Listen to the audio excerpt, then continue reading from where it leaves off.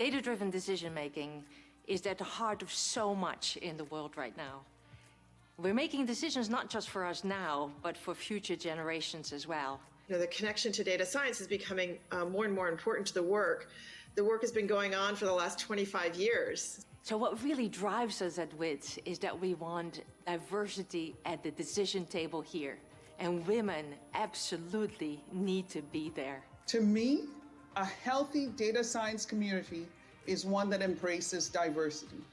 We started WIDS with a conference at Stanford University in 2015 with three main goals that haven't really changed.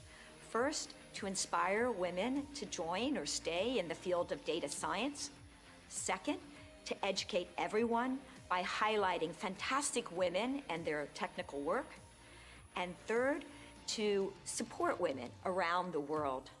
And wow, did we hit a nerve we didn't even know existed.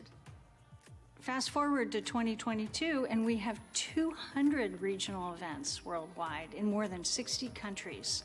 And it just keeps growing year after year. Last year, we were with all of you virtually. We had a 24-hour around the world event, which was very exciting. And so despite the pandemic, we got together and we created this global community. We had speakers from over 25 different countries, and it was wonderful. And one silver lining in an otherwise tough year in 2021 is that attendees to WIDS regional events could be from anywhere in the world. We also saw really interesting collaborations, WIDS ambassadors coming together to host events in Africa, Saudi Arabia, Colombia, and Central and Eastern Europe. One of the things I really love about WIDS is hosting the WIDS podcast. And we now have listeners from over 160 countries, which is just incredible, and many different guests. And I'm also really excited to announce that we'll soon have a co-host of the WIDS podcast, Cindy Arosco. We also had amazing participation in the WIDS Datathon this year. Over 4,000 registrants in the Datathon from over 90 countries participating in a challenge related to climate change. And a big shout out to all the WIDS ambassadors who held workshops. We had over 40 workshops across the world. I hope we also lift our heads above the horizon and think more than just about this moment in time, and think about the goals that we have for our young women and our young girls who'll be leading the next generation. With the WIDS Education Outreach Program, which is focused on secondary schools, we've delivered materials to collaborators in over 50 countries around the world. We've had a great year despite all the challenges in the schools with COVID. We've had pilots everywhere from Covada, India, to New Haven, Connecticut, to a refugee camp in Jordan and beyond. New last year were the WIDS workshops, where instructors provided dozens.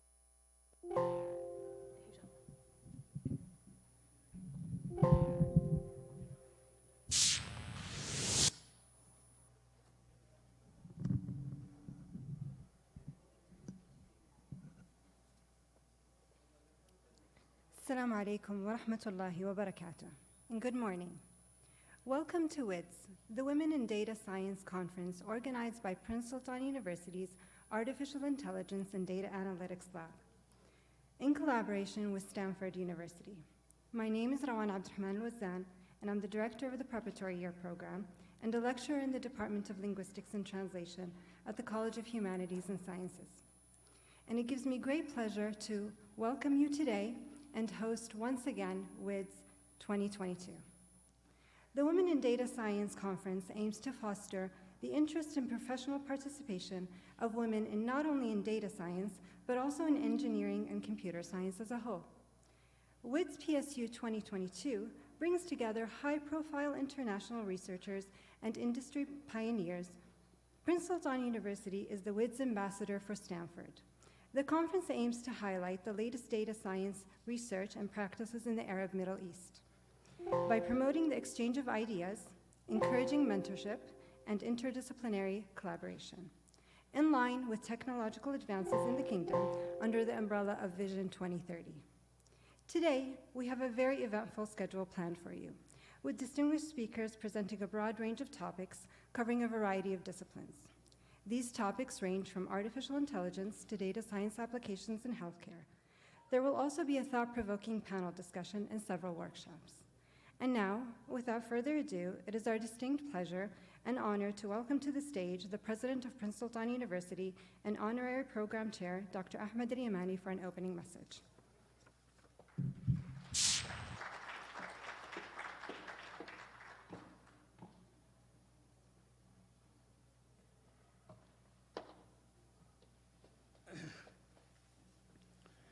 Assalamu alaikum wa rahmatullahi wa barakatuh. Good morning to you all, and it is a great pleasure for all of us here at PSU, and we are pleased and delighted to have our distinguished guests, faculty, staff, and students. We welcome you all to this 5th IEEE Women in Data Science, known by WIDS conference. We want to thank you all for coming to participate in an important conference, not only to the kingdom, but also to the whole region and beyond. As PSU takes pride in being the first and the leading nonprofit private university in the kingdom, we are also pleased and honored that PSU is the first university in the region to host this WIDS conference for the 5th time in collaboration with Stanford Worldwide Satellite Conference Initiative.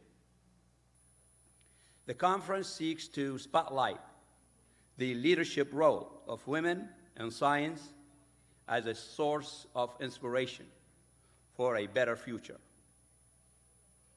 It features outstanding women achieving outstanding results and showcasing the work of women in this cutting-edge STEM field. At PSU, our aim is to be at the forefront of higher education in the kingdom. One of our primary goals is to broaden the technical research horizon and stimulate technical discussion and social activities that will prompt engagement and collaboration, not only for our faculty and students, but also among the community at large. By the way, at the beginning of this month, March 2nd, the 7th run of another kindred event was held at PSU. That was the 7th International Conference on Data Science and Machine Learning Application, which attracted a rich array of solid paper that are sponsored by IEEE. If anything, what the events such as WIDS and the CDMA among the CCIS cluster labs illustrate is that data science is part and parcel of PSU research work. This is evidenced by the increased frequencies of data science being employed in the research work. Indeed, most of PSU's research lab is working on practical area of data science and artificial intelligence related to their respective disciplines. Over 50% of PSU research lab leaders are women, and I commend them for their contributions and commitment to the strategic research plan of PSU. WIDS resonates with the thrust of the Kingdom's Vision 2030, which has been the talk of the nation for the past 5 years or so. The goals of the Kingdom's Vision 2030 and the adoption of the digital transformation initiatives have empowered Saudi women to be a key element and pave the way for them to contribute to various aspects and angles. Saudi Arabia has established dedicated entity, SDAIA, Saudi Data and Artificial Intelligence Authority, which seeks to promote the kingdoms as a global leader in data-driven economies. Aligned with this national mandate, Princeton University established IDA, Artificial Intelligence and Data Analytics Lab, the first interdisciplinary research lab to unlock and value of data as an asset to realize the aspiration of the Saudis' Vision 2030. IDA Lab at PSU actively contribute to research and innovation in the field of data and artificial intelligence. IDA Lab mission is the women's empowerment in STEM. Recently, IDA Lab has signed MOU with SDAIA to launch specific training projects in data science and artificial intelligence. We wish them, of course, all of the success. At this time, I would like to take this opportunity to reiterate my special thanks to the distinguished speakers, keynote speakers, and the authors for sharing and discussing important issues and exchange ideas of recent development in the field of data science.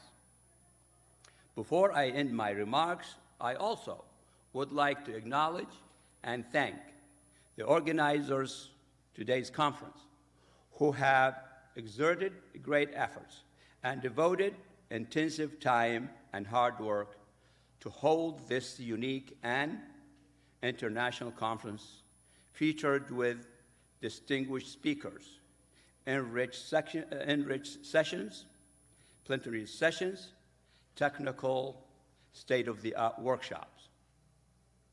My thanks go to the executive program chairs, Dr. Hiba Hussein, the program chairs, Dr. Tanzila Siba, and Mrs. Fatima Khan.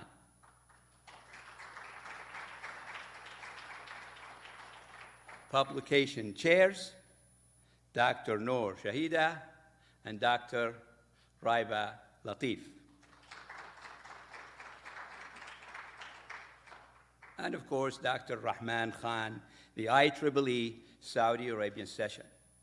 Programs also organizing committee, advisory board members, PRMC team, other supportive committees, and TPC members. I also reiterate my sincere thanks to the respective conference organizer, the Artificial Intelligence and Data Analytics Lab. This is yet another achievement among your series of accomplishments that we at PSU always incredibly proud of.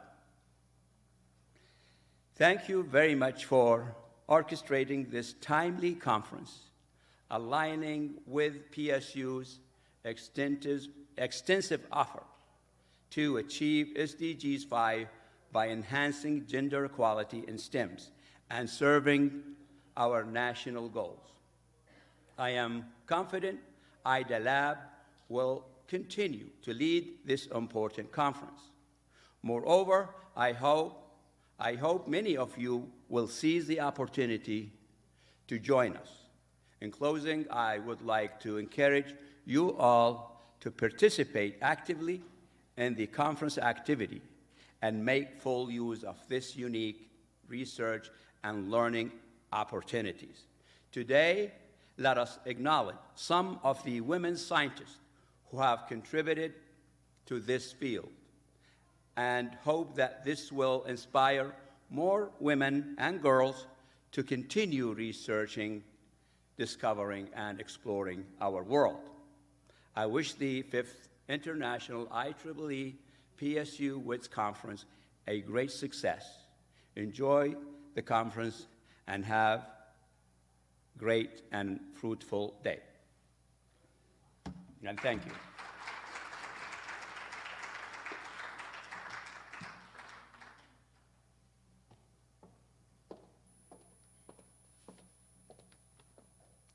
Thank you, Dr. Ahmad, for your inspiring words. To highlight the significance of WIDS worldwide and at PSU, we welcome to the stage the Vice President of PSU's Campus for Women and Executive Supervisor of WIDS PSU, Dr. Hiba Hussein.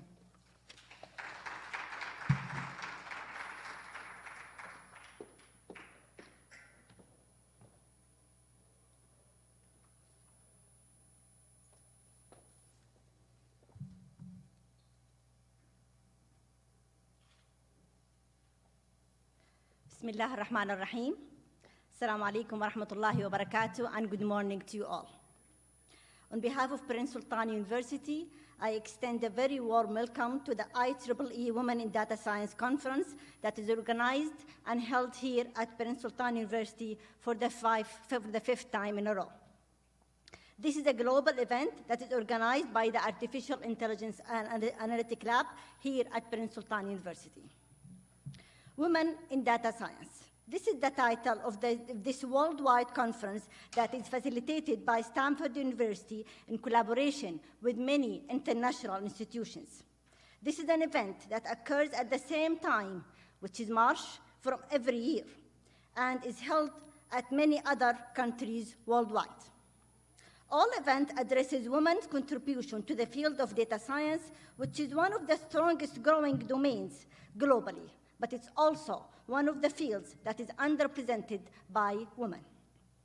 Hence, WIDS globally aims to enlighten scientists worldwide and women's influence in this field and promote professional participation in it. Although the event is open to both genders, it's only women's impact that is being highlighted today. Now, because Prince Sultan University supports women, of course, and because PSU objectives are aligned with the National Saudi Vision 2030 and the United Nations Sustainable Development Goals, and it empowers women and promotes gender equality, PSU did not hesitate to join the initiative. In fact, since 2018, Prince Sultan University is the WIDS ambassador for Stanford. PSU is the first university in the kingdom to address and participate in this global initiative. Indeed, we are proud that PSU is the platform of the interaction among high-profile international women professionals. PSU's stage today will provide an opportunity for professional development, ideas exchange, mentorship, interdisciplinary collaboration, and variety of intellectual contributions from Pioneer Global Data Scientist Network. Let me, in the coming few minutes, highlight what we should expect to see today and tomorrow. WIDS PSU 2022 offers a total of 6 keynote speeches, 32 oral presentations, poster presentations, and panel discussions. All sessions will be presented by women, specialists in AI, data science, and Internet of Things domains. The conference focuses on 4 tracks. Track number 1, artificial intelligence, current applications, and future challenges. The second track is big data analytics, data visualizations, and forecasting. Track number 3, data science and data analytics applications. And the last one is data science applications in healthcare, renewable energy, Internet of Things, cybersecurity, business, and digital humanities. The conference also organized 5 different technical workshops in the afternoon, which address Power BI and SPSS and Python during the afternoon sessions, where participants will learn more about the topics they chose and will get a chance to connect to their colleagues, practice practical problems, and apply knowledge into different life scenarios. Now, in addition, and similar to previous year, the conference this year offered the Datathon competition, which is a data set, given a data set within a restricted time, participants must use their knowledge and solve the problem in hand. This year, they were asked to find a key way to mitigate the effects of climate change with a focus on energy efficiency for the climate and the environment change. This is, of course, aligned with the UN Sustainable Development Goals and aligned with the global vision of green energy. Now, let me emphasize how WIDS this year at PSU is different. As we believe in our role in the society, not at the higher education level, but also at the school level, PSU believes that we must inspire people even behind the university walls. Hence, WIDS PSU 2022 organized an initiative to reach out to schools with the title Women in Data Science for Schools. More than 10 different schools participated from the Riyadh region. Extensive workshops were given on February 8th and 9th, and on the third day, an exciting competition was launched. The workshop focused on mathematics and computer science. Finally, and after, of course, visiting a rich exhibition that was launched, the winners were acknowledged and awarded. This outreach strives to inspire secondary female school students to take relevant courses and consider future careers involving data science, artificial intelligence, and the related areas. We particularly encouraged young women and girls to consider the STEM fields. Another thing that is unique about WIDS this year is that for the first time, all accepted papers will be indexed in the IEEE Digital Library for conference proceeding publications. The conference proceeding will be submitted to Scopus. This is, of course, a great opportunity to ensure that women's contributions that have been shared verbally in the conference are documented for the rest of the world to use and for the advancement of this field. I do not want you to keep you long from enjoying the spectacular presentations we are looking forward to today. However, I will close by giving my gratitude to those who are behind such an event. First, and on behalf of PSU, I would like to thank all distinguished speakers for their contributions. Thank you for taking the time to be with us today to share your knowledge. I also would like to acknowledge and thank the organizers of the conference, all committees and logistic departments, the workshop and poster committee, the publication committee, the publicity committee, and the program advisory board. I would like to thank the PR team headed by Dr. Fahdat Nayan, who put an incredible amount of time and effort so we can all enjoy today's event. My gratitude also goes to our great ambassador, Dr. Tanzila Sabah, and the co-ambassador, Ms. Fatima Khan. This event would never have been possible if it was not for their extreme dedication and efforts. I particularly commend their extreme devotion and enthusiasm to the WIDS events. Please also join me in thanking our president, Dr. Ahmad Riyamani, for his generous support to WIDS this year and every year. I will end here and let the excitement begin. Thank you very much.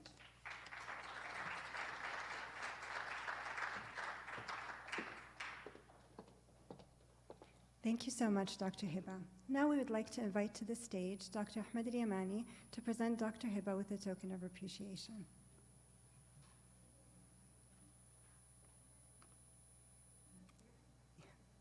Yes.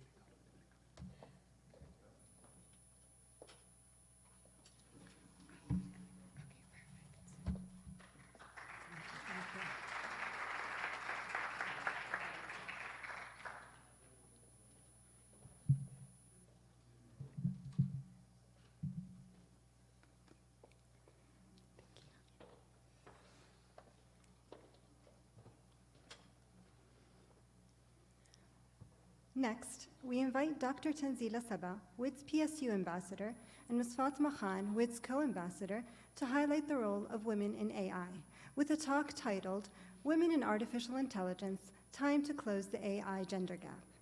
Dr. Tanzila Sabah serves as an associate professor and associate chair of the Information Systems Department in the College of Computer and Information Sciences at Princeton University. Her primary research focus is in the areas of bioinformatics, data science, and data security. She has published 200+ publications in high-ranked journals, mashallah. She was awarded the Best Researcher of the Year award in PSU from 2014 to 2017. She's also an IEEE senior. She's the leader of the Artificial Intelligence and Data Analytics Research Lab at PSU. She's been the PSU WIDS Ambassador at Stanford since 2018 and Saudi Arabian Ambassador at Women Tech Platform since 2020. She has been listed in Guide to Research and Top 2% Stanford Scientist list for 2 consecutive years. Ms. Fatima Khan serves as the Associate Director of the Evaluation and Academic Accreditation Center and a lecturer at the College of Computer and Information Sciences at Princeton University. She is a member of the Artificial Intelligence and Research Analytics Lab. She is the co-ambassador of WIDS, and she serves on several institutional committees. She's also the industry liaison for the College of Computers. She was awarded the Outstanding Leadership Award for her contributions in the field of education and at the Education 2.0 International Conference Dubai Festival 2022. We welcome Dr. Tanzila and Ms. Fatima to the stage.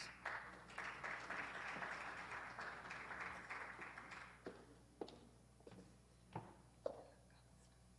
don't think we have microphone here. Do we have microphones?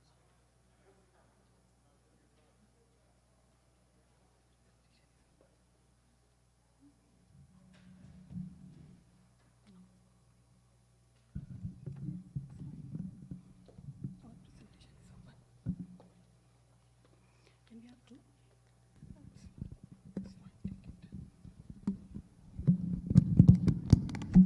Presentation is open. They will play from there. Yalla, do it. What is going on? Assalamu alaikum wa rahmatullahi wa barakatuh.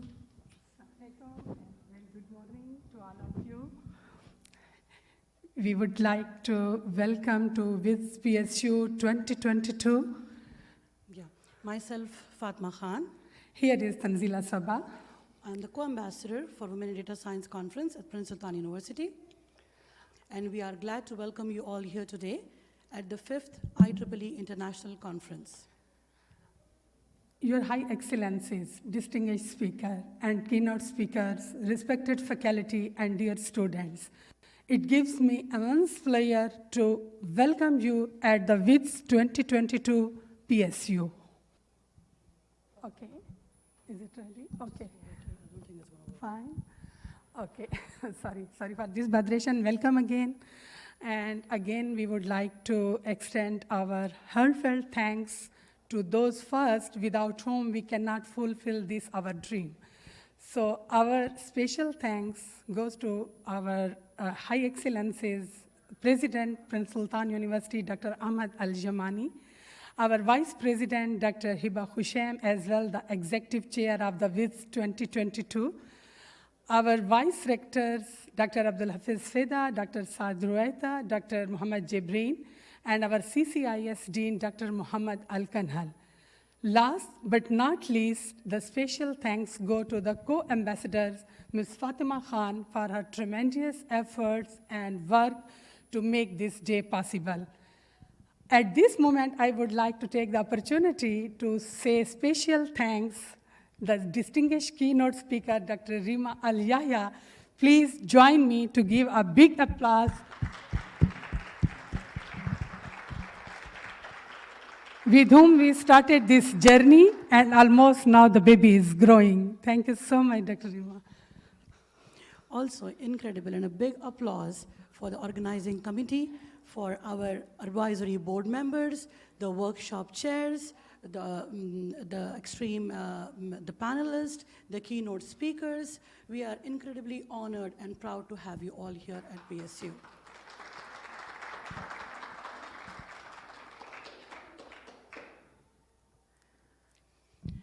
Data science, this is the theme for today's conference. As you all must be aware already, data science is an interdisciplinary field which is touching all domains, all sectors in the industry, name it, healthcare, banking, geography, just name the sector and the data science is there. This conference touches on this very important subject of data science. We'll hear from the experts, we'll attend some excellent workshops in the evening, and we will all, inshallah, enjoy this excellent conference.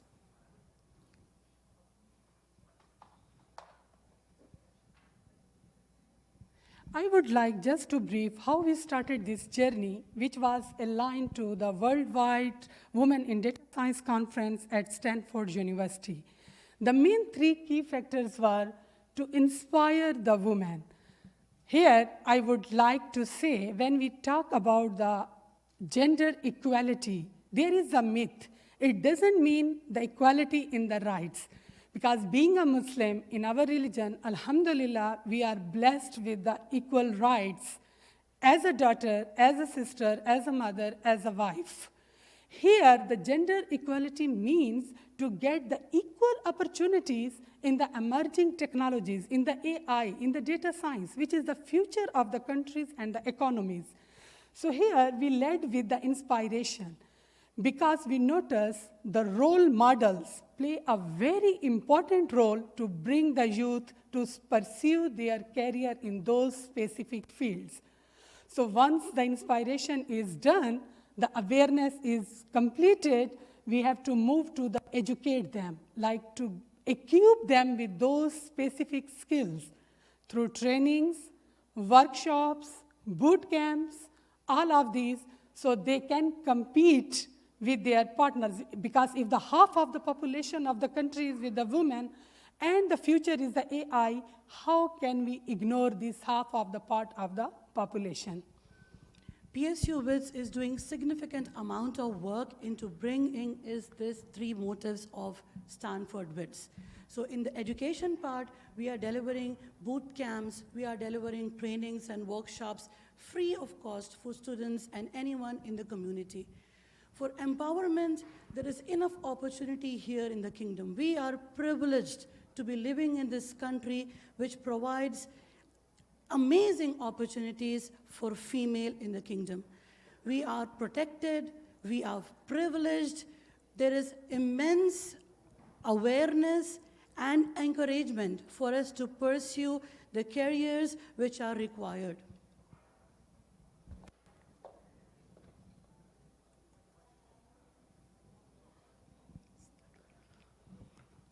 So here I would like to highlight the role of the PSU as well. PSU is that amazing platform where there is no gender discrimination.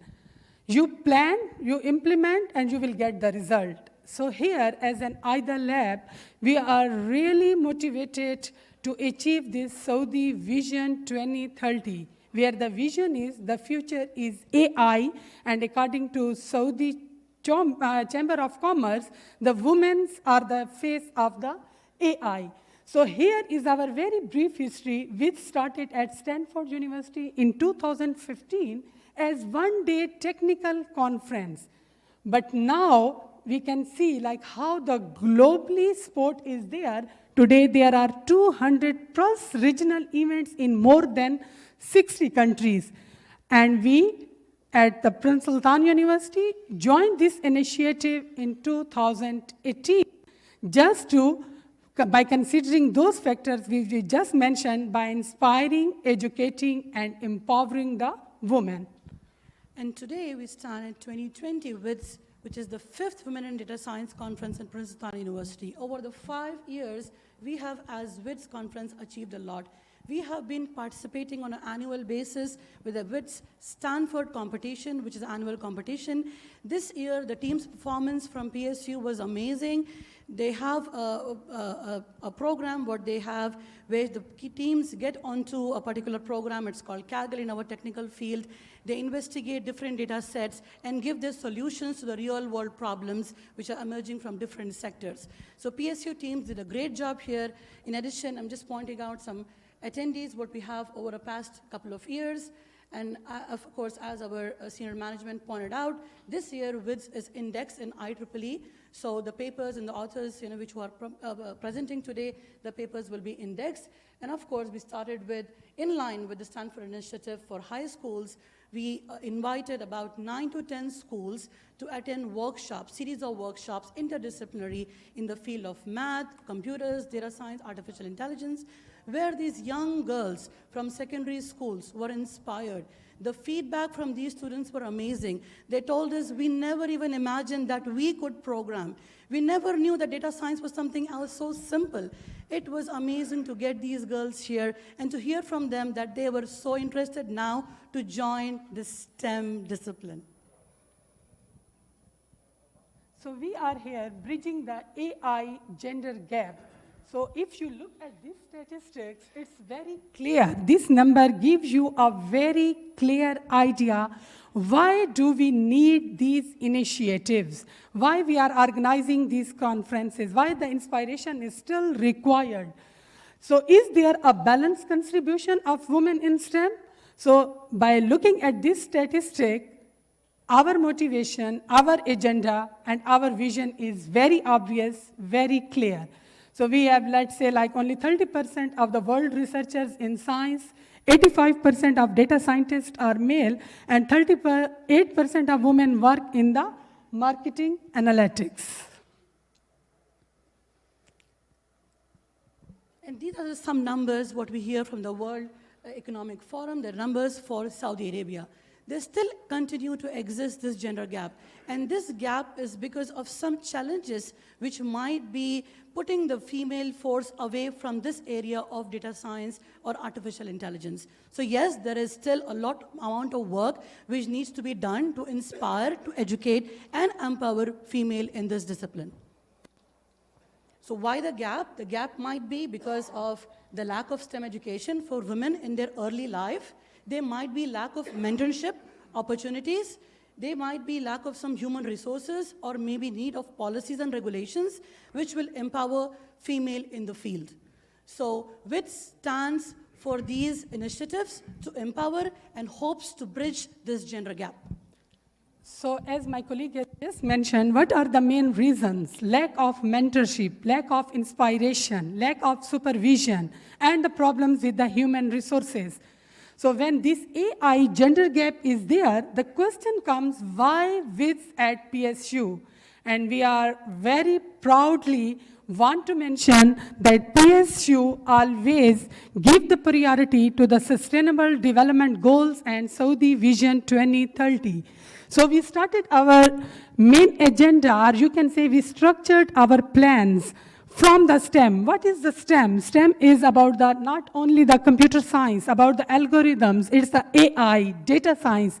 As Ms. Fatma has already mentioned, it can be in the law, in the business, in the humanities. It's engineering, and the main thing is the SDG 5, global factor, which is gender equality and women empowerment. When we are clear about the STEM, we come to the KSA Vision 2030. The National Strategy for Data and Artificial Intelligence mentioned it very clearly, and Saudi Arabia set out the strategy to become a world leader in the AI, while the empowerment of women's top priority of Vision 2030, says Council of Chambers. By considering these facts and figures, PSU comes here to play its role. So our strategic plan 2018 to 2023, which is basically the Empower, we have established, and again the big thanks go to our excellent higher management for supporting all these initiatives, establishment of research labs.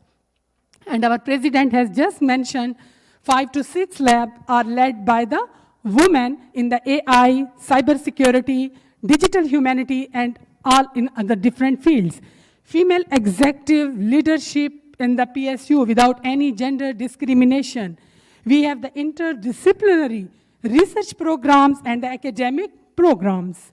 So we established Artificial Intelligence and Data Analytics Lab at Prince Sultan University just to align to PSU mission and vision, where our main mission is women empowerment in STEM with specific focus on AI and data science. Recently, we signed an MOU with Sadaya. The main purpose of this MOU is to deliver the technical trainings, workshops, boot camps to all our youth. And the most important, our initiative is the WIDS, which we started in 2018. And till now, alhamdulillah, it's going very successfully. And we are proud, we are blessed to be a part of all these initiatives.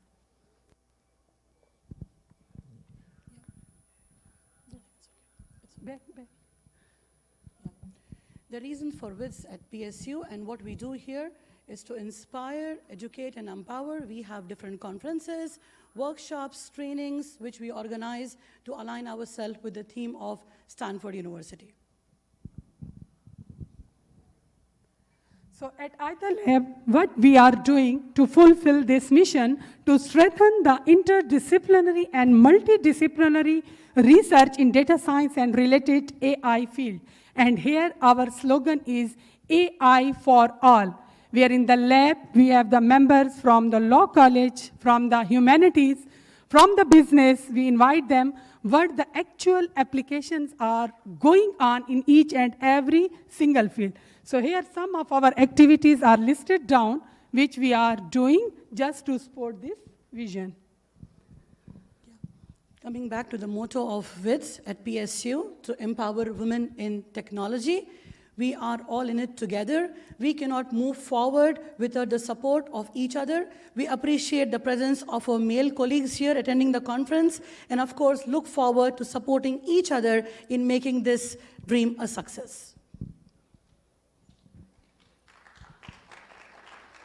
We need a big applause here for our Saudi pride. If you look at the global number, sometimes we think the developed countries, UK, US, they are far ahead from us. But if you look at the US women enrollment, it was 16% and 14%, while from the Saudi Arabia, it is the 59%. A big round of applause. Proud of this. While the 4.5% of graduate students are female, and 54% of these females are in the STEM program, which we are really proud of the Saudi women. And this means you are ready. This means you are ready, right? So we just need to grab the right opportunities, come forward, and lead your country. Yes, yes. We would just again would like to appreciate, and we are proud to work to support this community where, mashallah, we are the amazing women are there doing their great job. Please join us, the Saudi women making their mark in science. And we are so proud, so blessed. Most of them are here with us. Some of them joined us in our past weeks. So here some of, again, the amazing, some like the global recognition. In the field of artificial intelligence and data science, you have seen some big names who are participating as keynote speakers here. We are extremely honored to have these great leaders amongst us today. That is a quick introduction for our no problem. WIDS ambassador. Why do you want to skip that? Yeah. Quickly. We are proud to have you with us, Dr. Tanzila. No, thank you so much. So what are the best practices in Prince Sultan University? We have 4 research labs led by the women faculty members. We have PSU institutional research teams. The main labs are IoT and Robotics Lab, EOS Lab, Artificial Intelligence and Data Analytics Lab, Security Engineering Lab, and faculties with the high profile in the data science area. Most of our, I think, 6 to 10 of the faculty, including the male and female, they are listed in Guide to Research and top 2% world scientists. So these are just some of the initiatives globally, just to highlight how the important is to show our role models and programs to our youth. Future of data science, just quickly, we have shortage of time. So we will end with this quote here today. Dream with ambition, lead with conviction, right? You are already, you have seen the statistics there, women doing great in the field of STEM, in the field of artificial intelligence, in the field of data science. You are privileged, you are blessed to be living in this great, amazing country where the women are protected, they are empowered, they are taken care of. You are safe, you are privileged. We just need to step up, step forward, right? Congratulations all for being here today and celebrate the women's success and empowerment in the region and the country. I would just like to take 1 minute to appreciate those members who work at the back scene. It will not be fair if I will not acknowledge them. My team, Dr. Noor Shahida Jamil, Dr. Rabia Latif, Dr. Rahman Khan, and Dr. Amira Al-Ghainam. I am really thankful to all of you to make this a success. And of course, to our amazing student volunteers here, thank you very much. Thank you again, Leadership PSU. Thank you all faculty, colleagues, and students. Thank you. Assalamu alaikum wa rahmatullahi wa barakatuh.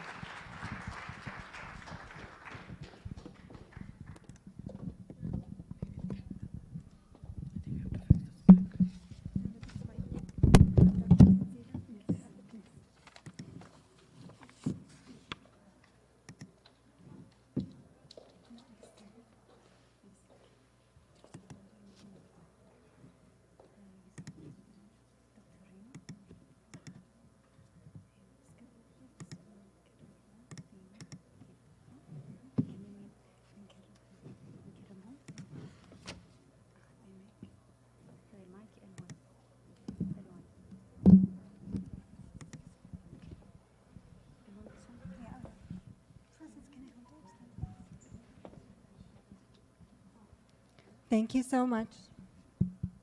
Thank you so much, Dr. Tanzila and Ms. Fatma. We'd like to invite to the stage Dr. Ahmad Riyamani to present a token of appreciation.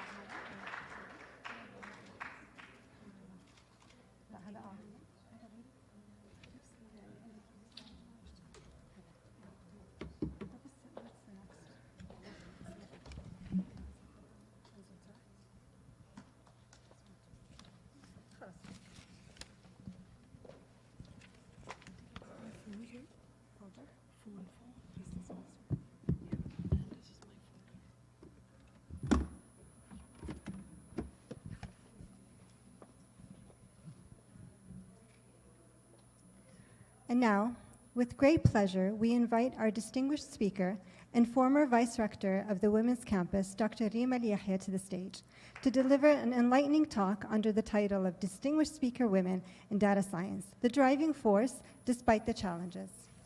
Dr. Riyamani Yahya is a member of the Shura Council, KSA. She is one of the first Saudi women to have her PhD thesis recommended for public publishing. Dr. Rima was appointed chairperson of the English and Translation Department in Princess Noura University for 3 consecutive years. She has also taught English literature courses at PNU, PSU, and the Open Arabic University for several years. The Ministry of Higher Education has asked Dr. Rima to research several issues concerning the level of educational aptitude in Saudi Arabia with excellent results.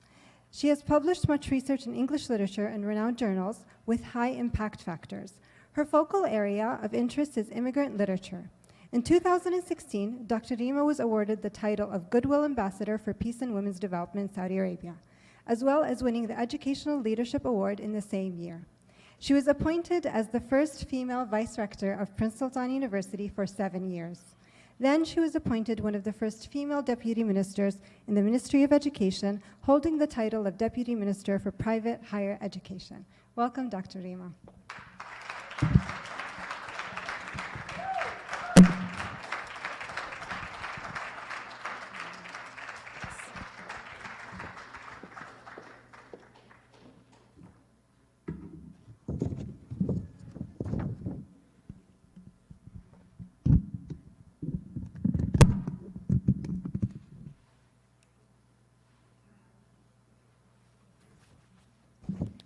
morning, everyone, and welcome to Princeton University's 5th International Women in Data Science WIDS Conference, held in collaboration with Stanford University. I've had the fortune to be a part of the first 3 WIDS conferences held in Princeton University. But what a joy it is to actually contribute intellectually in the event itself. So without further ado, it is an honor and a pleasure for me to participate in this year's WIDS conference, as it is just another chance for me to express my pride and excitement at what women have accomplished around the world generally, and the accomplishments of Saudi women in particular. In almost every field they have entered, especially in the male-dominated field, such as data science, they have excelled. Before starting to prepare for this conference, I was curious to see what was on the various search engines concerning women and data science and its counterparts. Can you believe that a great part of the articles were on how women were veering away from STEM specializations, how they were unrecognized, stereotyped, and underrepresented, as well as facing influential gender discrimination? Although these statistics may be true, what about what women can do and have accomplished? Women have always been significant from birth and excel the opposite gender in various ways by nature. Scientific research suggests that the female brain matures faster than the male brain and possesses unique structural attributes. For example, girls tend to have stronger neural networks in the temporal lobe, the one near the temple, which leads to better memorization and listening abilities. They are meticulous and resilient. Women are also great team players, persuasive and assertive, as well as hardworking and honest. They are fighters. Yep, that's true. They are fighters who do not give up easily, and they continue to succeed even when so many priorities that they have to multitask to accommodate. Women usually have this wise, rational, optimistic sense that yes, it will get better, I just need to be patient, or how worse could it get? Bottom line, we continue to succeed because we do not like to fail. From the beginning of time, women have always been instrumental in technology development. History shows a lot of examples of great input made by women to the development of science and technology. Many were not recognized in their lifetimes, but their achievements have helped generations of female scientists to come. For example, Ada Byron King, the daughter of the famous Lord Byron, became the first computer programmer. Even further back, Hypatia, an Egyptian mathematician, invented the hydroscope and the plane astrolabe, and Maria Agnesi made great contributions to the science through her work in differential calculus in the 1700s. If we reflect on more recent times, we will find countless inspiring women in the field of data science, artificial intelligence, information science, and computer science, whom helped advance understanding of the world among us. The first programs were not men, and the first computers were not machines. What they were, in both cases, were women. Ada Lovelace, a visionary for the programming for what programming computers could eventually become, and was the first to write a computer program. Katherine Johnson, the genius behind NASA's success in plotting the flight paths of some of America's earliest space exploration expeditions. Grace Hooper, labeled Mother of Computing, started in the military. She worked at the Harvard Computation Lab programming the Mark I computer that brought speed and accuracy to military initiatives. I could go on and on with relaying exceptional women, but this is not a history lesson. These brief examples illustrate not only women's ability to achieve high results in the field of science and technologies, but also demonstrates the way the female brain works. In contrast to men who think about complicated schemas and complex technologies, women take into account the sphere of application and use this to make technology more available for the human race. Unfortunately, the number of women in STEM specializations has decreased. Less and less women are entering or enticed to enter these unique specializations due to the challenges they have and still face. Even when it was on the rise, there was still a staggering difference between men and women in the field. Some key challenges facing women in data science include gender bias, stereotypes, workplace culture, confidence levels, and perception. Gender bias and stereotypes are usually shaped by culture. The American Association of University Women, AAUW study, brought to light how gender biases and stereotypes can have a negative effect on women in the STEM industry from two angles: the employer and the woman herself. Employers may unconsciously underestimate the performance of a woman compared to a man. Women, in turn, may allow cultural perception to affect how they perceive themselves, their abilities, and their potential for future growth. She may invite the thought that because I am a woman, she lost a certain position, or became hesitant to accept a job because she feels she has to be, quote, highly qualified, unquote. Men apparently do not tend to have that problem.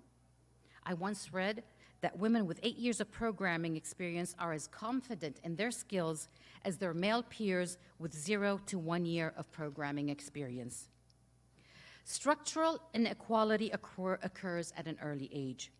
Men are perceived to be at the forefront of computer science, and boys are enticed at an early age to play video computer games. Remember the video console called Game Boy? The name itself sends a message that the device should be played by boys. Even the toys given to boys, such as Lego and train and science sets, send a message to girls that it is odd to be interested in these kind of games, hence forcing them into the more traditional gender roles and discourages interest in STEM. Therefore, STEM fields are often viewed as masculine, and girls are underestimated. Another influential point is that many recruiting efforts on referrals they depend on referrals to determine top candidates. A study by the Federal Reserve of New York found that 64% of employees recommended candidates of the same gender as themselves. And since men are dominating the field, there you go. They recommend their colleagues who are male of the same gender. As for workplace culture, an NCWIT report proved that women are isolated or stalled, and this feeling stems from having a limited number of important or special assignments that are highly valued by high-level managers or not understanding the unwritten rules or norms of a company. There are many opportunities for women in data science to thrive. The best is to start to seek out a welcoming environment like PSU and culture that can support life choices in addition to providing flexibility with career and family. Two important aspects that need to be managed carefully to integrate priorities. A welcoming environment recognizes the great benefits of diversity. First, it increases the variety of perspectives, thought, processes, and voice, which actually makes the team more productive and increases profitability and market value for organizations. Diverse teams perform better, and individuals from different genders, races, backgrounds, and experience bring different perspectives that can lead to innovative solutions. Creativity increases, and it is possible to create a rich and continuously learning environment with the merging of disciplines, skills, and backgrounds. But before reaching this stage, we also have to make data science and its counterparts more favorable to young women by providing positive role models for them to look up to. When young women see and hear of the success of women in STEM specializations, it becomes more enticing to them. Children's rights activist Marian Edelman articulated so well: you can't be what you can't see. Creating and building platforms and resources for women encourages them to pursue technical degrees, programs such as, I think Ms. Fatma had mentioned, Girls Who Code, Women in Technology, and DataQuest. In Saudi Arabia, We have Dima Al Yahya's Women's Spark initiative that has helped thousands of young women to acquire the skills they need for success in the technology industry. The solution is obvious. Give young women role models, teach them the skills they will need, encourage them, and show them that the tech careers will help change the world for the better, and then sit back and see the leverage. Having more women in data science and its various counterparts is important for every nation to grow and prosper, as the healthy balance will lead to development and skill. With the 2030 vision and its national transformations programs, Saudi women now play a vital role in the Kingdom of Saudi Arabia. The number of Saudi women holding leadership positions has increased during the past decade, with women empowerment and gender equality on their side. Our amazing Crown Prince Mohammed bin Salman stated in the Saudi vision that women are yet another great asset. Quote, with over 50% of our graduates being female, we will continue to develop their talents, invest in their productive capabilities, and enable them to strengthen their future and contribute to the development of Saudi society and economy. Women in Saudi Arabia have a greater advantage than their female counterparts worldwide. They are privileged to have equal pay with their male colleagues and are heading many departments and leadership roles. When a position is vacant, it will be available for both genders, and the most qualified will prevail. Whereas the Census Bureau states that while Western women working in STEM earn more than the average female worker, they still earn nearly 20% less than their male counterparts, perhaps owing to the disproportionate number of entry-level positions which women occupy. Today's WIDS conference is proof of Saudi women's success in data science. We have amongst us Saudi role models whom their efforts and professionalism have become a source of inspiration for generations to come. Dr. Sharif Al-Rajhi, General Manager for Education Statistics Center and Decision Support in the Ministry of Education. Dr. Alia Bahanshal, Director of the National Center for Data Analytics and Artificial Intelligence and CACST. Dr. Selma Silan, she's a geophysicist in Saudi Aramco. Dr. Muna Al-Fadli, Director of the Policy and Legislative Departments in the Ministry of Communication and Information Technology. Dr. Lamia Al-Umar, Head of Artificial Intelligence and Bioinformatics in King Abdulaziz International Center. Dr. Rima Al-Attas, Techpreneur. Arwa Al-Hamad, Head of Cybersecurity in El Sanabel Investments. Marwa Saleh, VP of Ventech. Dr. Najwa Al-Ghamdi, Lead Data Scientist in the Analytics Center of Excellence. And of course, Dr. Fatma Al-Aqil, Cybersecurity Advisor. All these women, as you can see, have had a strong role in data science and business research, communication research, educational research, and they have started to make their mark in society. We must not also forget all our lecturers and professors who are working in universities to encourage our students to take on these STEM specializations. Need I say more? Although there are so many, women are very women we are very proud of, and proof that women are becoming more and more prominent in the areas of data science and information science and artificial intelligence, and are surging forward as the world becomes more progressive. Please join me in applauding every woman worldwide which has played and is now playing a critical role in science and technology communications. Shukran. Thank you, everyone. Assalamu alaikum wa rahmatullahi wa barakatuh. I would like to take this chance to thank Prince Sultan University for always being in the head of every beneficial and significant conference that we feel our students and us as leaders to benefit from. And I would like to thank everyone who has organized this amazing event. As usual, you have outdone yourself. Thank you.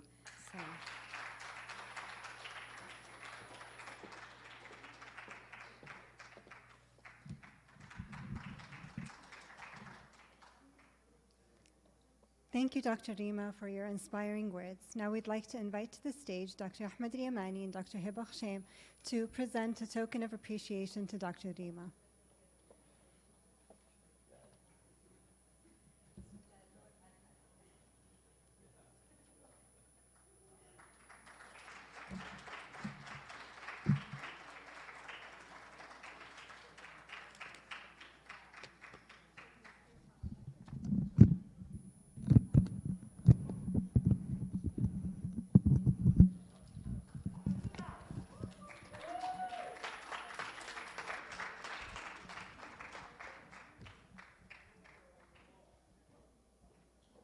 Our second keynote addresses artificial intelligence, research, innovation, and startups, and will be presented by Dr. Alia Omar Bahanshal. Dr. Bahanshal is an AI and data analytics professional with proven experience. Most recently, she worked at King Abdulaziz City for Science and Technology as director of the National Center for Data Analytics and AI with her AI infrastructure team to build several platforms for human language technologies, social media analytics, data mining, computer vision, and Internet of Things analytics.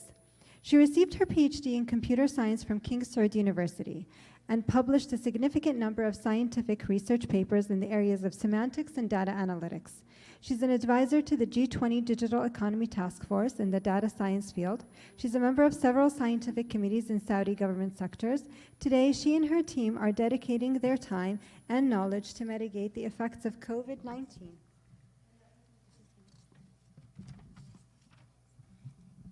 Via several scientific projects using AI and data analytics technologies. Welcome, Dr. Alia.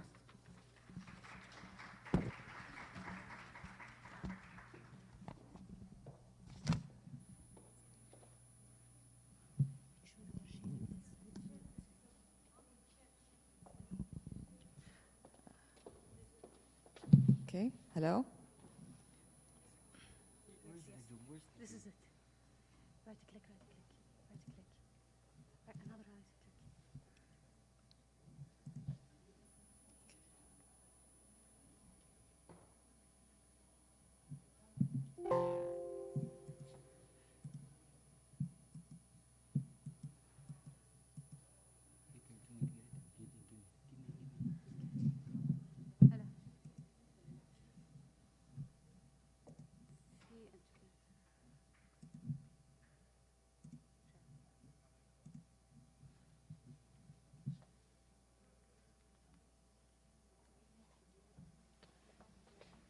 It's okay.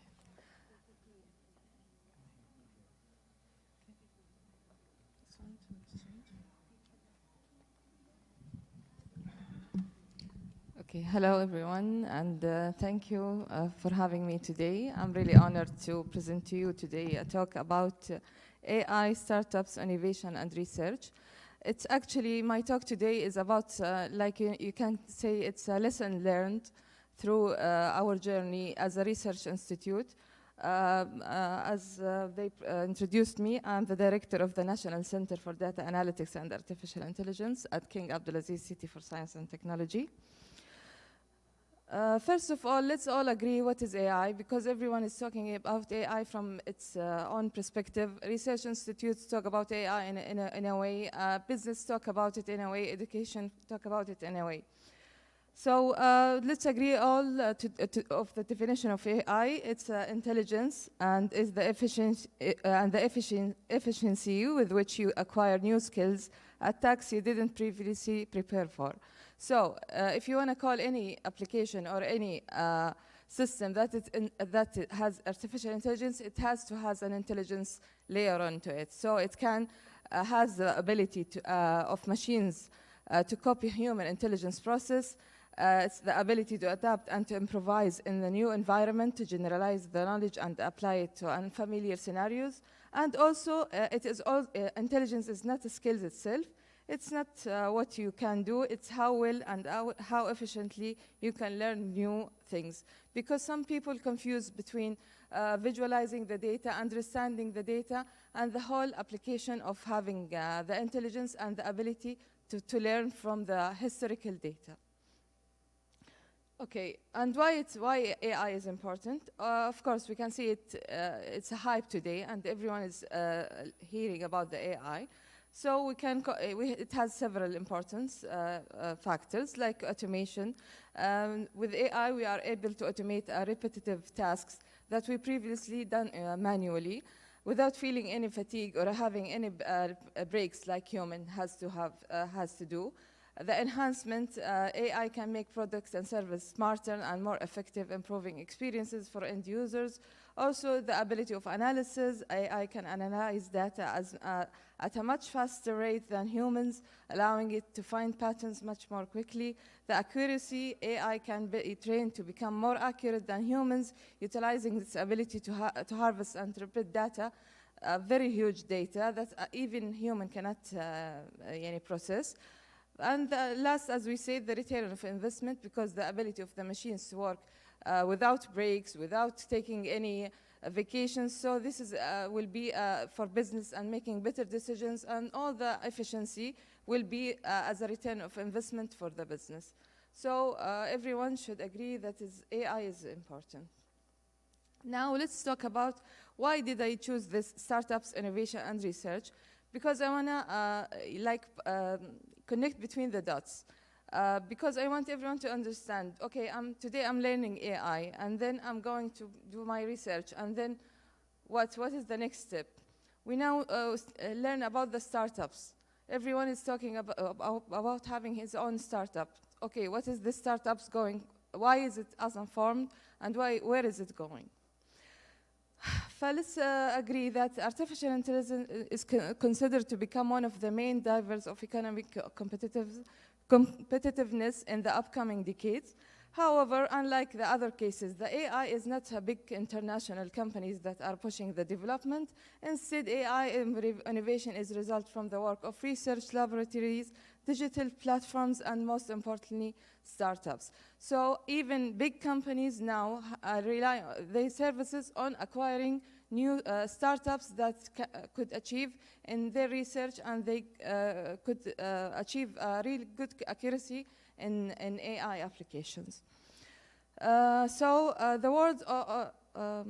the startups, they are the breeding ground for new technologies such as image recognition, natural language processing, and automated driving. Thus, establishing good conditions for these players is prerequisite for a country's success in AI and subsequently its future economic competitiveness. So now we understand that the startups are the breeding ground for any successful, because having the startup, that we are investing on the technology, and by that we are growing the innovation platform in the country itself. Let's just show you in 2018, there was a race for the leadership on the startups of AIs. So we can see here in the United States, it was only 1,393 startups having the most number of startups. But now we can see that there is 44.62,000 startups all over the world. In USA itself, they have 13,000 startups in 2021, sorry. And this, we can see how much it grew during the few past years. And also, Saudi Arabia has considered this and understood the importance of having supporting these startups and this kind of research. So they come up with the Vision 2030, and also the PIF are investing and having it one of the pillars of the strategic of these points in investing and supporting the AI, and having Saudi Arabia to be one of the top in AI. We can see a lot of initiatives coming out. Also the Karaj, it was announced by our president, the Karaj project. We have the NTDP, it's also the National Technology Development Program. We have Munshaat, we have Code, all of these programs and many others. I couldn't put all of them, because they understood the importance of having a startup and investing in AI and the innovation activities in this area. Also, some of the things that also catch my eyes is the landscape of the startups. We can see it everywhere. We can have it like this. We have in Forbes, they have a worldwide AI startups to watch. It's very interesting. It is very interesting list to have an ideas of having a new startups. There's also one for Europe that contains now Germany, Sweden, Netherlands, Norway, and France. It actually gives really good ideas and about how the startups are growing, what are the areas, what are the... and I encourage actually having a landscape for Saudi Arabia soon, inshallah. So now let's talk about research. I started with a startup because this is the end or the goal that we are now seeking, but let's go back a step backward about the research. As I mentioned, we are a research center, the National Center for Data Analytics and Artificial Intelligence. I'm going to give you briefly what are the research themes that are we working on. Of course, we have the human language technologies, which we have a legacy in this. It's more than 20 years of work in this area, where we have a lot of language resources like corpuses. We have the OCR systems, we have the chatbot, we have the machine translation. We work in different areas based on in different data like text, speech, or even all the resources that we can use to support the Arabic language. Sorry, what happened? Okay. So, as I mentioned, we have, of course, also we have the responsibility of serving the Arabic language, and we have this as our main goal to achieve in this area. We have also the computer vision or the vision analytics research teams, where we work on different projects like crowd management, like for Hajj or entertainments, when you can monitor the flow of the people, or the disasters happening, or any fall, or any problem that could happen could be detected through the computer vision. Also, we have the different applications for the vision, like detecting the defects on the products through the industry. Also, we have the behavioral analytics and data mining, which includes the social media analytics tools. We have the behavioral analytics, sentiment analysis, the fintech, all the kind of data that has, you can call it like miscellaneous kind of data that could be covered in this area. The last research theme that we work on is the Iot Analytics, which you can call it based on the data, the time series data. That are collected from sensors like predictive maintenance and when we can predict when the machines in the industry is going to fail, and all of these kind of applications, like in the brain signals, the several different applications of the IoT. Okay. Also, just to give you an ideas, if you want to have a startup or you want to start your own ideas of having an application. Our target users today may be students here in Prince Sultan University, and they're wondering, where should I go? Where should I start? So we'll give you some ideas on what are the trends, what are the applications, and we give you about our work, what we do. There's a lot of application like the localization problem, which is a national problem actually. And we can have it in two ways, retraining the models using localized data, because every AI application, we cannot take it over the shelf.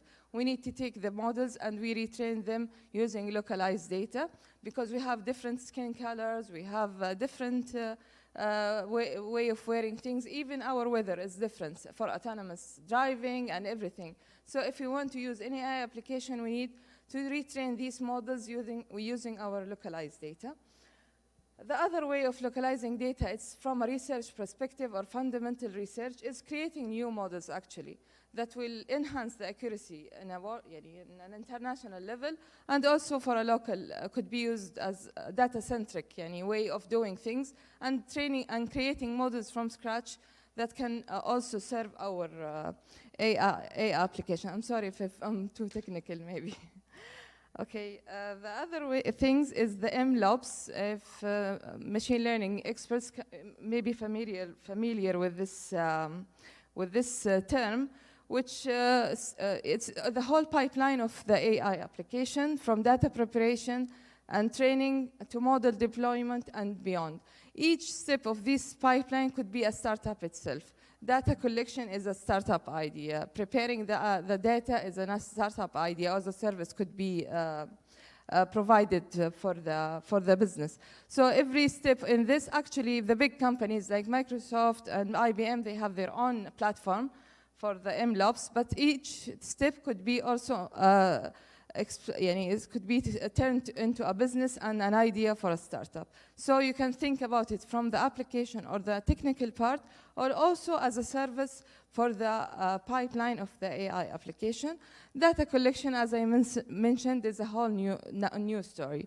It's a whole new story because the way we collect data from sensors, how we prepare the data, how we clean the data, it's another story. And actually, I encourage, if we have anyone from the government sectors, to encourage having an open data and a good quality data, because without the data, we don't have anything. So it's like a calling for having the data. And the data collection, as I mentioned, is a business. It's a world. We can now, even the governmental sectors, could work on having a good quality data and have it as a business, and they can sell it for the research or the business facilities. I'll go through some challenges really quickly. Each one of them is the topic itself. Reality vs hype. Everyone is interested in having an AI application. Everyone is going to an AI major without understanding, is it really my passion, or it's just to find a job? Actually, AI is in every domain now, so you have to invest in what you like and to follow your passion. But you should know the importance of the AI, and AI is the future. No, there is no way around. So you have to be having the AI as a skill. Actually, as we now all use Word and Excel and everything, AI in the future is going to be the same. So you don't all of you go to this track, but you have to invest in what you like, but you have to be skilled of how to use AI. And I encourage also the startups to have no-code or low-code applications that could help the non-technical people to use the AI in the future. The data quality and availability, of course, as I mentioned, data is everything. Without the data, we cannot have anything. The collaborative work between the private, government, education, and research. As I mentioned, the main objective of this talk is to connect the dots, that everyone should work together and provide the data and the strategy and the strategies and the roadmaps that everyone should align with, so the students from graduation, they know where to go, where to focus on, where should I invest my time, my study, where should I even finish my graduate study, in which fields. The government sector should understand how important it is to provide the data and how to apply the AI in a right way. The education, as I mentioned, and Dr. Mashallah Sharifa mentioned, and how they are using the AI in education. Also, we should also have the AI as a skill from, I think the more years, it's going to go lower with the AI education. And of course, the research, we are trying to fill the gaps between all of these entities and to educate and spread the awareness regarding the AI and the application. Strategy and roadmaps is a very important thing, so everyone could be aligned and working on the same page. Trustworthy AI, again, it's governance of AI and the topic itself. Ethics and values is one of the most important factors that countries are actually investing in this, because using over-the-shelf, you are actually adapting also the values and ethics of other countries. So you should invest in your local application to empower this values and ethics. And as Arab and Muslim, I think we should invest more in this. Women in STEM fields, of course, because when we are women in data science, we have sometimes our own issues. Thank God in Saudi Arabia and Middle East, we don't have this problem. Actually, we outperform the number of graduates from females are more than the males. So thank God we don't have this problem. Maybe our problems is about having personal issues and not pursuing our dreams and not having the balance between work and life. But this could be, and you can see a lot of, mashallah, examples of women now in data science and AI that could be inspiration for all of the girls out there to pursue their dreams and their degrees in this area. So last things, I'm going to talk about AI trends. If you are looking about the future or forecasting the future, the hype is going to be about the augmented workforce. Maybe in the future, you're going to see that you are working on a robot next to you at the office. In the human language technology, as I mentioned, better and bigger language modeling. Language modeling are the most trends now in the NLP work, and actually OpenAI is working on their announcing their own language model, the new one soon, which is going to be a really huge thing. And we encourage people to work on an Arabic language model, but it needs a lot of computational power. Also, AI and cybersecurity. You know, cybersecurity now, we can see wars because everything is digital now. So AI is a must now in the cybersecurity to catch what kind of attacks are going on. AI in the metaverse. We all heard about the metaverse, the virtual world and gaming, and how AI is going to be actually, by default, one of the essential part of it. Low code and no code, as I mentioned, for non-technical people, for business, for the health, for the education. Everyone who is not technical should be able to use AI in the future. So this is a really good opportunity. Autonomous vehicles, as I mentioned. Autonomous driving is a hype now also, and it depends mostly on AI and making decisions and collecting the data based on the localized environment. And last thing is the creative AI. It's nice to see that art and also included in this, and the AI now actually is entering the AI and creating artworks, and it's like good to have this human side also with the technology. And that's it. Thank you so much.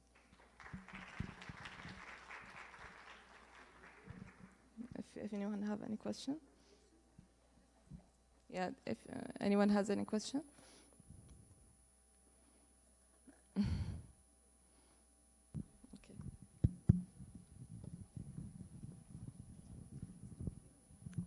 Thank you very much, Dr. Alia. This was really interesting.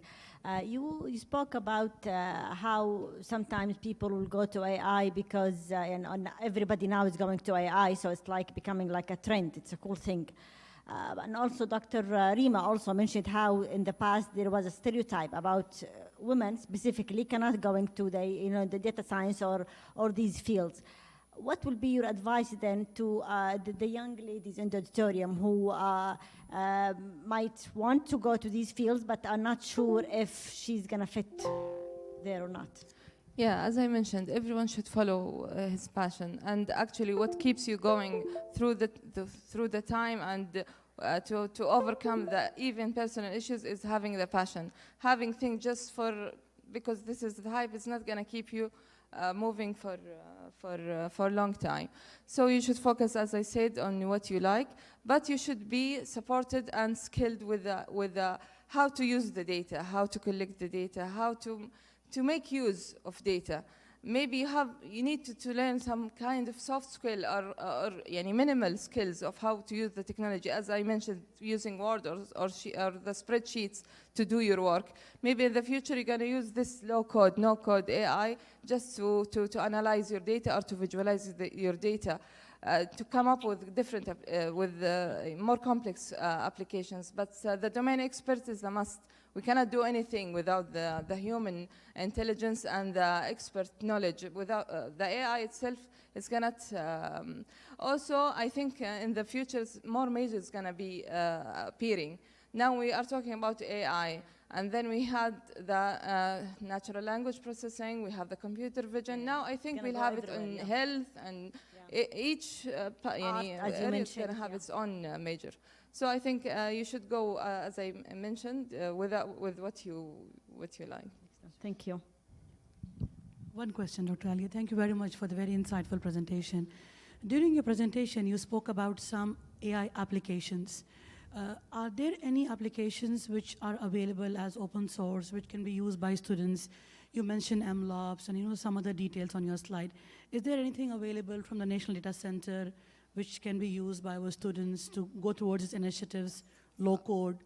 You mean for technical people or any domains? For any domains, domains, yes. Okay, of course, there is a huge community work in the AI, but my knowledge actually is only in technical. But as I mentioned, the new startups and all the new hype and new trends is having like ready tools, open source tools for non-technical people and in specific domains. So I hope we can see it, and we can encourage people to start like a business for this. Thank you. Thank you. Okay, thank you.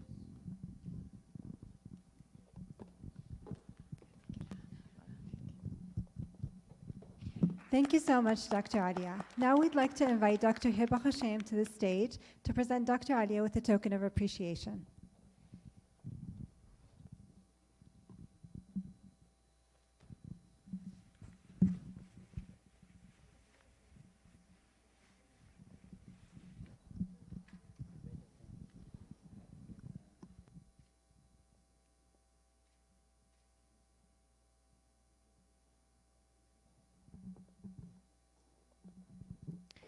Our third keynote looks at refining our understanding of the subsurface using deep learning techniques and will be presented by Dr. Selma Silan. Dr. Silan is a geophysicist at Geophysics Technology Team, AXPAC Advanced Research Center, Saudi Aramco. Welcome, Dr. Selma.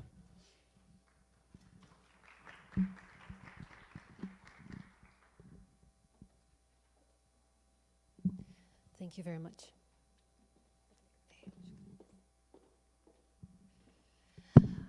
Good morning, ladies and gentlemen. Thank you very much for being here today. My name is Selma Silan. As the Master of Ceremony introduced, I work in the Advanced Research Center, the Upstream Advanced Research Center at Saudi Aramco. I've been working there for about 10 years, and currently I am heading the AI and Advanced Computing group in the new Research Center in KAUST, which is also an Aramco facility for advanced research. First of all, thank you very much for inviting me. It's really an honor to be here. I'm glad to see always and connect with women and men who are in the same field, maybe in a different domain. It's definitely a privilege for me to be amongst these great hosts and great speakers of today. Today I'm giving a technical talk, actually, and the title of my talk is Refining Our Understanding of the Subsurface Geology Using Deep Learning Techniques. And the reason I chose this title is because every time I thought my work is done, I finished, new information comes in, I have to redo the job all over again, and I'm sure that a lot of you who are in the field of AI and deep learning, you realize that it's an iterative kind of process. And then that kind of process really helped me refine my understanding of the subsurface geology, which we'll learn a little bit more about today. But before we start, let me first introduce geoscience. By raise of hand, who has ever heard of geoscience before? Okay, great, not many, that's still good. Okay, what about geophysics? Okay, all right, geology. Okay, geology is the most common one. So just like the word geoscience, as it sounds, it's actually the study of Earth. And that really encompasses everything from minerals all the way up to oceans and rocks on the moon and other planets. It deals with energy from fossils, energy from other sources. It really is a multidisciplinary kind of domain, and it borrows a lot of different tools from from physics, from biology, surprisingly. It also borrows tools from computer science, from maths. So it's really an interdisciplinary type of domain if you've ever interested in, and it's something that if you're ever interested in, you can always segue towards. It's not something that you have to study in from your undergrad all the way in. So Okay, sorry. So before we start in, I wanted to talk a little bit about the types of data that we have in the industry, in the oil industry. So there are different types of data that depend on different scales, because we collect data at different scales. And what we want to do is we want to be able to integrate them. Because what we want to do is we want to integrate them to reduce our uncertainty, to reduce risk in drilling operations. We want to be able to drill efficiently, make sure that we get the most in the proper way, and enhance our, energy resources. So these types of data, as you can see in the images behind me, they range all the way from stuff that you can actually hold, like cores, and those are the core images over here, to all the way to micro and even nanoscale measurements, and they all really symbolize information, really valuable information. And then you go into 1D information, which happens after you drill. So when you decide on a location, you actually drill, whether it's vertically or horizontally, and you collect logs and images that tell you a little bit more in high frequency in terms of the information in the subsurface. However, one of the most, not common, but most spent money, we spent most of the money on actually in the industry in terms of collecting data, is seismic data. And this is the image at the top. And a seismic data is a 3D geometry. So you can think of it as a cube that you can segment through, whether in the X or Y or Z direction. And it's a really low frequency measurement because we want to be able to penetrate as far as we can deep into the surface and be able to extract information pre-drilling. So we want to have information so we can decide where do we want to go and drill and where is the optimal location. So you can think about all of this is that in order for you to be a good expert or other than domain expert, because you need a little bit of knowledge in terms of geophysics or geology, you really need to be able to integrate data. And integration is mainly statistics. So you need to be able to have a good handle on statistics, and machine learning really plays a big role in terms of bringing things in, together and making sure that you understand your input data and your output data and what are you trying to do at the end of the day. So because I'm a geophysicist, I'm going to spend a little bit of time to explain how do we collect seismic data. So seismic data is collected using a machine. So this is a big truck that has a metal plate. So this metal plate is coupled with the surface. It goes on the surface and it starts vibrating. Once it starts vibrating, it sends waves. These are seismic waves into the earth. These reflect on the different layers on the earth, as you can see here. And what we do is we collect them through small machines at the top of the surface called geophones. Now, these geophones record these signals. So these are just signals, and they record them based on the time of arrival. Now, we move all the way from that collected image, which is a gather, into something that you can see right here, which may be to someone that never seen a seismic image before, just looks like blue and red and, and just lines, right? But for a geologist, this is actually a really clean image.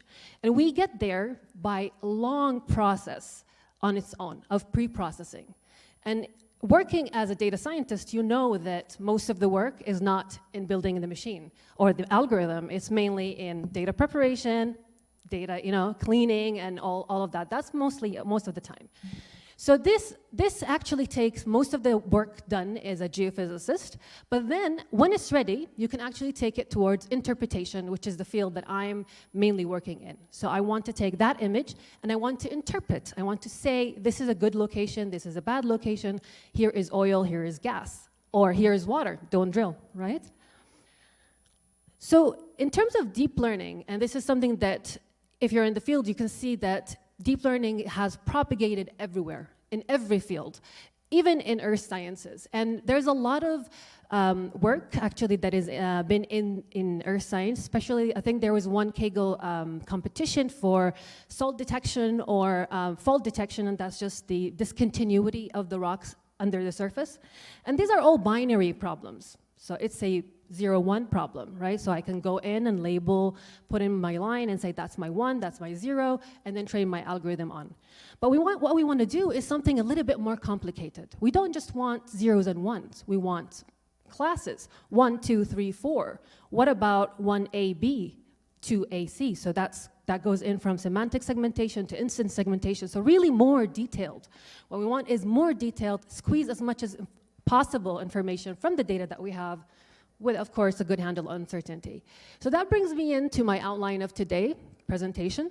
First, I'm going to go into the motivation behind the work that I do. Then I'm going to explain something called facies classification, and it's just a fancy word for rocks, rock typing. And then I'm going to talk about the deep learning algorithm that I use, and finally end up with the interpretation part. So in terms of motivation, the idea is that we want to be able to automate all of these processes that require a lot of time. And I think one of the speakers have mentioned that what the algorithms are really good at is things that are automatic, right? Things that we can automate. If you can do it, it takes a long time, machine will be very good at. Machine is not very good at things that require semantic information, things that require integrative type of work.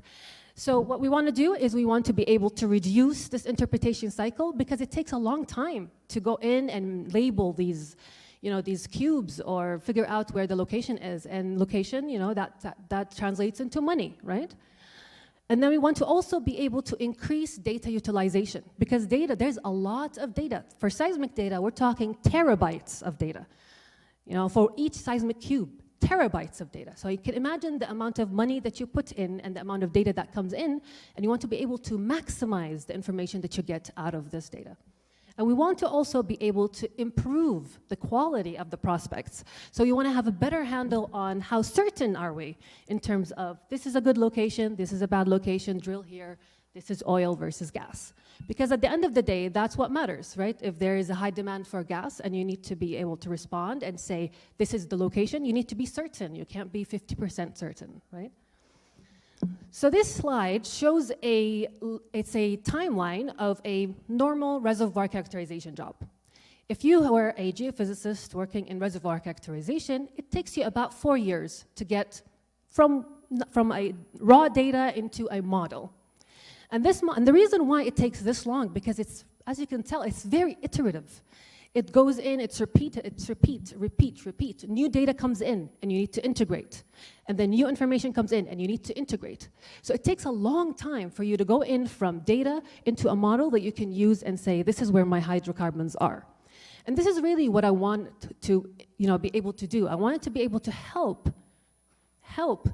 automate some of these processes so we can actually get into a model faster, more accurately, without having to do all of this repetitive type of manual work. Which brings me into the topic of today, and it's called facies classification. And facies, as I mentioned, is just rock types, but in a more, there's a little bit more niche to it. It's a more geological term, but it's rock types, okay? And I don't want you to think, oh, well, I don't understand this because I'm not a geophysicist. You don't need to. You're a data scientist. This is data. It has nothing to do, doesn't require for you to know domain expertise in this.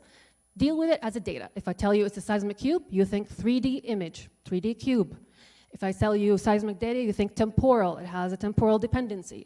So you think of data as the way you see it. You don't have to know much about this to actually be able to follow in.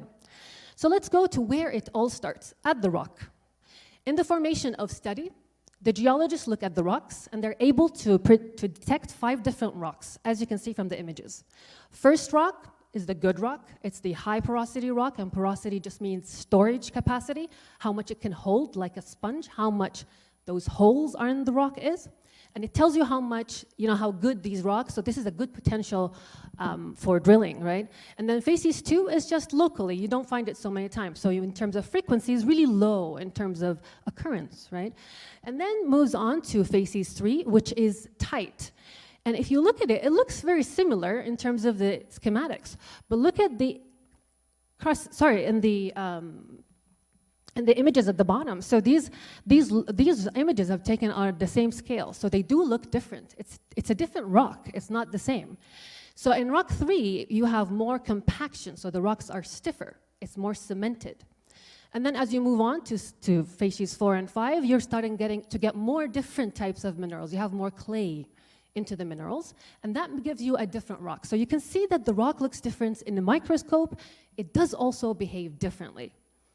Now these rocks also, the porosity and permeability of these rocks also decrease as you move from facies 1 to facies 4 and 5. And what do I mean by that? The porosity is the amount of storage, right? How much the rock can hold. Permeability is a measure of how much can the fluid propagate, because I want to be able to drill somewhere where there's oil and I can get it out, right? Because if I can't get it out, then what's the point? I just wasted millions of dollars or Saudi riyals to drill somewhere with no success. So you want to be able to, what you're looking for is something on high porosity, high permeability turn. So this is where we want to use AI to help us into figuring out, distinguishing these different types of rocks. So these rocks, not only, like I mentioned, so there are different types of data, right? So these rocks, these facies can also be distinguished in each of the wells that we drilled in the same seismic cube. So we have 9 wells. These are they increase in depth, and these, you can see the different colors, they respond to different facies. Now, the petrophysicist can actually go in and look and be able to distinguish these properties. So if I take them into terms of cross-section, I can start seeing relationships. So each rock type has its own relationship, whether it's porosity, compressional velocity, and that's because there is a relationship between how much a rock has in terms of storage and how does it behave when I hit it with a wave. So what happens is that the rock, the relationship is that if you have, it's like when you think about it in terms of pore scale information, it's like you are sending a wave and you are squeezing the rock. You're squeezing the rock. And how much the rock is squeezing is really what you are measuring. And this is what we would do in geophysics. This measure of how much does a rock squeeze versus not squeeze, this is compressibility. So in physics, this is how compressible the rock is. So here what we did is we translated this information into something that we can actually use, something that has a physical meaning, something that abides by the laws of physics. So then what I want to do right now is I want to take all these rocks and put them in order. Order of compressibility or incompressibility. First rock would be the rock on top, very soft, it's really low. Then I have my porous rock, which I told you has large porosity. It's like a sponge. It can actually carry all of that, oil into it. After that, we have things that are a bit more clay rich. So these are more softer because they have clay, clean, okay? Then after that, you can see it's the same color, same mineralogy, but it's chaotic. So it's the organization of the grains are different. Then after that, I have the same rock that I have in facies 1. You see the grains? They have borders on them. And these are the cement. They are cemented. So you can imagine when something is cemented, it's stiff, right? So what I'm going to do is I'm going to take all of this information and I'm going to show you how we use it in the project. So I find this slide really interesting because it really symbolizes or it gives you an idea of what the project is. So I play around on the concept of forward and inverse modeling because reservoir modeling is really, it's like art. It's a subjective expression. There's no real answer, It's not, even if I create a model, it's not 100% true. It's not a 100% model. It's my expression. It's depending on my domain expertise. But we do have a lot of quantitative measures that we can actually validate these models with, whether it's simulation or whether it's cross-validation. These are all measures that we can do. So there are millions and millions of ways. If you talk to a geophysicist that does reservoir engineering or reservoir modeling, everybody does it differently. It's like when you talk to your mom and your aunt and they make the same dish and everybody has their own way. Everybody makes it differently, starts differently. It's just their own spin. It's just how they understand. So just as a refresher, inverse modeling is when you try to move from the data to the model, right? You want to try to predict the model based on the results that you have. Now, this is quite difficult because these inverse relationships or these maps, these form maps, are nonlinear.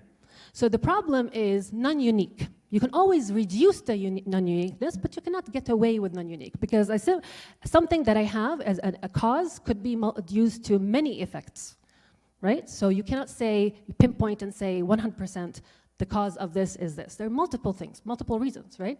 Now, the other type of modeling is going in from the model to the data.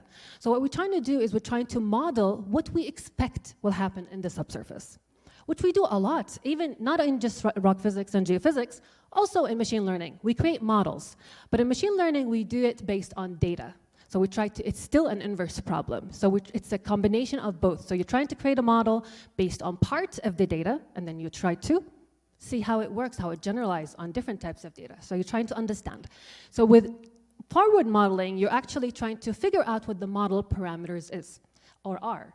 So because of the time, I'm going to only talk about the forward model option. And the reason why we decided to go on this forward model option is because who wants to label data? Nobody wants to label data. It's tedious, it's time consuming, right? As a data scientist, it's the kryptonite of every data scientist. If you don't have data and if it's unlabeled, you are already, you know, you have a tough time ahead of you. Of course, there's different techniques like contrastive learning that is booming up right now, unsupervised type of learning booming up right now. It's because of this lack of labels. You know, we have a lot of unlabeled data right now that we want to be able to use. That's one. Second reason, if I label something, then I might label it as class A, and I would give it to somebody else, and he would label it as class B. So there's bias in labeling, right? And bias in labeling also affects your model, which goes into how good your data is, how good your labels are. So what we wanted to do is we wanted to get rid of that. We wanted to get rid of human intervention. We wanted to get rid of biases that might be due to interpretation bias.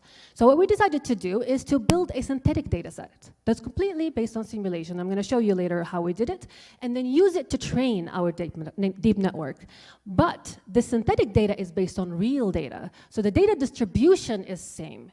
However, the data itself is not the same. After that, we train the deep network on the simulated data, which is the synthetic data, and then use it to infer the actual results on the real seismic data.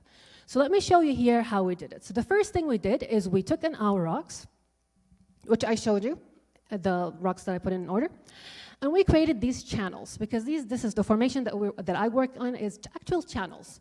But you can imagine, like when you go and see channels, this is exactly the same thing, but it's in the subsurface. Exactly. They happened millions of years ago. You can see them actually, imprints in the subsurface.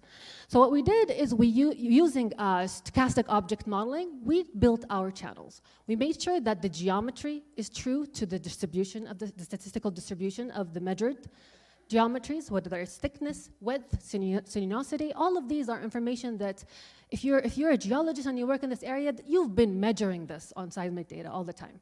So we took all of this information, we created our geometry. Then we used random Gaussian simulations. So now I showed you the 5 facies. From these 5 facies, I have all of the attributes that I have collected on them. I have them in a distribution. So what I want to do is I want to pull from the distribution and stochastically sample and throw it into my model. So my model is random. However, it's true. It's a true value. It was picked up from the actual data distribution. So what we end up with is these are 3D models, okay, of different elastic properties and a mask. And if you are in the field of deep learning, the first thing you would say, great, this is semantic segmentation. You can do it right now because it's dense, it's pixel to pixel, right? So then we take the model, we create our seismic data synthetically, great. Now we move on to the deep learning part. Now we have our input data, which is the seismic data. This is all synthetic. We haven't yet tested it on real data, okay? Synthetic seismic data in, synthetic geological model out. These are true maps. And what we're trying to do is we're trying to map pixel by pixel relationship. So what we did is actually tested on a unit. And how many of you here have ever worked or have seen a unit before? Okay, so a unit is a type of deep network that actually does, it's a computer vision network, and it does semantic segmentation. And semantic segmentation is what we call dense prediction. So instead of inputting an image and getting one value as a prediction, like cat or dog, you actually get an image that's exactly the same size with every pixel labeled. So cat, cat, cat, background, for an example, or cat, dog, and so on. So it's not like object detection. It's not like borders and boxes. It's an actual image to image, pixel by pixel. So how it works is that it has two different parts. It's an encoder-decoder architecture. The encoder is a CNN, and a decoder is a reverse CNN, and you just put them together. What the encoder does, it contracts that image, because the image is an input. It contracts that image into a vector, all the way into the bottleneck, which is the latent space. So this is the high order representation of the image. And then it actually expands that image back using conv-transpose with also skip connections, which actually maps the early layers to the last layers. So what's happening is that through this contraction, expansion, what the network is learning, it's learning how to map every pixel from the input image to its representative pixel in the output image. So what you end up with is a encoder-decoder couple that is able to take an image of a seismic, and based on what it learned, give you an output of classes. Now, the other issue that if you are a data scientist, you probably have faced is the imbalanced data problem, right? So you might have a data set that is pretty good, but what I'm trying to predict is like 5% out of the entire data. So what we ended up doing, because these good rocks, if they were available everywhere, you don't need any of this, right? You just go in, drill, done. But the thing is that these are very unique occurrences. These are small occurrences. So you need to be able to mine them properly. So what we end up doing is using a beta function to penalize our loss function. So we're trying to penalize the model. If you pick something that is closer to the big, if you are more lenient in saying, I'm going to put it into the larger scale, -1. So we're trying to actually penalize the model for choosing the larger class. We're trying to make the model work harder to fit the smaller scale, smaller classes, okay, using a beta function. So after that, what you need to do, you need to make sure that your model works fine, right? You need to make sure that you optimize the hyperparameters. You want to make sure that your model is generalized. But in our case, we don't want to model just to work on the synthetic data. We also want to make sure that it actually works on the real data when we take it in. So we have to see how what's the output and how does the model behave later on. So let's see how it actually works. So this is the video. Okay, so here we have a video output. So this is the predicted cube from the real seismic data. Okay, so this is not synthetic, this is real. And it shows you the different facies, the different rocks going from the top to the bottom. So the first thing that you'll notice, and it's gonna start over again, is that it passes through layers that are red and yellow. And these red and yellow are just soft, stiff. If you remember how I called my rocks, soft, stiff. This is it. This is called the deformation zone. As we move towards what the reservoir is, where the good rocks are, you start seeing isolated pieces of yellow. These isolated pieces of yellow are my soft rock. This is where I have the oil or the gas or whatever you're trying to look and find over there. And the interesting part is they're isolated. And the model actually is able to predict what is outside of those channels as some soft material, which is shale. Now, if I take that model, just take a segment in Z direction and compare it to what a manual work would look like. And this is what an interpreter would do, would actually go in and draw these polygons.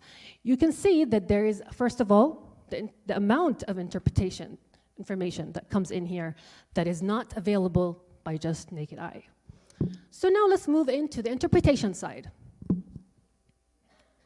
So this is a cross-section, so X and Y direction at a drilled location. So we have, this is our well location where we drilled.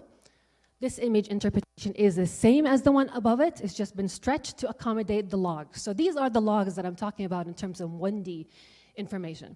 So you can tell, first of all, two things from this image. There are 2 channels picked up in this image, and the model actually is able to pick it up, which we see in the logs. So in the logs, we see that there are 2 good sections, and that's because we intersect 2 channels. So the model is able to get that. The second part is that the model is able to get that deformation zone on the edges of the channel, which I never introduced to my model. In the training, there was no such thing called deformation zone in the layers. The thing is that when you do a deep learning model or even machine learning, you have to be smart in the way you introduce your data. And the way I introduced my information or my labels are in, if you remember, compressibility, soft versus stiff. So actually those stiff sections at the top, they're not the facies 3 that I told you that is cemented, they're just stiff deformation zones. So now let's look at the 3D model in terms of cross-section. So this is going in from a good channel, porous, good channel, porous, bad channel. This was actually drilled because they thought it was a good channel, but it turned out to be a bad channel. I should not say bad channel, but a tight channel. So first of all, I am using those, if you remember the manual polygons, these are the manual polygons done by the interpreter. They're just extended in depth. One thing to note is that these have been actually done on a 2D RBG blend, so it's not really translatable in depth. You actually have to go in image by image and write these lines on a 2D RBG image, and then go into the image after that, and so on. Now let's look at what my model predicts. First thing, first of all, it tells you how great the resolution in the Z direction. One thing I didn't tell you even is that the way I introduced this information into my model was in 2D packs, not even in 3D. So there is no 3D representation at all that was given to the model. But the model actually produced pretty good, decent, very decent actually, 3D resolution. So imagine if I actually would to go back and instead of using 2D patches to introduce my images, I would segment it into 3D cubes. Of course, computationally it would be more expensive, but imagine the resolution that you would be increasing or enhancing, right? So the idea here is to show that not only is the enhancement in resolution, it actually is able to give you this 3D or depth information that was quite lacking. And now we can go in and say, you know what, I would avoid this. Don't drill this. This is not a good location. Go here. This is a good location, and so on. So that already takes in a lot of the time that you would put in if you were to do this manually. So this work isn't done. We are never done with work. With technical work, never ends. There's a big part of this that still needs to be estimated, which is the uncertainty, especially in data versus model domain. How to incorporate this. Second thing is, how can we make it better? Can we actually add more information? Can we enhance things to work in parallel in a multitask loss function? And if you think about it, that's how humans behave, right? We don't work or we don't learn based on single knowledge. You learn how to walk, and then you learn how to ride a bike. You use previous knowledge to learn something new. So this is a shared domain, and this is what multitask learning is. So the idea is to how do we use our information to actually learn more, learn from something and enhance our model. And this is really the last slide that I have. Thank you very much for listening and for giving me the opportunity to talk to you guys. If you have any questions, please feel free to ask, or offline, that would be fine too.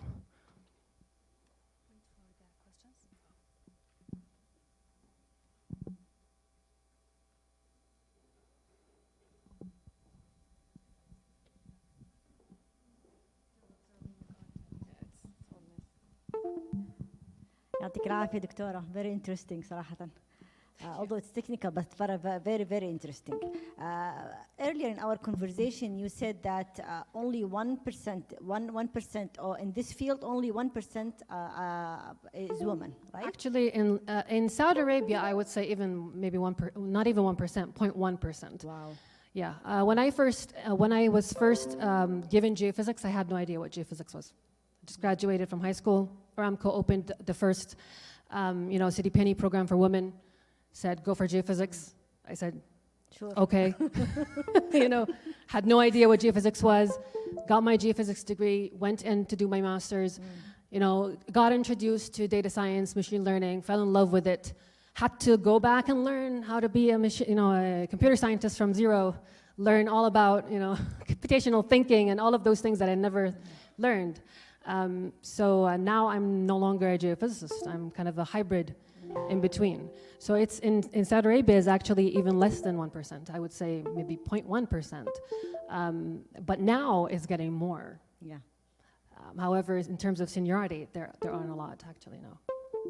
interesting. But hopefully, maybe I can convert some of you guys. Yeah, so and you can become geoscientists, you know? You don't need a geoscience degree. All of the things, you know. Yeah, yeah. We need you to inspire these girls because You can do anything you want if you want it. I mean, if I can learn how to become a computer scientist, you can learn how to become a geophysicist. It's the same. It's actually much harder to become a computer scientist than a geophysicist, okay? You also mentioned earlier in your presentation that you can come to this field from anywhere, and this is maybe this is maybe a message to the girls in the auditorium that even being a computer science, they can contribute to this field. Absolutely, yes, no, and this is the thing about what I really love about data science in general. It's really the core of data integration. You can and if you look at the how much people actually added or contributed in terms of, you know, advancements in their field, it's always from people outside of the field. It's always people coming in from a different, looking at a problem from a different point of view that actually advances, you know, the domain further and further. And that's why, you know, we need people that are, you know, computer scientists. We need data scientists, people that can look at it and not be, you know, worried about the physics and proving this right and making sure, you know, it's a different way of looking at things. So yeah, of course, you can come in and become a data scientist in geophysics or geology, or if you're interested in environmental, you know, and like oceans and weather, and these are all earth science, you know. Yeah, just to pick, thank you very much for the very insightful talk. Very novel domain, actually, we heard today. That was very, very interesting. Just to pick up from what Dr. Hiba just mentioned, are there any opportunities, you know, small boot camps where our students can, you know, come experience this? Because this is something very new for us. I think that's the first place to actually offer earth science is KFUPM, and it's starting this year, if I'm not mistaken. So they are offering a in graduate school in earth science or petroleum engineering or anything like that. The thing is that right now you don't need to go anywhere. I mean, I wish when I was young, well, I'm not that old, that I could just Google it, go on Coursera and get a course. How powerful is that? You know, like, how powerful is it that I can ask Google to answer every question without having to, you know, to look at it, have to go through encyclopedias and, you know, so there's no need anymore to learn to go to a school. You can actually learn by just wanting to learn, and you just Google it. There's a vast amount of videos, you know. I mean, the generation right now, who listens to, you know, who reads books? And nobody reads anymore. You know, watch videos. There's so much that you can learn outside that you can actually get involved into that field. And I really liked the Datathon this year because I was also involved in that. I really liked that it was more on the, you know, environmental side, even though I wish that it was a little bit more, you know, heavier on the environmental side, because the reason why it's not, because there's no data available. There is a lot of data, but it's, again, unlabeled. It's not appropriate for a Datathon kind of problem. But yeah, you can always, it's, again, data science is everything. It's the core, right? You learn, you have good, you understand statistics, you understand probabilities, you have a good handle on images, or, sorry, linear algebra. You can do anything, every domain. Doesn't matter. From a video to seismic data, it's the same thing. It's just different perspective. Thank you very much. You're welcome. Thank you very much for inviting me. Yes, thank you so much, Doctor. It's really inspiring. And actually, I just wanted to thank you, Doctor. She already asked my question, but I just wanted to thank you. It's really, it's an example, to follow what you like, and even you can enter the data science from other domains. So you don't have to go with the hype and just go with the absolutely, with the AI. Absolutely. Yes. Just maybe if you can give us an advice on how, from any other domain, how to enter this. What is the first step that you took? You mean for data science? Yeah, for moving into the machine learning. Oh, for moving into the machine learning. Okay. Well, I always say that you have to start all the way back to statistical learning, because machine learning is just statistical learning, which has been there since more, you know, long time ago. You know, the first course that I took in when I was at Stanford, it was taught by somebody that gave, you know, well, one of the professors was the one that discovered Bootstrap way back in 70s or, you know, early 50s. So always go back to the basics. If you know the basics, you can build on it. If you know statistical learning, Machine learning is just a fancy way to say statistical learning. And if you know machine learning, then you can understand, deep learning. You just need a little bit more on the algebra, linear algebra. So I would say start with your basics. Make sure that your basics are solid. Make sure you understand the statistics. If you don't understand it, watch a video, ask questions, know what they are, and then move on. And there's so much out there. Courses, there's so much out there that you can actually go in and learn. But you don't learn by watching, you also learn by doing. So I would encourage you to go in on Kaggle, get into a competition. Some of them have really nice money related to it as well. That could be an incentive. And go in and try. Put yourself out there, test it. Go into a domain that is scary. Just like I went into data science and you were all nice to me. So geophysics will be nice to you too. So yeah, I hope that answers your question.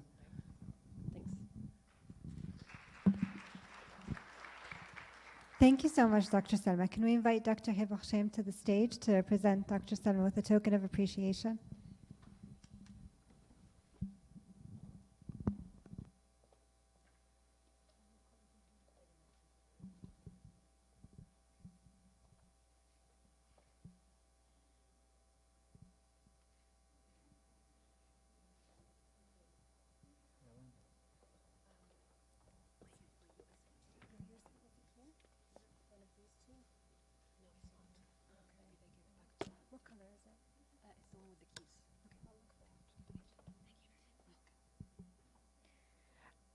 Our fourth keynote talk, titled AI is Good, How Can I Use It?, will be presented by Dr. Muna Al-Fadli. Dr. Al-Fadli is the Director of Policy and Legislative Development at the Ministry of Communication and Information Technology. Dr. Al-Fadli holds a doctorate in Management of Projects from the University of Manchester, School of Mechanical, Aerospace and Civil Engineering, and has extensive and valuable experience which spans working with diverse groups and different organizations, nationally and internationally, focusing on public policy, international cooperation and relations, strategy development, project and programs management, as well as academia. One of the recent achievements is the National Digital Economy Policy, which was approved by the Council of Ministers in 2020. Welcome. Good morning. Hello, everyone. Thank you so much. I'm very honored and pleased to be with you today. First of all, I would like to tell you that I'm not a data scientist, nor I am an IT or computer engineer. I came from a totally different background.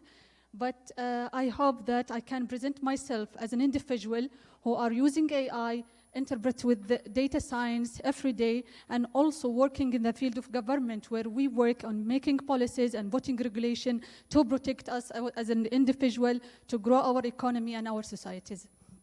So to start with, I wanted to show you two pictures. This is the first, and this is the second. And if I will ask any one of you which one would you like most, I would assure you or assume that all of you would like the second pictures. I'll tell you a short story. A friend of mine joined early this month the Riyadh Marathon, which was on 5th of March, Saturday, 5th of March. And after they finished the marathon, the day after, she said she received an email from a company called SportGraph. And the company asked her if she wanted to see her pictures that was taken during the marathon. She accepted that and she said, yes, please share with me the picture. They only asked her to submit her email and BIB number. And also if she has a photo of herself to submit and upload in the website. So she did that, and she said within less than 3 to 4 seconds, they have showed me in the website more than 50 pictures of me during the marathons.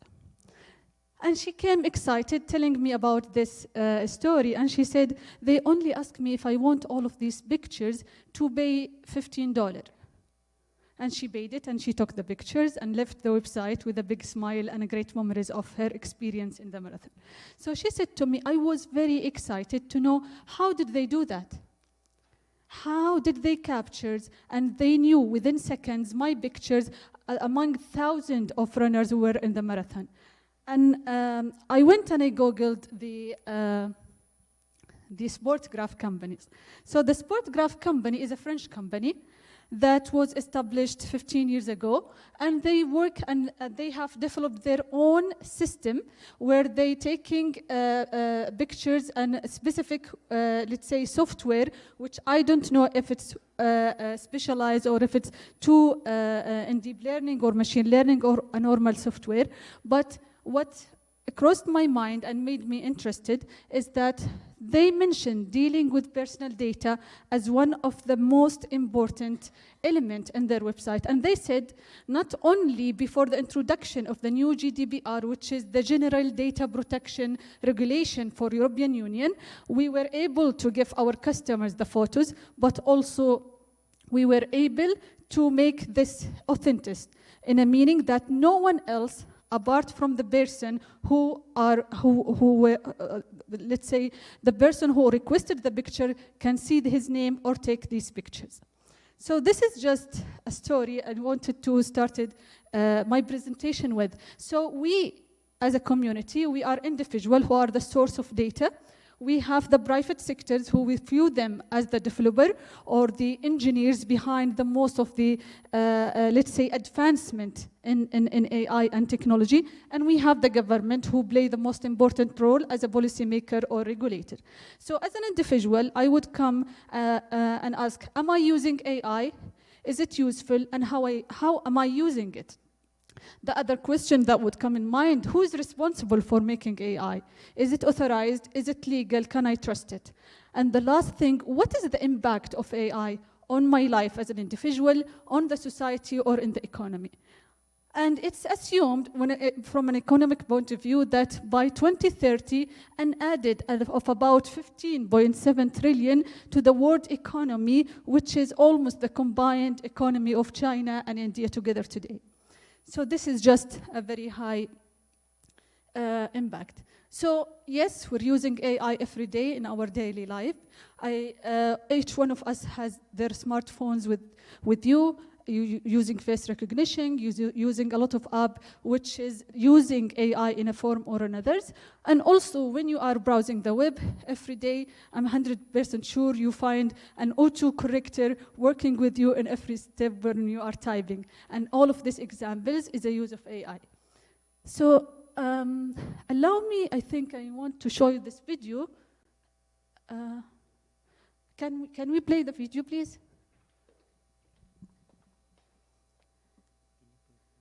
The second? Yes, this one.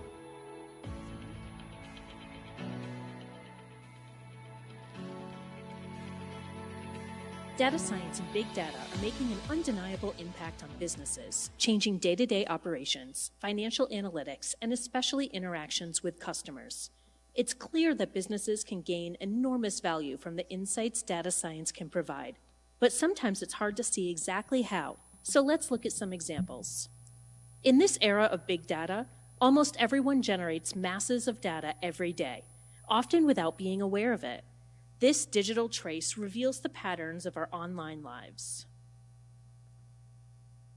If you have ever searched for or bought a product on a site like Amazon, you will notice that it starts making recommendations related to your search. This type of system, known as a recommendation engine, is a common application of data science. Companies like Amazon, Netflix, and Spotify use algorithms to make specific recommendations derived from customer preferences and historical behavior. Personal assistants like Siri on Apple devices use data science to devise answers to the infinite number of questions end users may ask. Google watches your every move in the world, your online shopping habits, and your social media.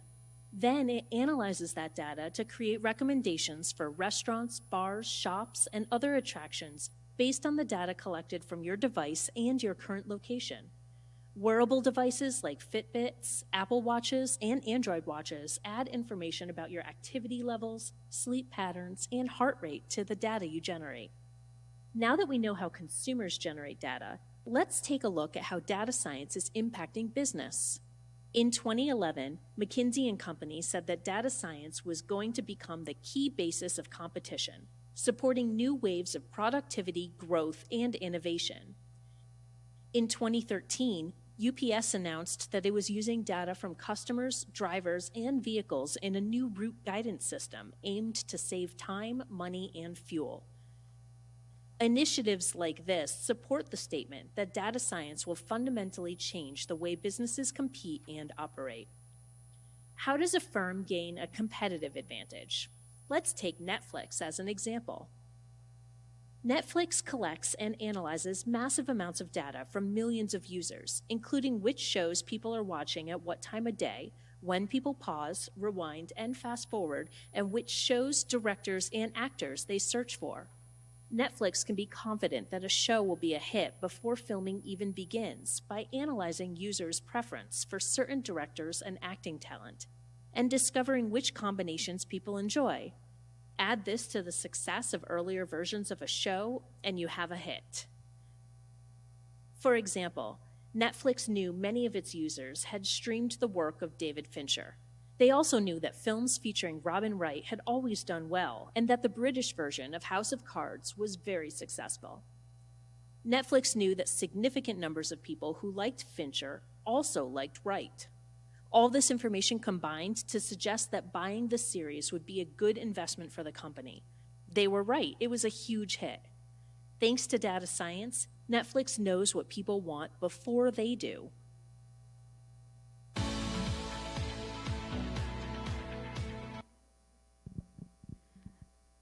So as this video showed and the example that we have given previously, we know that AI must be realized for good.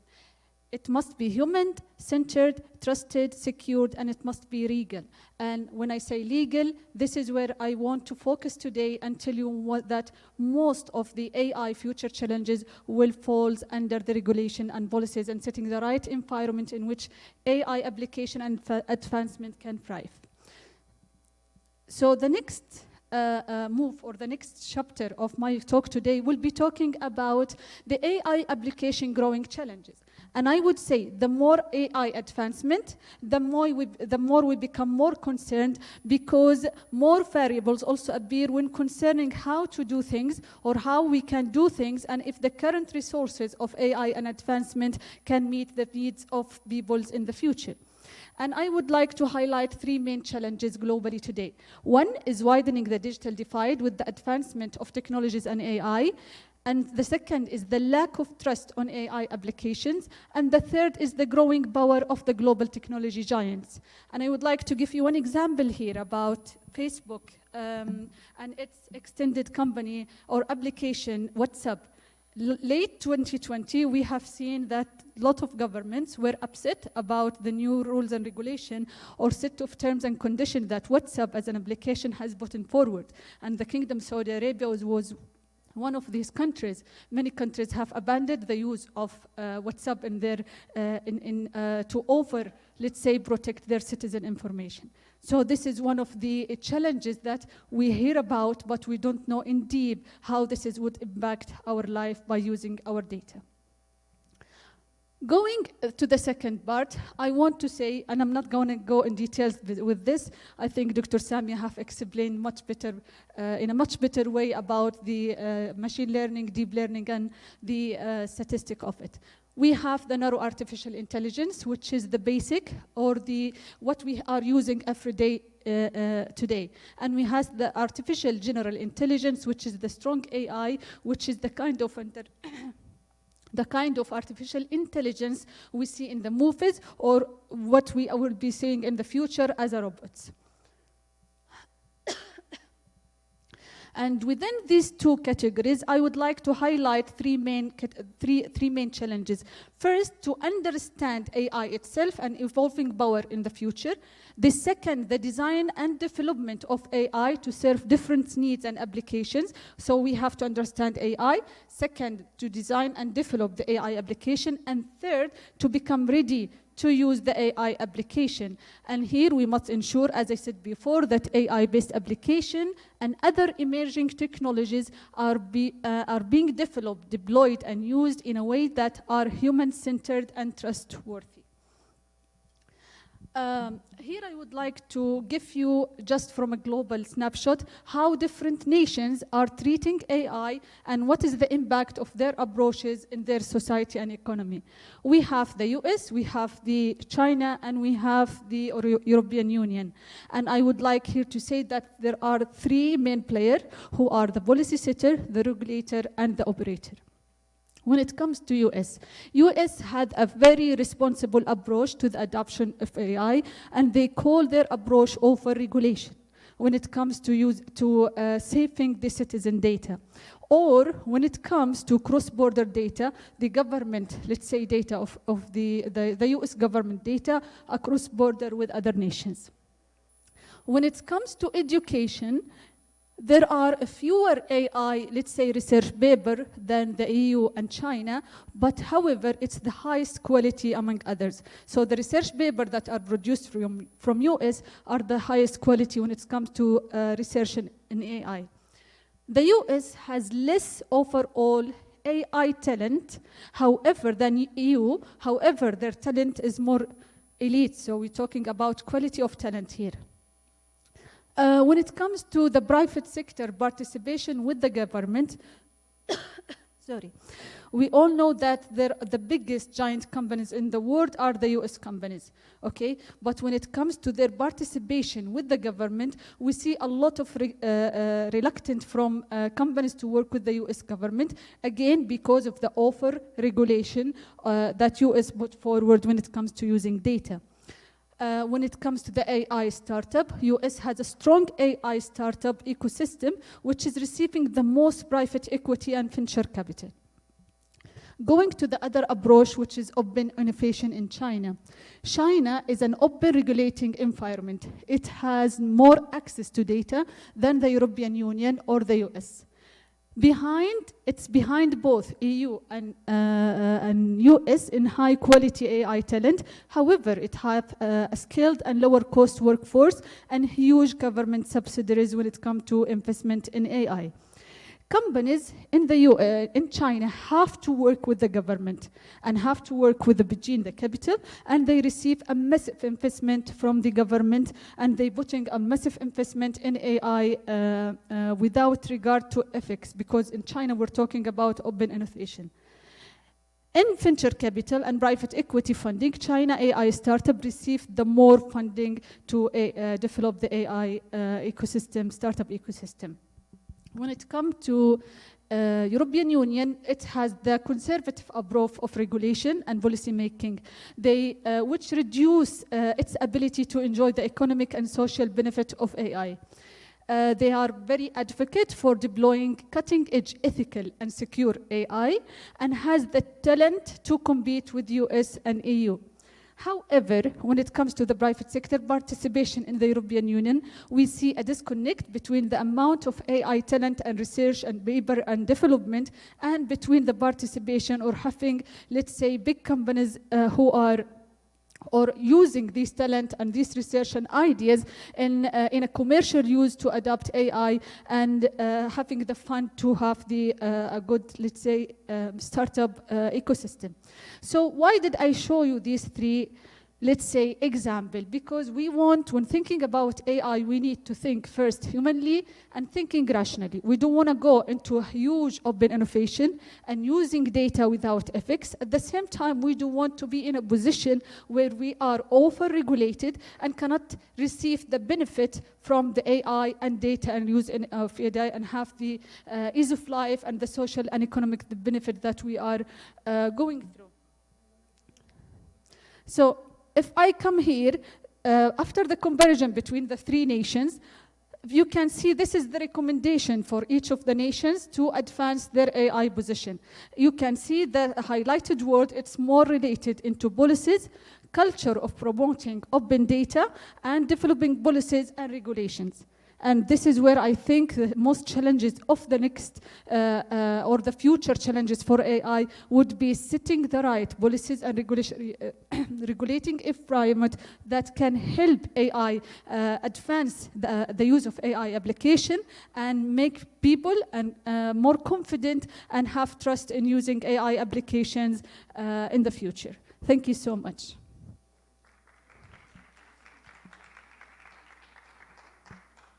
if anyone have any question, I'll be more than happy to receive it.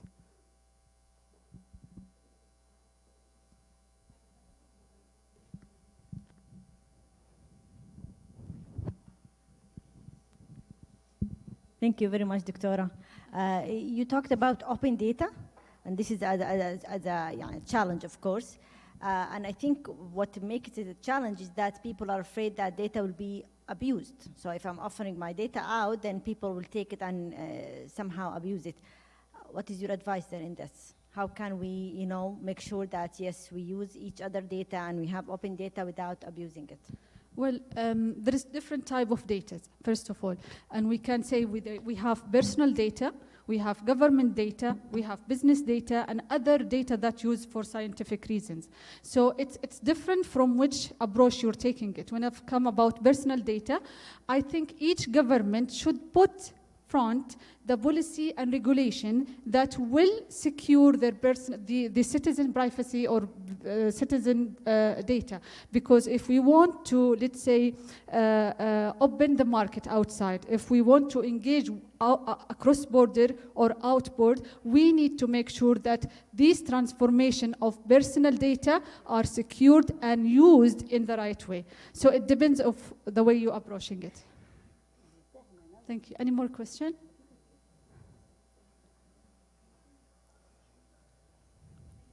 Thank you so much.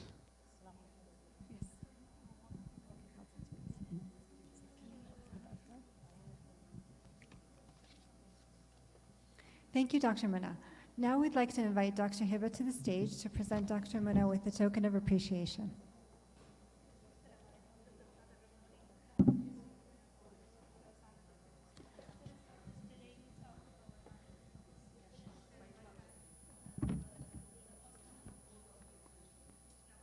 I'd like to remind everyone to follow our Twitter account @WIDSPSU_Riyadh and to tweet your thoughts on our keynote presentations, #WIDSPSU, #WIDSPSU2020. We will take a 5-minute break and then we'll start our panel discussion, inshallah. Thank you.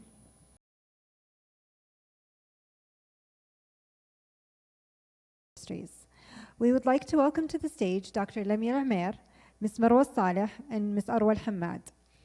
Dr. Lamia Al-Amer is currently the head of AI and bioinformatics at King Abdullah International Medical Research Center, an affiliated faculty member at George Mason University. Dr. Al-Amer obtained her master's degree in health informatics from King Saud bin Abdulaziz University for Health Sciences in 2007. In 2017, Dr. Al-Amer earned her PhD in bioinformatics and computational biology from George Mason University. Dr. Al-Amer is recognized in the field of technology in Saudi Arabia for her ability to transform information and data to knowledge. She has an extensive list of accomplishments, participating in numerous national technological projects in the Saudi health sector. These health system implementations have made a huge impact on improving health delivery, assisting healthcare givers to make more accurate and effective decisions. In recent years, Dr. Al-Amer has been examining the rapidly evolving field of artificial intelligence, exploring its current and potential applications in the healthcare sector. She also organized the successful AI and Bioinformatics Symposium in April 2021 to increase awareness and improve skill in AI among young professionals. Ms. Marwa Saleh is the VP of Digital Transformation, FinTech and Innovations. Ms. Marwa is an experienced project portfolio manager and software engineer with a demonstrated history of managing business in IT. She's highly focused on the field of FinTech with a FinTech program certificate from Harvard Business School. She's a computer science graduate from King Saud University. She also has experience working as project team lead at the Ministry of National Guard Health Affairs. Ms. Arwa Al-Hammad is a cybersecurity head at Sanabel Investment. She has 14 years of experience in the field of cybersecurity, specializing in governance, risk, and compliance. Her expertise spans local and global organizations in various industries. Additionally, she's an active cybersecurity advocate, speaker, and board member of several nonprofit associations. She received her master's degree in security and computing from the Royal Melbourne Institute of Technology in Australia. She holds several professional certificates as well as executive certifications from IIT Sloan Executive Education and INSEE Business School. The discussion will be moderated by Dr. Anis Ara, Assistant Professor at the Computer Science Department at the College of Computers and Information Sciences at PSU. Welcome to the panelists and moderator.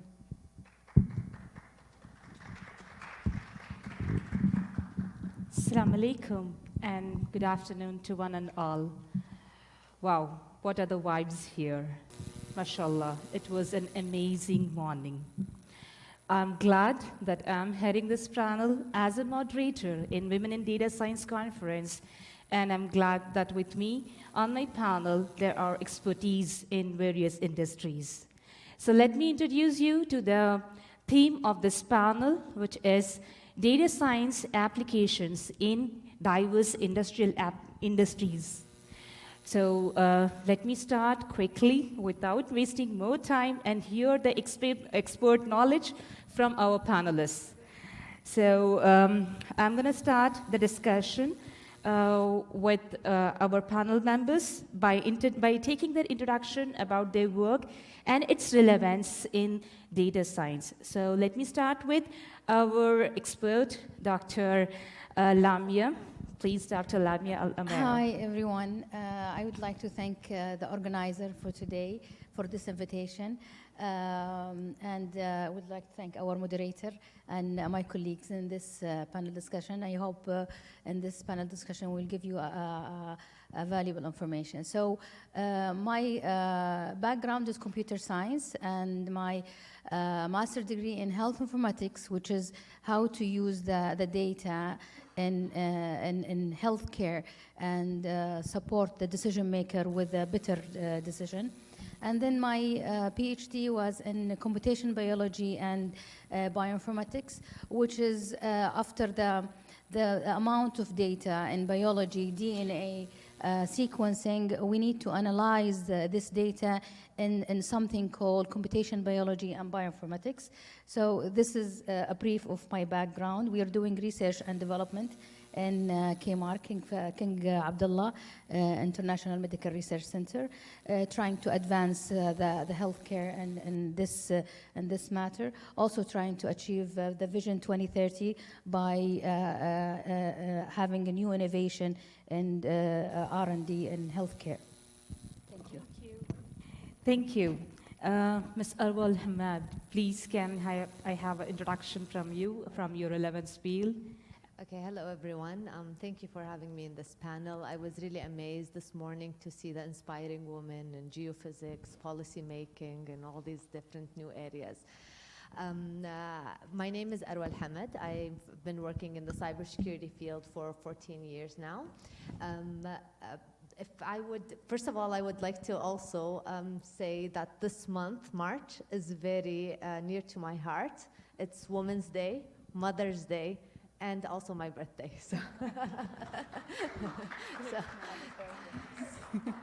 So I think that being here among these women, we need to inspire each other. And I was very also happy to see our men allies here, because they also play an important role in this matter. So just not to take much in this introduction, cybersecurity is, we have something in common between us, cybersecurity and data science. So cybersecurity, we protect the data and the networks. Data science, you extract value of this data. So we have this data in common, and I think in the upcoming session, we'll talk more about how we work together. Thank you. Ms. Urwa. I'm happy to be among you today. Thank you for having me within this panel. I'm a FinTech advisor and portfolio project manager at Digital Government Authority. When we look at FinTech and the finance, it is very related to data science. FinTech, it's about innovation in different aspects. It is innovation on business model, customer experience, and technology. You will find data science application on different things. For example, when you look to credit scoring, when you look to investment models, robo-advisory, we have different applications. And the use of data science it's close to how to understand the needs of the business. And we have many projects to apply data science on this field. Thank you. Thank you. That was a wonderful introduction on your relevant fields where you work with. So now I will take up specific questions with respect to your interest fields. My first question will be to Dr. Lamia. I would like to know, like, what are the opportunities for women in data science, especially in healthcare? And what do you think the future holds for them over there? Oh, very nice question, actually. So when we talk about healthcare, we're talking about amount of data. They call it a tsunami of data. Getting the data is very easy. We know that we have the employee health record, the lab result, the X-ray. All these information are there, being collected since 20 years or more. So the data is there, but the bottleneck is how to analyze this data. Then this is the opportunity for Saudi women to try to involve in this matter to help analyzing this data. How we can analyze this data? We are using different kind of analyzing tool, AI algorithm, machine learning, and deep learning. There is different level of healthcare information. When we take in the one-dimension data side, we're talking about how we predict the bed crisis. If we analyze this data, how we predict how long the patient will stay in the emergency. All of this, we can get it from the data. Another field is drug discovery. We can use simulation with a three-dimensional simulation to have a drug target that we can find and make it easy. For example, we know the pandemic that we've been through the last 2 years, trying to have all of this research in healthcare and computational biology will help us to overcome all the challenges. When we go to another type of data, the X-ray. There is one of the projects that we done predicting if this patient will go to the ICU or not, the COVID-19 patient. This was very simple example. We can do more with this X-ray. We can predict if the patient will get stroke or anything. So all of these are opportunity. All of these are opportunity to analyze this tremendous amount of data. So this is one of the examples that I mentioned. We can, start from there, and we can get more of innovation idea of that. Thank you. That was insightful. And definitely, I would say the COVID-19 timing has tested us on AI, and yes, the technology played a great role. My next question is to Ms. Marwa Al-Salim. Now, this is related to your field. So, given that you have this sort of a progressive team structure where you have domain and business experts sitting alongside data scientists and data engineers. So, can you share a little bit about some of the lessons being learned there, or maybe some of the challenges that you have been trying to break them? You have what is the purpose of having analytics project? That you need to solve a business problem. You need to help the executive to make the decisions. For example, you want to decide what is the optimal price, what are the customer segments you need to focus on, and others business cases. The understanding of data science fundamental, it is necessary for a business team. They will not work as a data scientist. But when you go and talk, for example, the data scientist team goes to talk to executive and says, we are facing a challenge, the data we have is not sufficient, we need further data, we need investment to acquire the right data. If they don't understand what is the data science fundamental, they cannot interact and work together to succeed and reach to solve the business case, to solve the business problem, and might lead to worst scenario that you have a model lead to wrong decisions. Sometimes it harms people, it's lose money as well for the business. This is one of the challenge that we need the business works with data scientist team to know the fundamental of data science. Second, there is a misunderstanding that comparing the analytics project to software development projects, and they are two different. The software development projects, they have a clear development life cycle. There is a clear milestone, and the result is unambiguous. You know exactly what you have at the end of the development. But when you go to analytics projects, they are explanatory projects. It is iterative. You need to evaluate the model every time till you decide that you reach the optimal model. The understanding of this concept that you need different skills in data science than programmers work on software development. This will help the team to understand not comparing the data scientist team and analytics project to software development projects. When you go to the business, they might say they know coding and they know coding. No, it is different. Thank you. I understand the trouble being at that level. Thank you. Now my next question is to Ms.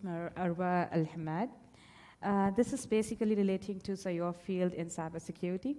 How to encourage more women to pursue data science with cybersecurity, along with cybersecurity, as this can, of course, improve the visibility of attack surface and cyber resilience. So we would like to know your insights on this. Okay, thank you very much. That's a really good question. So let me start first by understanding how cybersecurity and data science works. So cybersecurity, it's kind of war. Maybe if you're seeing the recent news, you can see the war between Ukraine and Russia and how lots of the war was, some of it was physical and some of it was digital now. So it's inventable, the attacks. Now this is the new cyber war in this digital world. So when you see this war, it's between the good and evil, if we look at it in the companies. So there's angels that try to protect these organizations. They try to protect individuals. They try to protect the nation as well. And then there's these demons that try to attack and launch attacks in different ways to steal the data for different motives. It could be financial motives, it could be military motives, it could be competition or a grudge of an employee or terrorist as well. So once upon a time, demons started using artificial intelligence, and they started automating the way they attack. So they started scoping their data, they started scanning the network and trying to find vulnerabilities using artificial intelligence.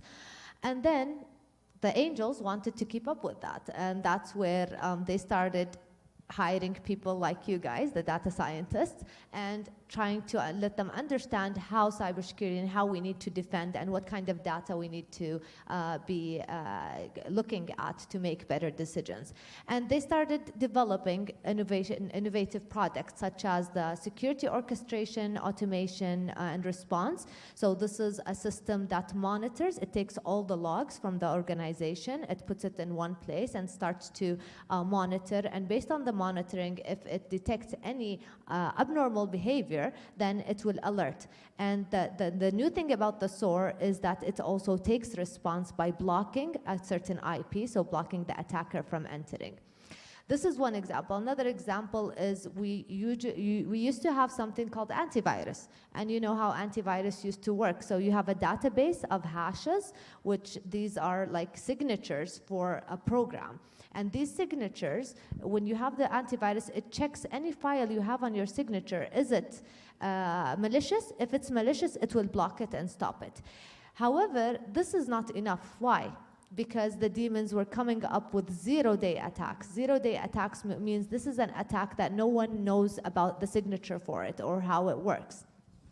And this is where the angels came and they created something called XDR.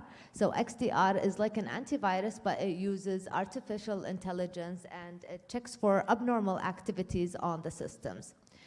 So the war is continuous, it will never end, and we need to work together, we need to make use of the data sciences to work with us as cybersecurity to be a step ahead of these demons. was motivating, definitely. The students will get into it. Yes, I would like to take a general question, especially to Dr. Lamia. Like, what type of challenges do you think, like, women, but not men, in data science face in your field of concern, like in healthcare, for example? Well, this is a nice question. I think we are discussing, me and Ms. Arwa yesterday, about how women, we are a caregiver. So, I mean, the challenges for men and women, most technical, is the same. But in emotional, we are caregiver usually. We're taking care of our family, mom and dad, and we're taking care of our kids, our husband. So this is take from our energy. Maybe this is the most challenging. On the other hand, this care, sometimes it's come with a benefit. These family, mother and father, husband and kids, they give you energy, so you work more. So I think it's advantages that we are caregiver. This care reflect on us, give us more passion to succeed. So this is, I think the challenges is we give us more reason that we need to succeed, and we need to show that we can achieve what our colleagues male they did. So I think we're taking the challenges as opportunity and give us one step ahead at the time. So I should say, like, behind every successful man, they says it says a woman, but after, like, every successful woman, there's a successful family. Yes. A supportive family, yes, right? True. Yes, I agree. Yeah. Yeah. Do you want to say? Yeah, Yeah, I would please. like to add to that. So, as my colleague Dr. Lamia said, so mostly in our culture, women are caregivers, and this could be kind of something that is a challenge for us to overcome.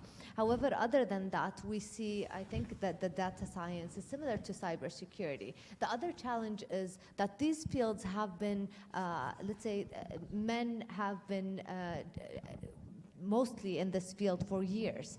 So women weren't in the field. They don't have, and this resulted in them having less experience. And having less experience means not going up in the ladder and having leadership roles. So this is another thing that I think we need to encourage more women, stop calling the Game Boy, which I really liked in the speech. We need to really encourage women to play with these things since they were young. Also, another challenge I think that we face as women is the nature of women. We don't really like to negotiate or ask a lot, and this is something we need to start overcoming, and we need to speak up more. This is not, I'm not saying it's only in our culture, this is worldwide. Reports are showing that this is the nature of women. So I think these are challenges, but the important thing is how can we overcome them? And this is where I really want to take time in talking about. So first of all, I would ask the men to be allies to the women, because the reports show that if a woman had a man ally, then her possibilities or her probability of going to the next level is higher. So this is something very important that men, they don't really understand the importance of it. He's like, okay, how can I be an ally? Being an ally means thinking of her when a job promotion is there, when there's an opportunity, thinking of giving her a task that it could be helpful for her. So the second thing I would also say is the quotas. And maybe I was speaking to some of the ladies here before, and we need to work on it in policy making if policymakers are here. So we need to put more quotas for women in this field in order to, because they are going into the pipeline and they are graduating and they are starting in the fresh grads, but then there's something leaking there. What is that? What's happening there? We need to find out the reasons and motivate them more. Again, when I say allies, allies could be at work or they could be also at home. So the caregiving could be split between the mom and dad and also the brothers and sisters as well. Thank you. That was really nice. If you allowed me, I would add to what she said. She said important point. You should ask and negotiate. Yes. The problem, women in the workplace, they thought the people will recognize their hard work. Yes. They will see me, I'm Yes. hard worker. Yes. And they will, my hard work will pay. Pay, yeah. But this is not right. Hard work is not enough. You have to loud your voice, you ask for your opportunity. Thank you. That was amazing. Yeah, I have another question to Ms. Marwa. Yeah, how mature is data science in achieving Saudi market sustainability in diverse applications? Because you are from fintech, I think you can add more knowledge to this. Yeah. First, the sustainability, how to utilize the environment resources better.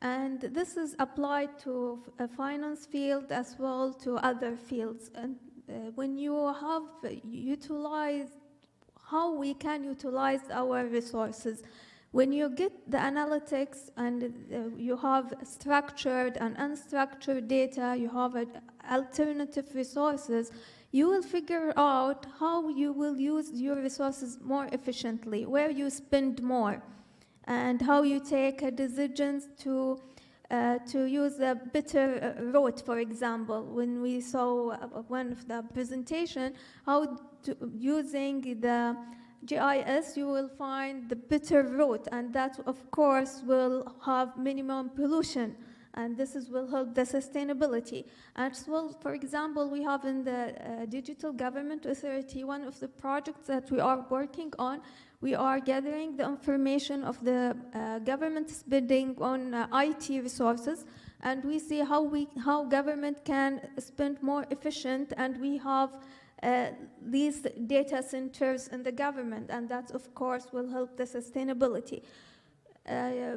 This is, in general, how you can know from the data how to utilize your resources better. Thank you. Now I would like to take any questions from audience, please.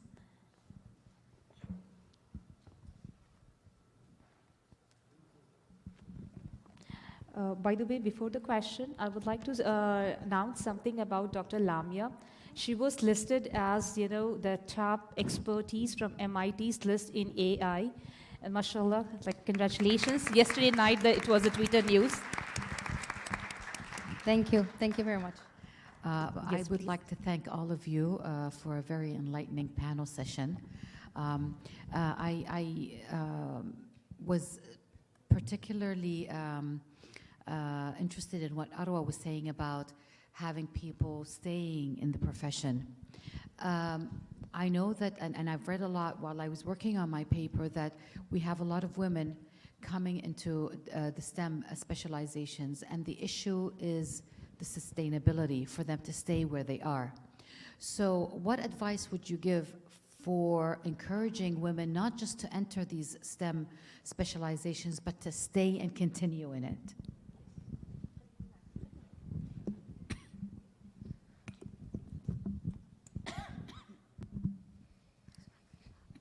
Yeah, I think, thank you for your question, and it's an important question. And I think one of the things that I spoke about is having allies, but if we come to us, what should we do about staying in our profession? First of all, we need to be very curious. So asking questions, understanding more. Some people say you need to work in your passion, but actually you need to bring passion to whatever you're working. So this is another thing that we can do for ourselves. Also, never stop learning. If you keep on learning, and that would lead you to one thing: be so good that they cannot ignore you. So this is where you really achieve it. So I think having these steps along with the way, that would definitely be sustainable. I would admit that I have been in situations where I was kind of feeling that I was pushed out of the field. And but again, what they say, what doesn't kill you makes you stronger. So that would also, you learn from your mistake. It doesn't mean you need to stick to the place you are. You can move somewhere else, somewhere you have a better environment. It doesn't mean that one bad experience means that it's going to stay forever. So we need to know that. We need to break this glass ceiling that we see for ourselves and move forward. Thank you. That was really amazing and inspiring. Now, to conclude this panel, I would like to share your best advice that you can give the audience on data science talent preparation and hiring. I will start with Dr. Lamia. Thank you very much. I will just start with my colleagues, Ms. Arwa finished, about having what is make us challenge in this STEM field. As she mentioned, continue learning. I think our field is having diversity. In data science, you can be specialized in finance, you can specialize in healthcare, you can specialize in cybersecurity or environmental engineering. So having this diversity, I think we will not be feeling bored anytime soon, especially with our passion. I met a lot of students in computer science. They are asking questions, and they asking when I will fed up. I said you will never fed up, because when you are in our field, the data science, you always have this passion. You always need to learn more. And in data science, we can learn more because we have different paths. You can see from different area we are here, since geographical, I mean, geophysics change. Yeah. So yeah, geophysics, this is multidisciplinary. And by the way, we are a woman, we are multidisciplinary women. We can work, we can teach, we can watch TV, we can do everything. So we are multidisciplinary, and data science is multidisciplinary. That's my final word. Thank you very much. Thank you, Doctor. Do you want to add something to it, Ms. Marwa? The skills that data scientists need have different, as I said, from the software and programmers, where they have to pay attention on. And this is the strong, what is the strong about the data scientists? That they need to understand the business, they can analyze the result well, they can the right assumption, they can articulate the business problem. This is what the more skills they have to acquire more than a software engineer. Maybe they tried to minimize the bugs of the code, the quality of the code, minimum numbers of lines.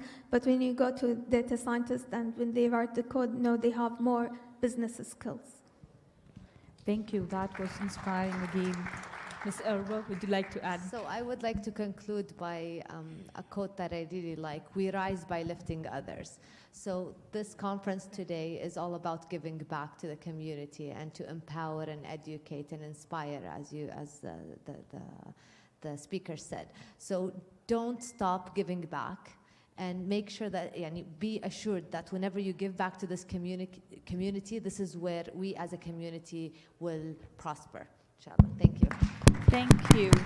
Thank you very much for your time, your effort being here. We are honored for this panel, with all the panelists, especially the experts coming from the various fields.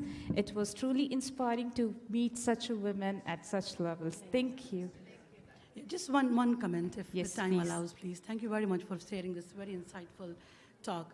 I really was touched with this idea of quota system. So I just want to share, back home, I'm from India actually, in every field, be it education, for admissions into top-class universities or for job prospects, the quota for female sector is reserved. So they will put it on the website saying, 10% of the admission seats in medical is for female. Yeah. So I'm just curious to know, is there such a thing which is coming up here in the kingdom, or plans? So I was talking to some of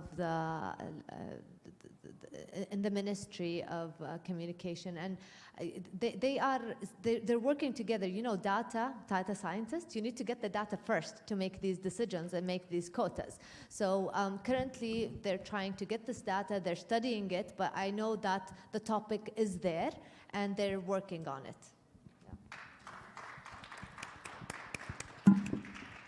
Thank you. With this, I conclude the panel, and I would love to see you again, meet you again on the similar kind of venues, inshallah. Thank you. Thank you for having us. Thank you for having us. Thank you to our panelists for such an engaging discussion. Can we invite Dr. Hibakhsham to the stage so she can present the panel with a token of appreciation?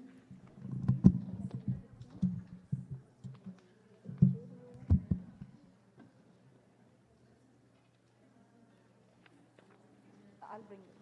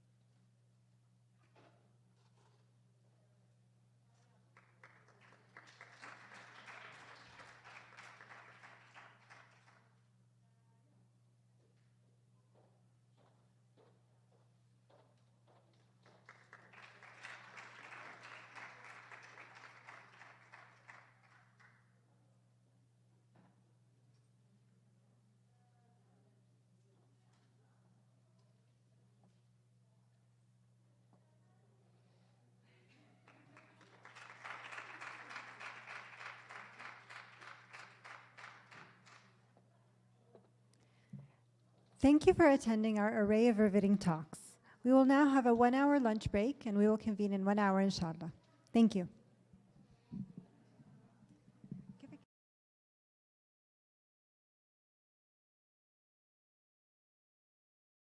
Papers and also a very interesting speaker in this session.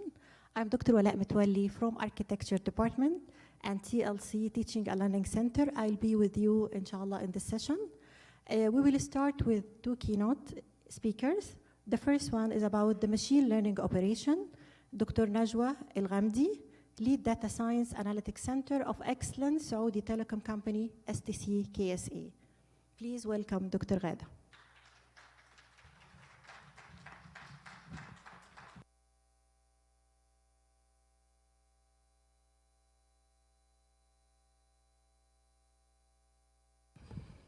Dr. Najwa Al-Ghamdi, she has over 15 years experience in developing and leading information technology project, and also she has accomplished artificial and intelligent research and conduct novel, multidisciplinary and effective research.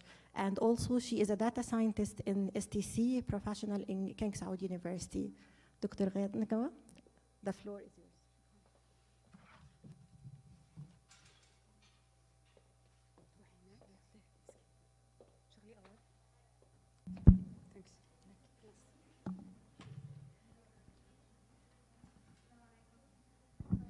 Assalamu alaikum wa rahmatullahi wa barakatuh. Welcome all to this session, and thank you so much for attending. My name is Dr. Najwa Al-Ghamdi. I am a lead data scientist in STC. Specifically, I'm working at the Corporate Analytics and Data in Advanced Analytics Department. I'm also an assistant professor at King Saud University. I've been working there for the past 15 years and recently moved to STC. I'm so happy to be here today and to be among the great ladies in data science. And thank you so much for Prince Sultan University and the organizers for this great invitation. So today, my talk will be about machine learning operation. I'm gonna tell you some stories from the industries about how can we apply data science and create machine learning models that are productionized. And by the word productionized, mean those machine learning models that can be utilized and used in industrial settings. But before that, I would like to share with you some insights, especially from someone who spent a long time in academia and worked in machine learning using different hats. As an instructor, doesn't work. As an instructor, as a researcher, and now as a practitioner. So there are some stories I would like to share with you ladies about what is different and what is the journey, how the journey differs from the academic lab to the real world, industrial world.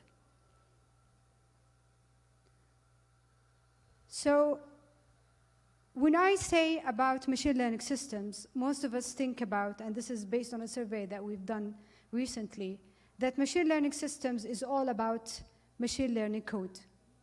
But in fact, the ecosystem for machine learning systems are far more complex than you can think of.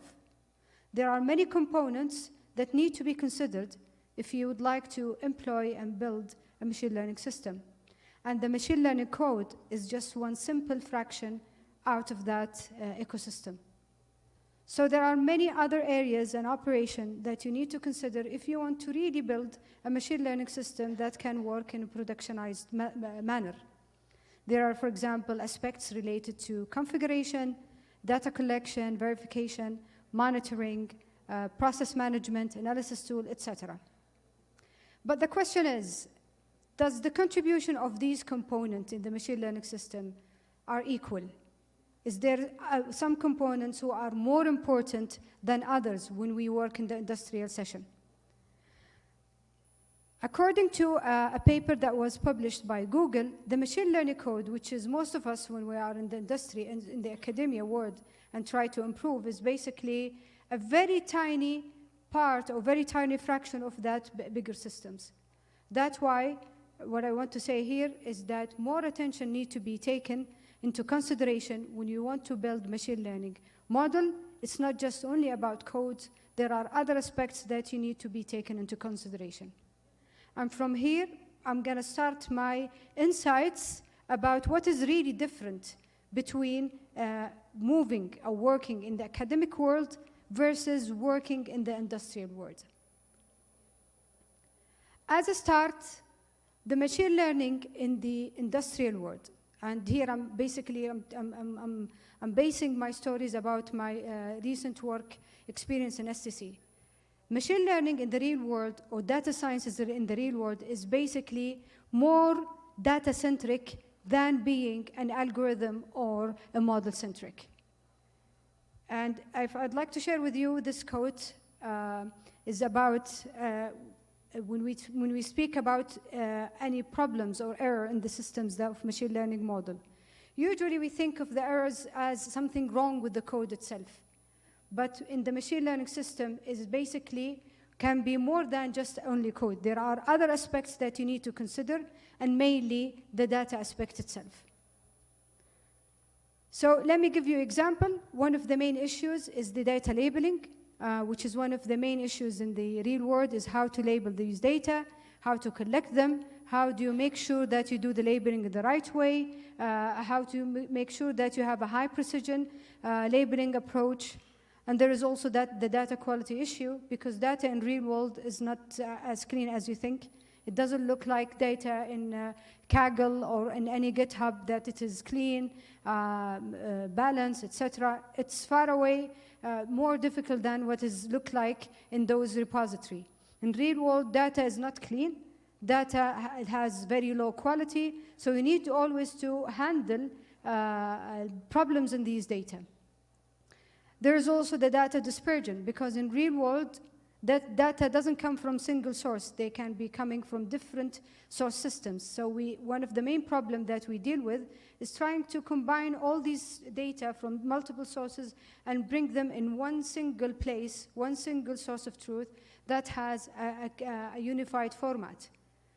And finally, there is also the data drift, which is when whenever you deploy a model and you train your current model with a certain data, but you deploy it, you have a different type of data that may vary in their, for example, representation. So this is what we call by the data drift, which could affect significantly the performance of the model itself.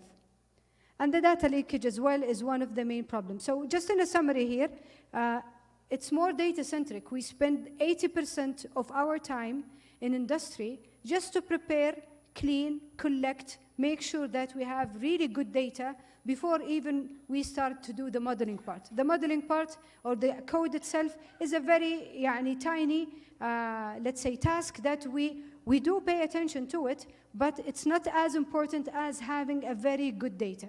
Even with a company that it is as big as, for example, let's say Aramco, STC, etc., with the wealth of data, this makes things even more complex, because you need to combine them and make sure they are ready for modeling.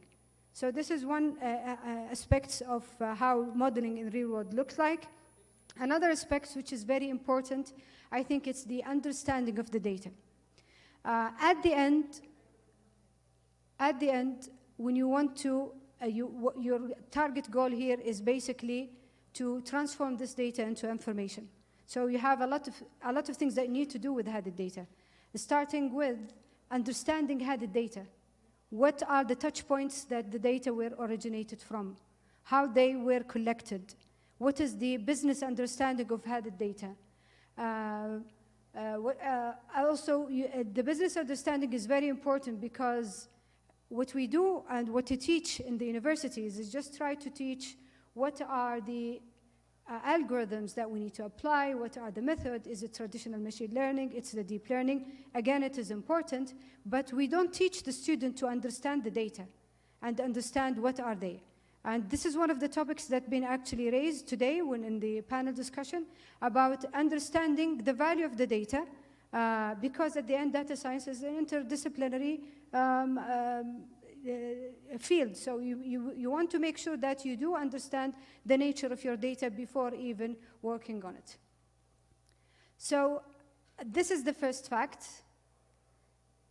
The second fact, which is important, as it's introduced the topic today, machine learning, when it comes to industry, it made a lot of great accomplishment, great achievement. But it is sometimes you think why most of these companies do not really employ machine learning. In a nutshell, because the deployment of machine learning problems, the deployment of machine learning models are very, very expensive. It's not something that you can treat it as a simple IT project. And if you'd like to understand why, just think about what differentiates machine learning systems with the other normal systems. It's simply the association between these systems with data. And when we speak about data, we speak about uncertainty. There are a lot of things that could happen that make you, that could, external factors that could affect how the data will behave in real life. Hence, the deployment of these models are very, very difficult. It's not easy. And the thing with the industry, they used to actually follow traditional software engineering approaches to handle these problems, which doesn't really cater for all these challenges. Let me tell you some of these challenges again. For example, if we look and who are familiar with building machine learning codes, the code of the machine learning is basically very tangled and very connected to each other. It's very hard to actually separate them in encapsulation and make them like units as easy as the, let's say, the other projects in IT. Also, again, the data dependency that it is happening, which actually affect and make that systems very effective. There is also the configuration effect. When you build machine learning, you do a lot of configuration. Configuration of hyperparameters, configuration of the data versioning. There are a lot of things that you need to track and tackle.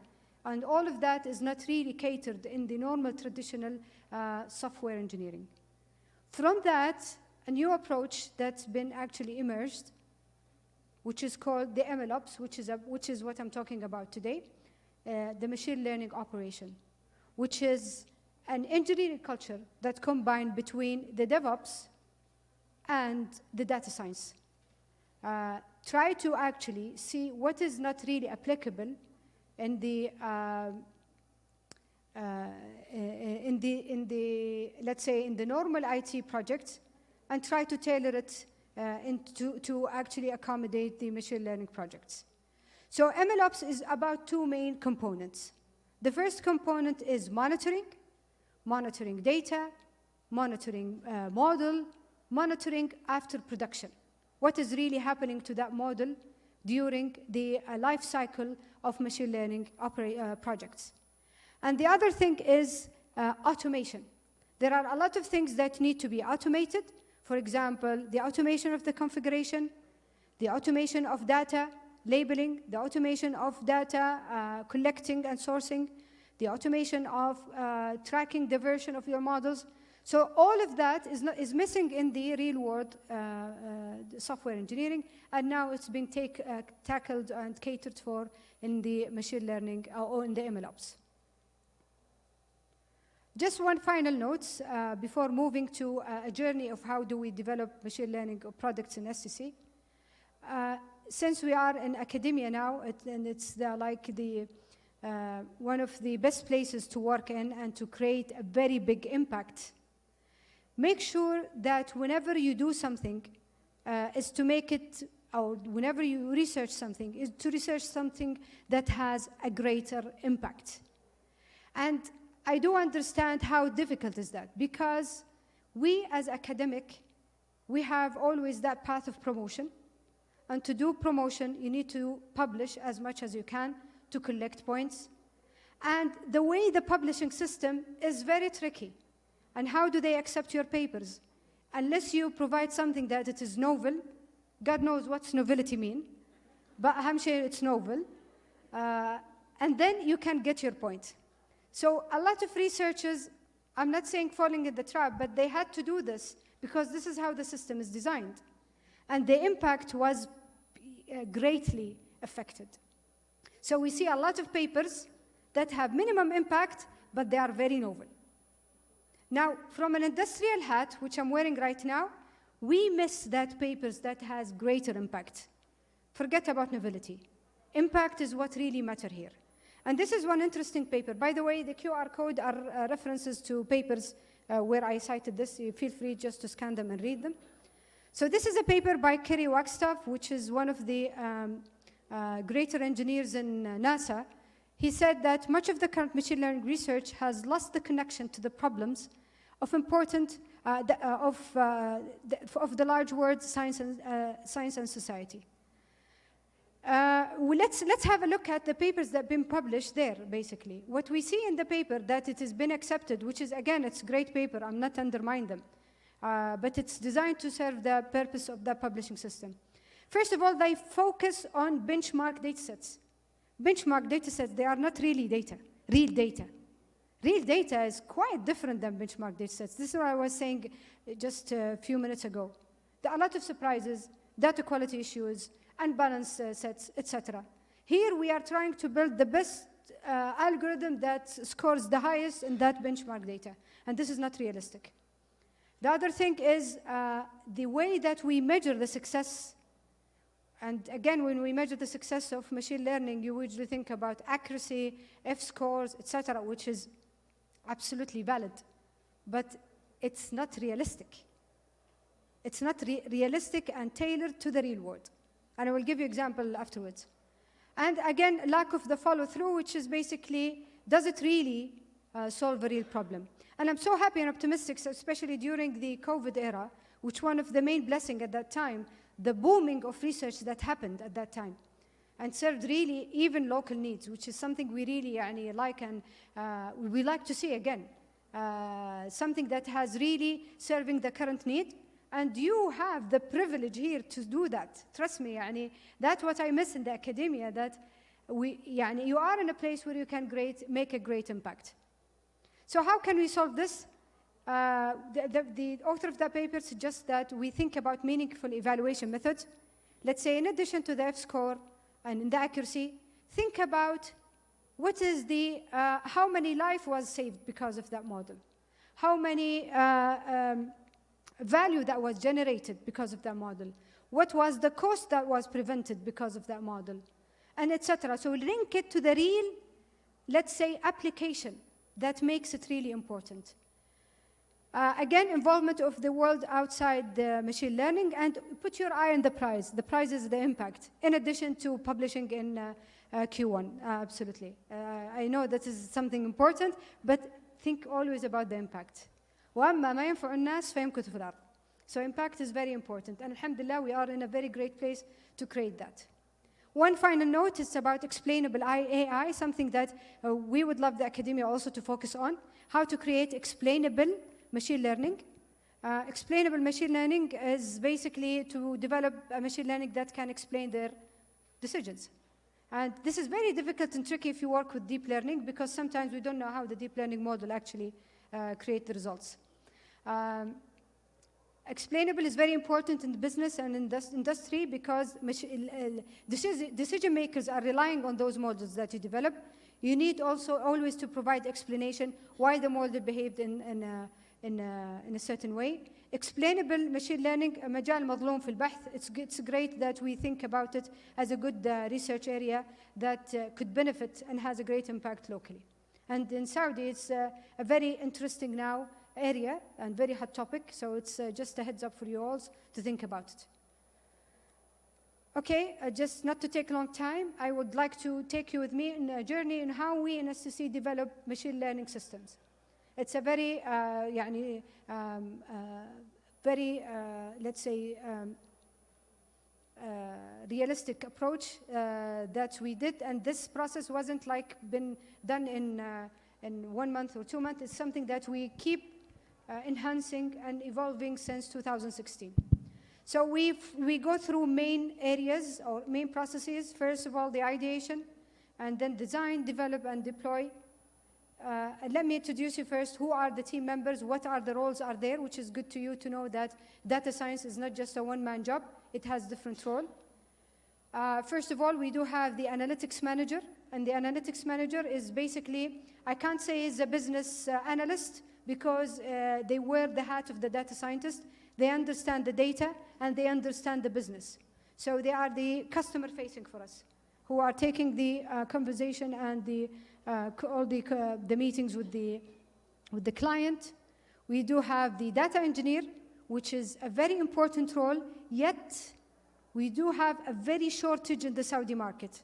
And this is a heads up for the students to think about this as a very desired job that it is, I believe, every employer is looking for. The data engineer is responsible of gathering and preparing the required data, and they do a lot of SQL, Python queries just to make sure that to prepare data, create data marts that have later been used by the data scientist.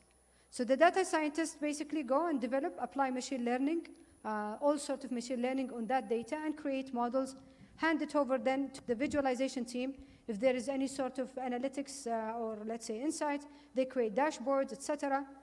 And finally, to the machine learning engineers, who is responsible of taking these models and deploy them, put them in production, and make sure they are running and working very well.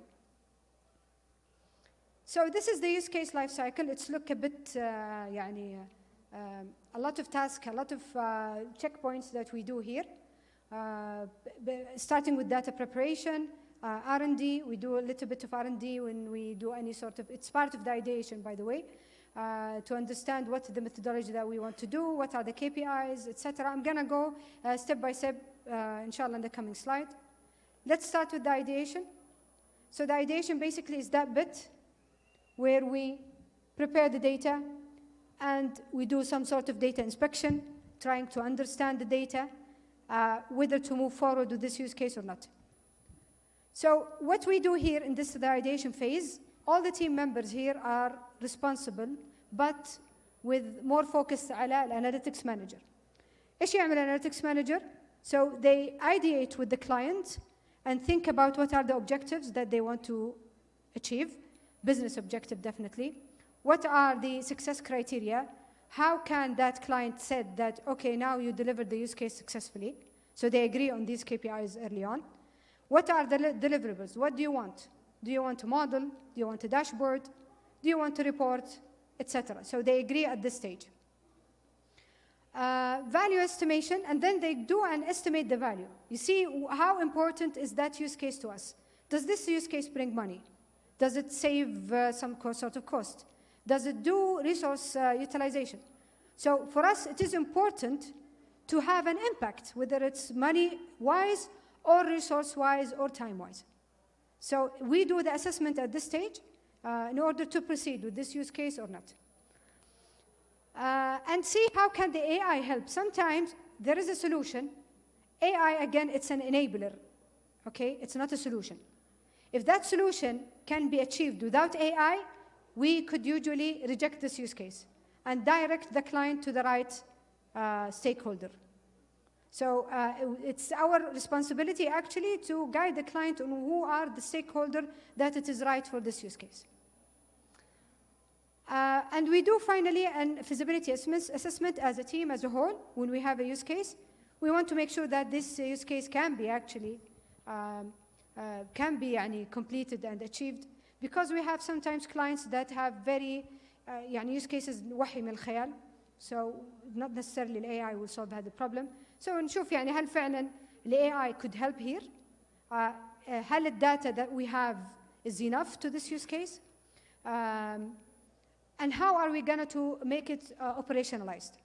We discuss all of that, and if that pass all these checkpoints, then this use case is, we will start working on these use cases, is accepted. So this is in the ideation phase. In the design phase, which is a bit of an R&D, we start working on the use case. We do collect data and to do some sort of EDA. Let me just give you an example.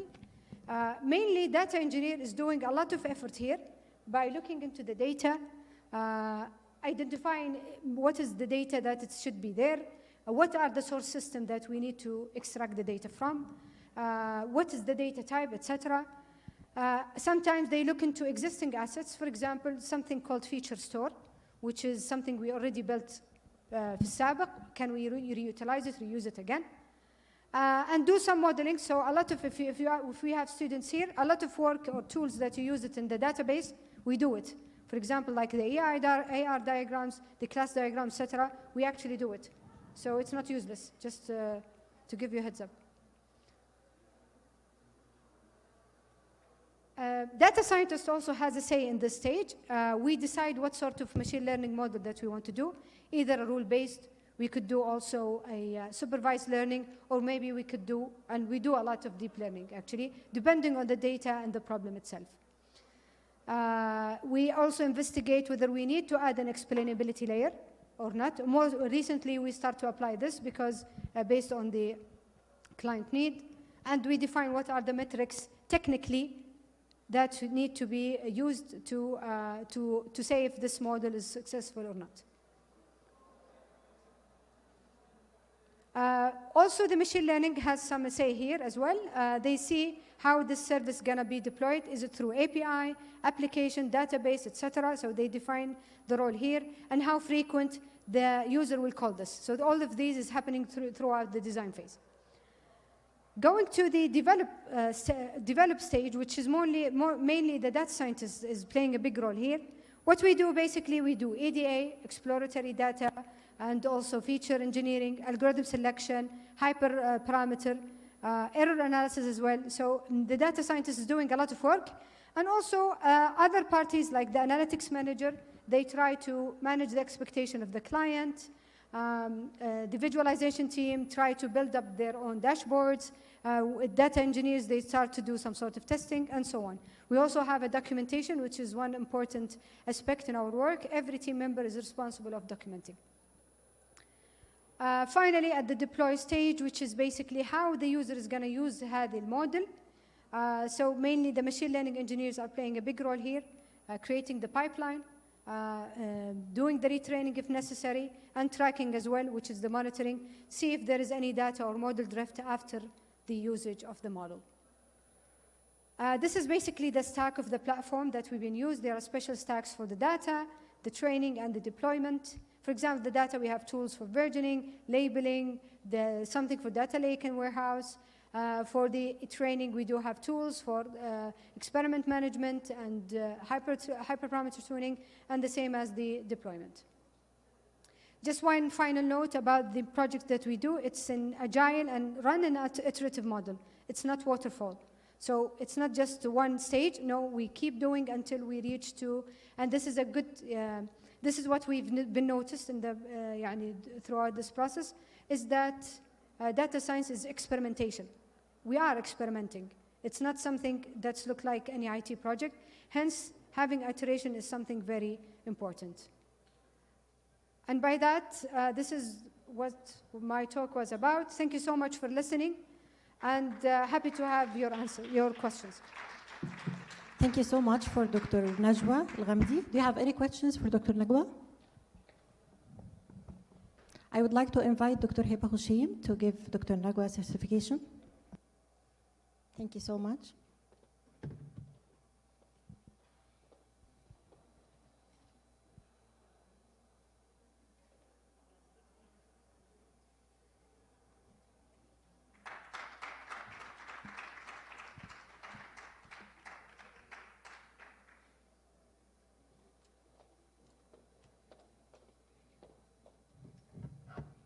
Now we will move to the second keynote speaker with the title Data Science Impact with Realm of Cybersecurity, presented by Dr. Fatima Al-Aqil. Dr. Fatima Al-Aqil, Vice Head Training Center, Cybersecurity Advisor and Assistant Professor at King Saud University. She has many research and several volunteer agreements with the society, and also she is focused on the capacity and raising awareness of cybersecurity. Please welcome Dr. Fatima. Dr. Fatima, the floor yours.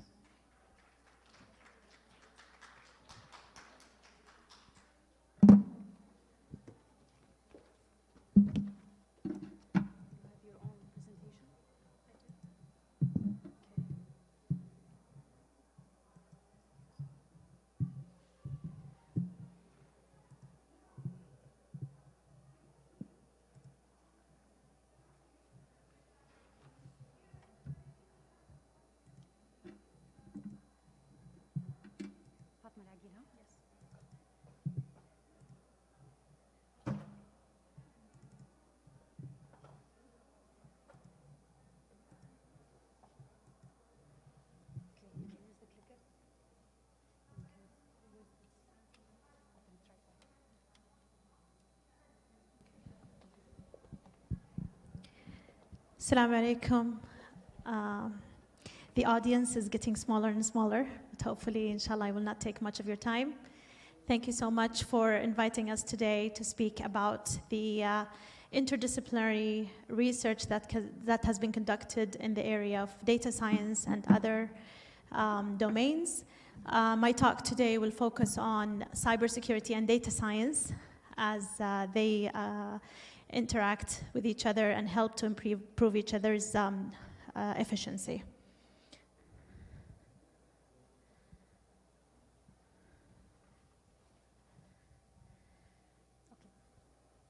Okay, so we're gonna define the cybersecurity just to give you a bit of a background, and then we're gonna get into the current challenges of cybersecurity. We will see how data science can improve the cybersecurity operations, and then we will see the other way around of how to secure AI models, and then at the end we will conclude with a few messages. So first of all, what do we mean by cybersecurity? So cybersecurity is actually a field that is concerned with the practices to protect system resources, software, hardware, networks, and all of the communications that happens, including the data that was transferred during any information technology phases. The term cybersecurity can be used in different contexts and can mean, and it has a lot of different focuses, starting from businesses and mobile computing. We can divide cybersecurity domains into subdomains such as network security, application security, and also operational security, and also data security. So there are plenty of subdomains that fall under cybersecurity that we can relate to and use on a daily basis. The cybersecurity focuses on eliminating or mitigating cybersecurity threats. The threats can be countered, countered by cybersecurity are actually categorized into three different categories: cybercrime, cyber attacks, and cyber terrorism, where there are certain activities that has been conducted in the network to disrupt services or to violate confidentiality, integrity, or availability of the systems or the data. And there are plenty of well-known cybersecurity attacks, such as man-in-the-middle attack, SQL injection, malware, denial of service attack. So this is probably a very good, I would say, background of what cybersecurity means for non-cybersecurity people. So the idea is just to protect the and networks from malicious attacks. So let's get into why cybersecurity nowadays have become challenging more than before. And the reason is because we have a lot of advancement now in the technology that have impacted how we do cybersecurity. So the whole, I would say, game has changed.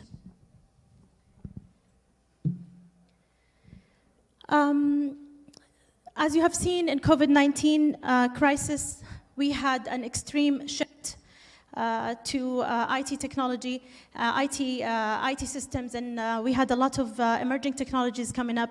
And there were a lot of cybersecurity threats evolving at that time as well.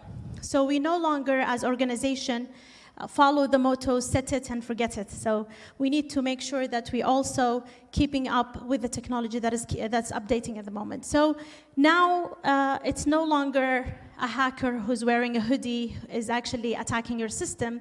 It's now an industry that is built around how to hack your system. There are industrials who actually try as much as they can to get your data, to get your systems in a professional, I would say, way. So it's no longer just people who are behind the scenes. Also, it is very important for us to manage what's happening now, the blind spot of cyber criminals. There are plenty of evasion techniques, dodging techniques, and there are plenty of working around security protocols. And it's no longer secure for us to just use technology as it is. We need to know how the hackers are actually evolving and how are their techniques used to exploit systems and data. There's another emerging issue in software assurance. Hackers now, they infiltrate third-party software and use trusted connections to place malware undetected directly into your own environment. So it's even getting better and better for hackers to get to us and to exploit our systems. So the question is, how does data science improve our cybersecurity operations? It's very important to see how do we link data science to the domain of cybersecurity. There are plenty of use cases of how data science in cybersecurity can be useful and how it can improve the cybersecurity operations. One is the vulnerability management. The other is threat hunting and mitigation. And then intrusion detection prevention, network security, malware detection, and data center. We'll just go through these use cases briefly to see how can data science / AI improve the efficiency of these activities. So in terms of vulnerability management, usually organizations, they struggle to manage the threats and vulnerabilities in a speedy way, I would say. They usually respond to incidents after an attack happens. So it's long after it's done. Using artificial intelligence, it could improve the vulnerability management capabilities, and it can create a vulnerability database that can be monitored frequently. And we can use tools such as UEBA, which is a user and event behavior analytics that is powered by AI to ensure that the vulnerabilities are managed properly and we can stay on top of them. The other thing is the threat hunting and mitigation. So using the conventional cybersecurity tools or techniques usually cover probably 90% of the threats that that we could reach. However, if we use AI, we could reach 95%. But if we combine both the AI and the conventional techniques, which is the human side to it, we can reach actually 100%. So there is a trend now in the technology that actually asks experts to put their feedback as well to help the mitigation process by combining the AI and the human, I would say, recognition of threat hunting. In terms of mitigation, also, AI had helped a lot in terms of how to mitigate these threats. The attacks that are actually happening at the moment are artificial intelligence attacks. So you need artificial intelligence mitigation measures. And so it's no longer just conventional attacks. They are actually tailored specifically to be sophisticated and to use artificial intelligence techniques. And hence, We need the AI-based attacks. It shows that when we actually respond to these attacks using AI, we can have a rapid scalability, behavioral analytics, and personalization to these attacks that are more robust and more effective, we would say.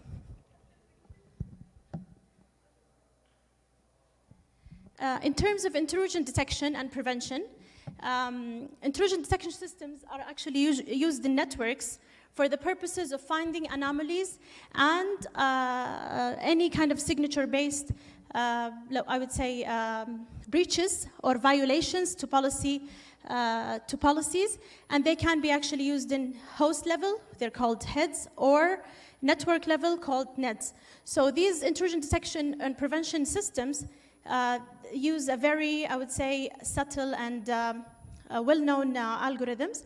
However, if we have added a layer of artificial intelligence to that, we would get a more accurate detection and lower false positives. So that's another domain which is probably used very much in network security area of cybersecurity.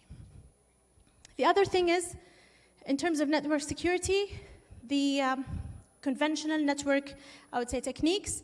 First of all, is creating the security policies, which helps you to know which devices are, it would actually help between the legitimate and malicious network connections.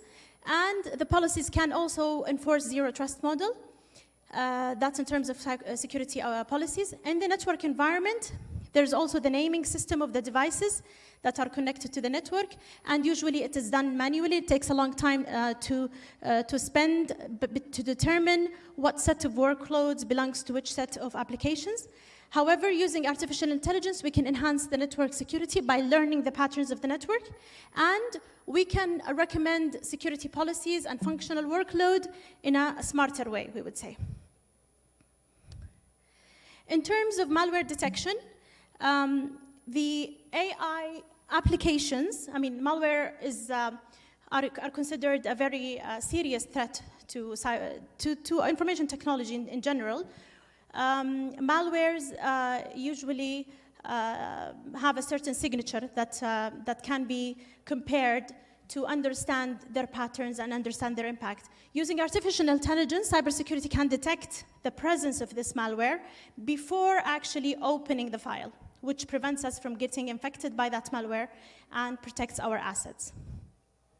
So the availability of, there are, I would say, tens of millions of labeled samples of malware that been, decided whether they're malware or benign, that could help successful application of deep learning in the artificial intelligence models used to detect malware. So that's one of the important, I would say, domains where cybersecurity benefits a lot from the data science. Another thing is data centers. And Google reported that 15% reduction in power consumption and 40% reduction in cooling costs in their data centers after implementing AI technology back in 2016, which means they have employed the data science approaches or AI approaches to make sure that the hardware used in the data centers are always efficient and working, and there are no power cuts, and there's no any kind of disaster that could affect the data center or cause data loss. So they can monitor power consumption, backup power, internal temperature, bandwidth usage, cooling filters. They all can be monitored using AI and to increase the efficiency of these data centers. Another, I would say, domain that was not part of these cybersecurity operation is this security analyst augmentation. So security analysts are people, so they're human. And we use them all, we utilize their skills to find where cybersecurity problems are and mitigate them. The issue is that since they're human, they have a limited, I would say, power and accuracy.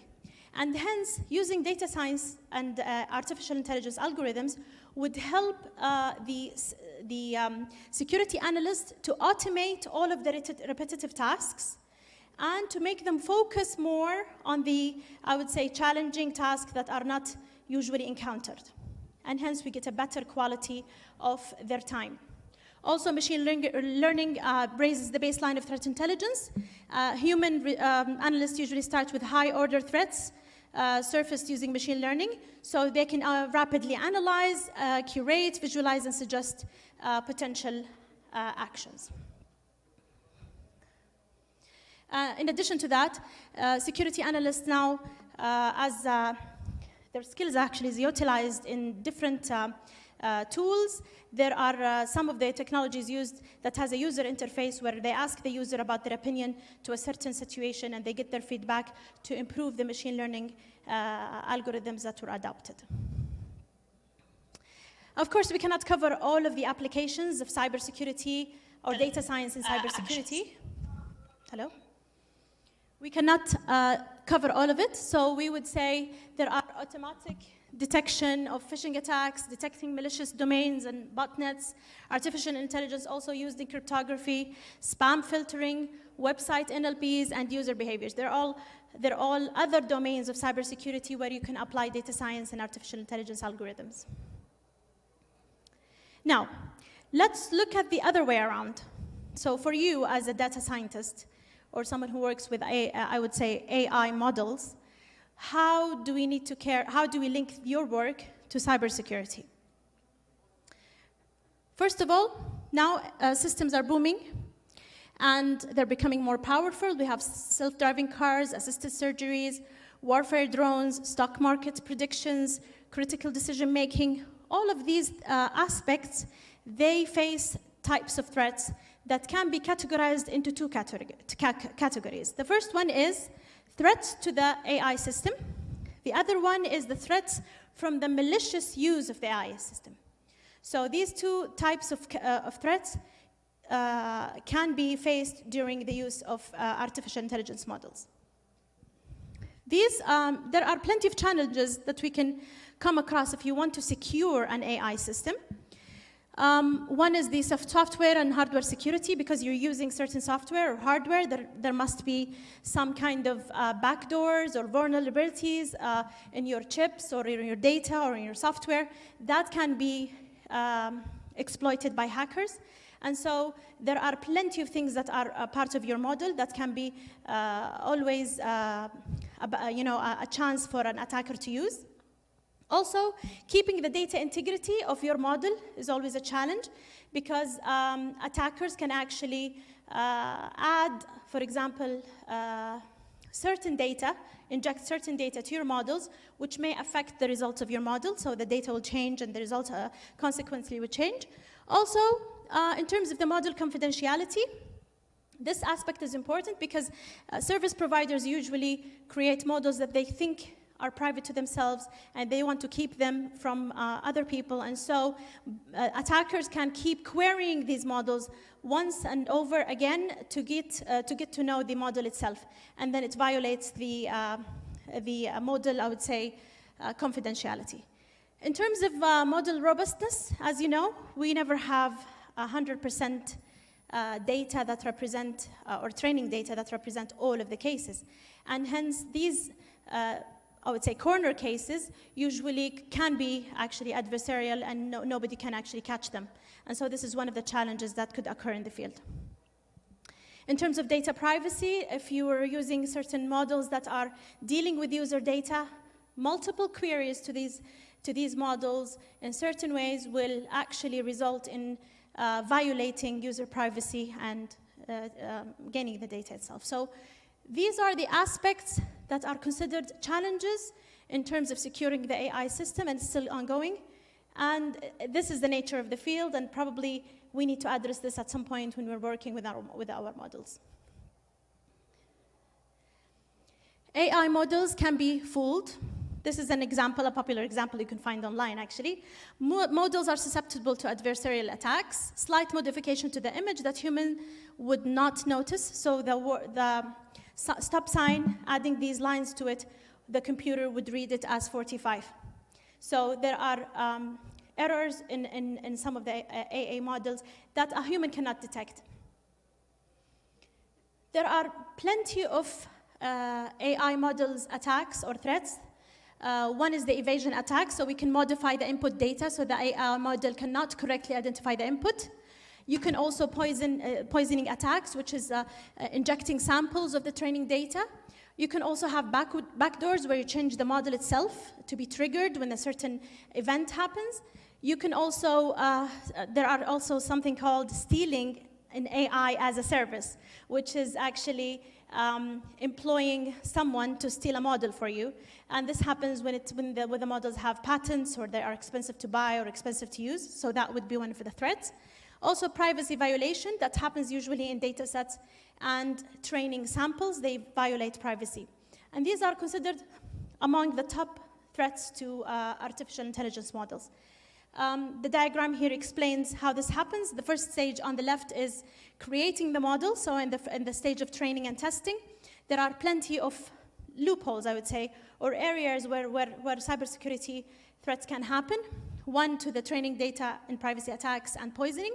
And then in the model itself, there could be a backdoor. When the model is actually done during the deployment phase, there could be also more threats to it, the evasion in terms of the data that are used for input, the stealing of the model itself, and also the backdoors that can be incorporated.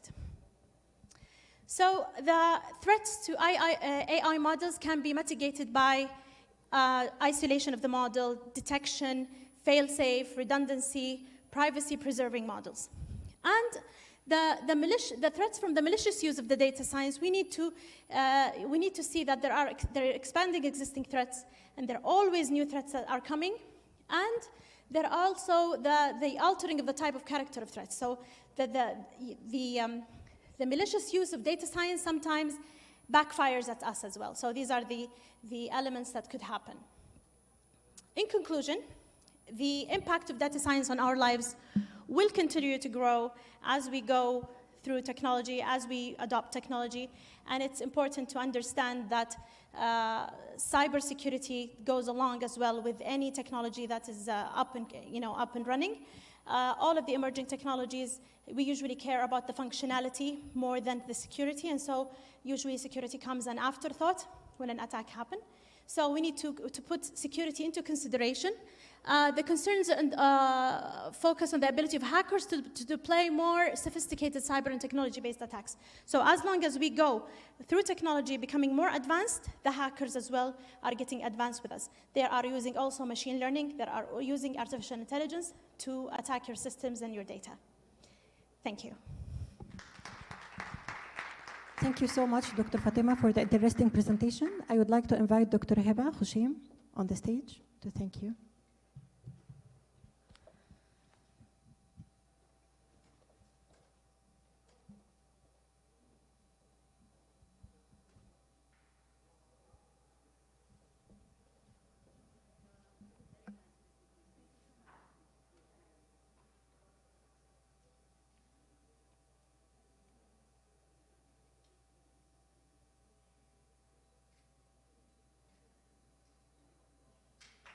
Thank you, Dr. Fatima.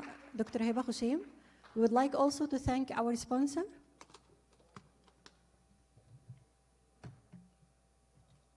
We would like to also to thank our sponsor, the Wallet Learning Company person.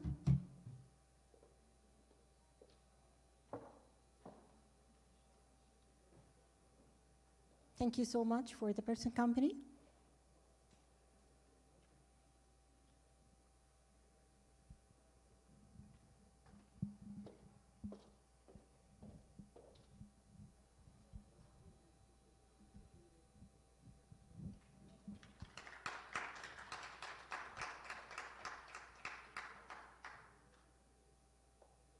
Thank you so much. Now this is the time for the track one.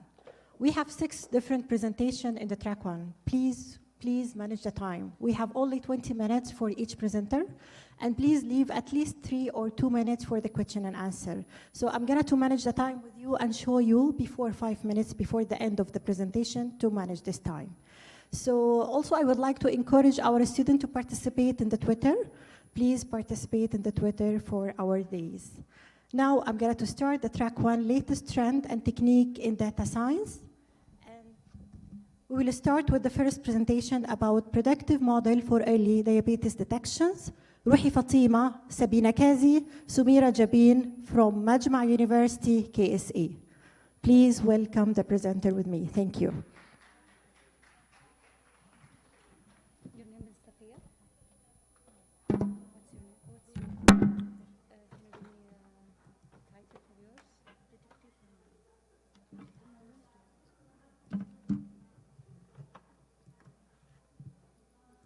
Predictive, yes. Do you have your presentation or no? Without any presentation? I have the presentation. I have already uploaded. What is yours? Mona? What's your name? Fatima, ID. Okay, just a minute. Track I. Paper ID too. Yes. Okay, just a minute. I'll share this. ID too. This is it? No, this is not. ID too, this is it. Okay, this is the clicker. You can use it. Okay.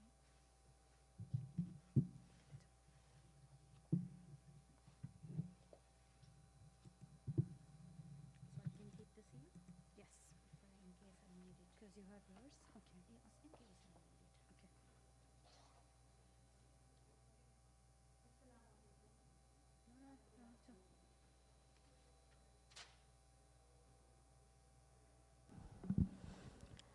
Alhamdulillah, and I would like to thank PSU and all the dignitaries for giving me this great opportunity.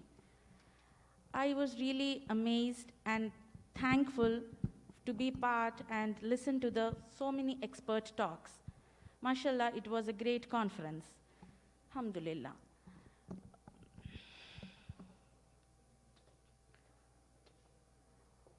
So, last year, one of my family members was trying to apply for Hajj. The Etmarna app didn't allow him to do so because he was diabetic.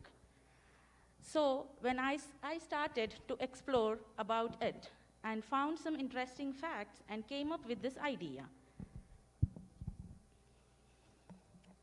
Myself, Ruhi Fatima, working in Majma University, co-author Sabina Kazi from the same affiliation, and Sumaira Jabin from India. I'm here to present a precise of my work, a predictive model for early diabetics detection. This will be my outline.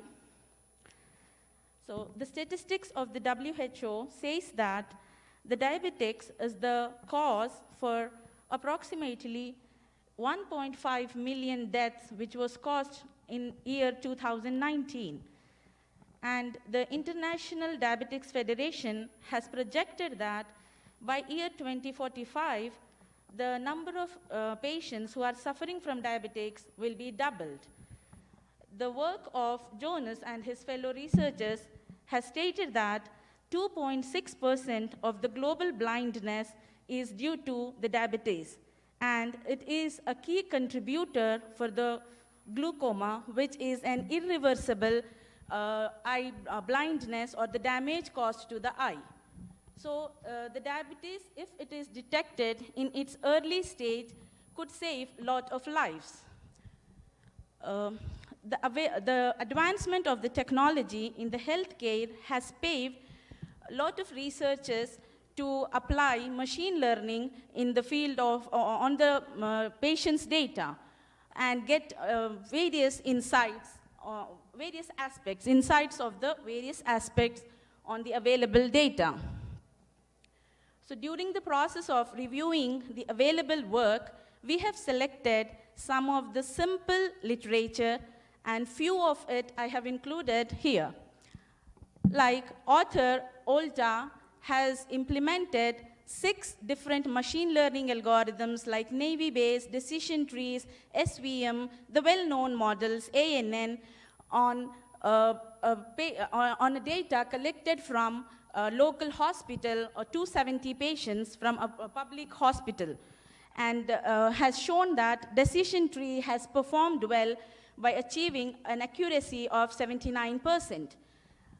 Whereas the researcher Suresh Kumar has implemented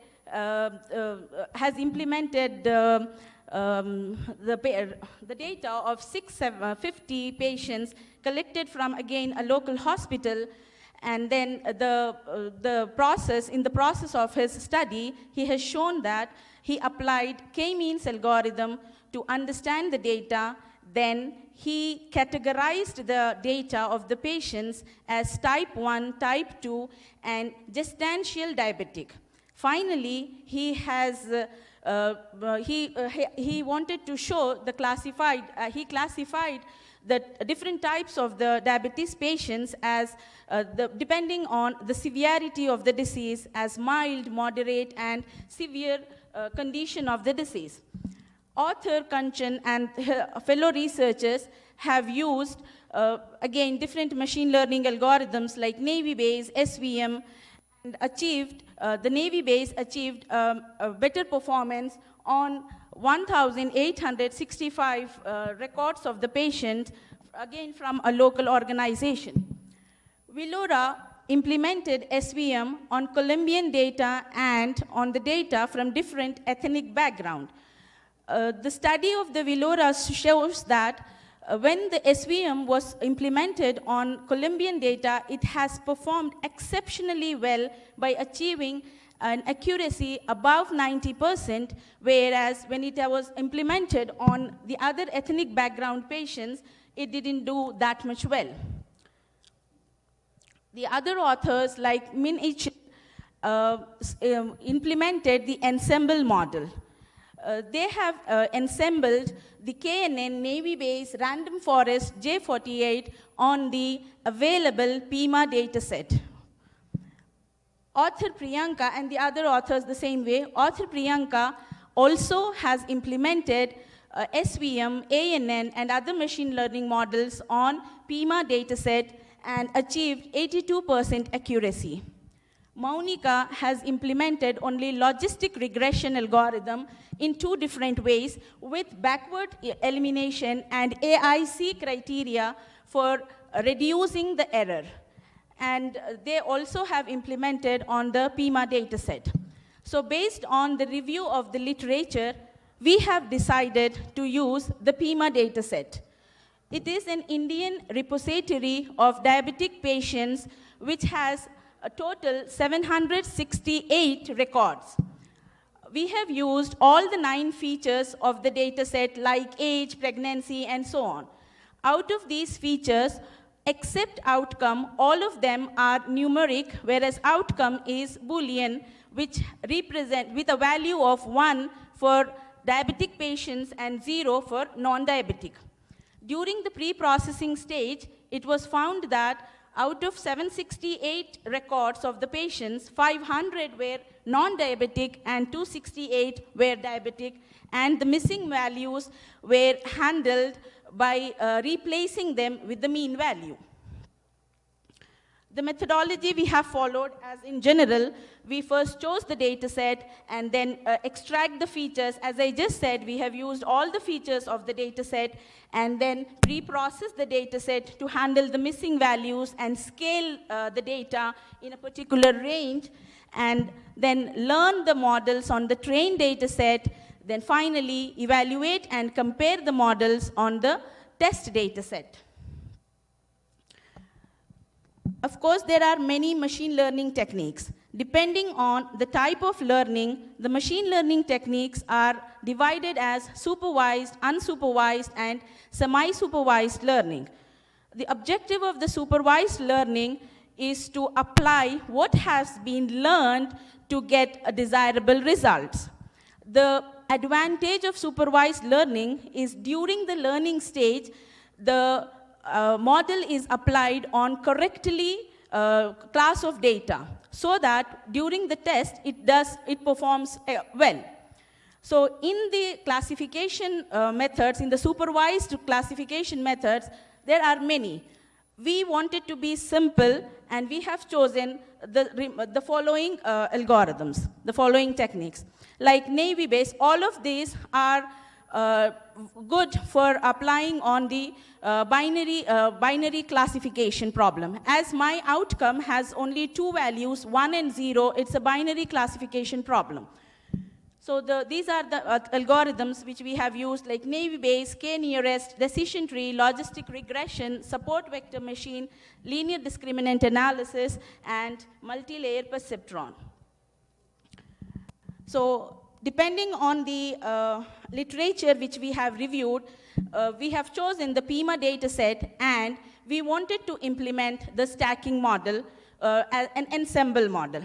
As the name says, stacking model, it uses different machine learning models and stack them, pile them.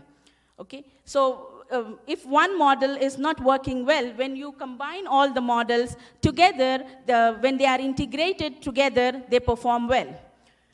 So the stacking model is actually, like the architecture of the stacking model has two levels. At level 0, the base models are used, and at level 1, a meta-learning model is used. So the architecture which we have followed in our work, we have chosen the data set, then pre-processed it, and during the pre-processing, we scaled the data using min-max scaler to get the values in the 0-1 range. After pre-processing, we have divided the data as 70% trained data and 30% test data.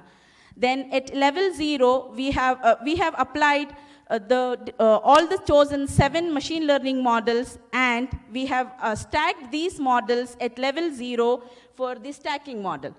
Then at level 1, we have used SVM again as a meta-learner in our stacking model. We compared all the results of the actual models like Navy Bayes, decision tree, and the other models to our stacking model results. So as the previous, one of the authors, speakers said that when you build a model, you need to evaluate that the model is performing well. So to evaluate the models, we have used some of the metrics like confusion matrix and sensitivity, specificity, and so on. Confusion matrix is just a summary of prediction on a classification problem. So the notations which we have followed, TP, to predict correctly that a patient is diabetic, TFP, false prediction that the patient is diabetic who is actually not diabetic, false negative, predicting that patient is non-diabetic who is actually diabetic, and for true negative, predicting that a patient is actually non-diabetic. So the stacking, all the results obtained applying all the models are shown in the tables on the trained data as well as test data. The stacking has performed desirably well. The other metrics which we have used to evaluate is sensitivity, which shows which is used to measure the number of positive cases which are correctly predicted. So specificity, it is like the negative rate, negative prediction rate. And the accuracy, it's like actual predicting cases, correctly predicting cases to overall cases. As can be seen clearly, the stacking has done pretty well compared to other models in terms of accuracy on the trained data and the test data by achieving 80.43% on the trained data and 82.11% on the test data. The other metrics which we have used, precision, which is to measure the predicted positive cases are actually positive or not. Recall is similar to sensitivity, and F1 score is the harmonic mean of precision and recall. As can be shown from the readings, the stacking model has performed pretty well. The F1 score of the stacking model is 0.797. The results obtained are visualized using two charts, a bar chart and a column chart, to give a better idea of the results, to visualize in a better way the results obtained. As can be shown clearly, the stacking model has achieved an accuracy of 82.11 and an F1 score of 0.797. I know it's not much better compared to the other models, but it has done pretty well, as we wanted to make our model, our simple model, not using any deep learning or anything else. We just wanted to show that stacking has done little well compared to the existing models. So finally, I would like to conclude that we measured different algorithms, different machine learning algorithms, along with our stacking model, and compared the results achieved by the different algorithms and the machine learning algorithms, and the accuracy of stacking model was 82.11 and the F1 score as 0.797. This is the beginning work which we started. Of course, it is not like a great work. I understand that. It's a beginning work, and inshallah, in future, we wish to extend this thing and apply deep learning, or we want to show that the non-diabetic patients, in how many years they could get diabetes. As well as we want to show that the diabetic patients, how much time, after how much time they could develop the glaucoma features, and so that we can save the people's eyesight, and which is a really, which causes a great problem for the patients. Thank you for listening. These are my references, and would love to listen if you have any questions. Thank you so much for the great presentation. Thank you. Thank you so much. Thank you. Now we will go to the second presentation, crowdsourcing sentiment analysis and contents analysis with infographics reflection of social media human climate interaction. Urkida Ismail, Hala Ismail, Aman Al-Khayyat, Randa Al-Johani from Prince Sultan University. Please welcome Dr. Urkida with me on the stage.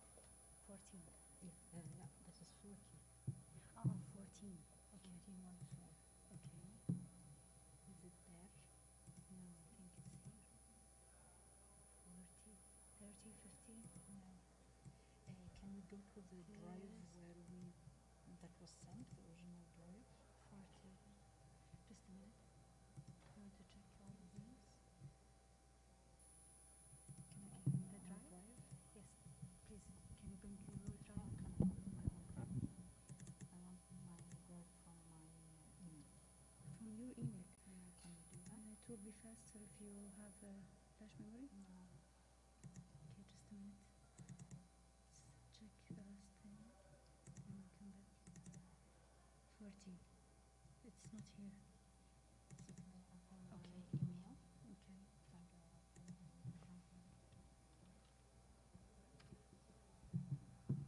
email. Okay. Oh, this is yours? Yes. Okay. It's a sign. It's hanging.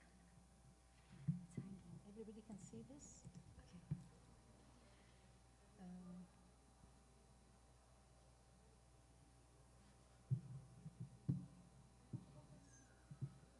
What is the title? No, I have to open my drive. Oh, your Google Drive. My Google Drive. No. Okay. That's why I want my, yes.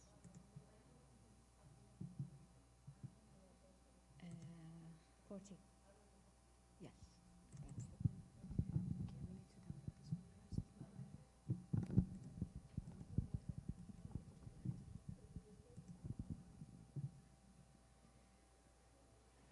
first. It happens. How do I move this? I just click the right one. Right button.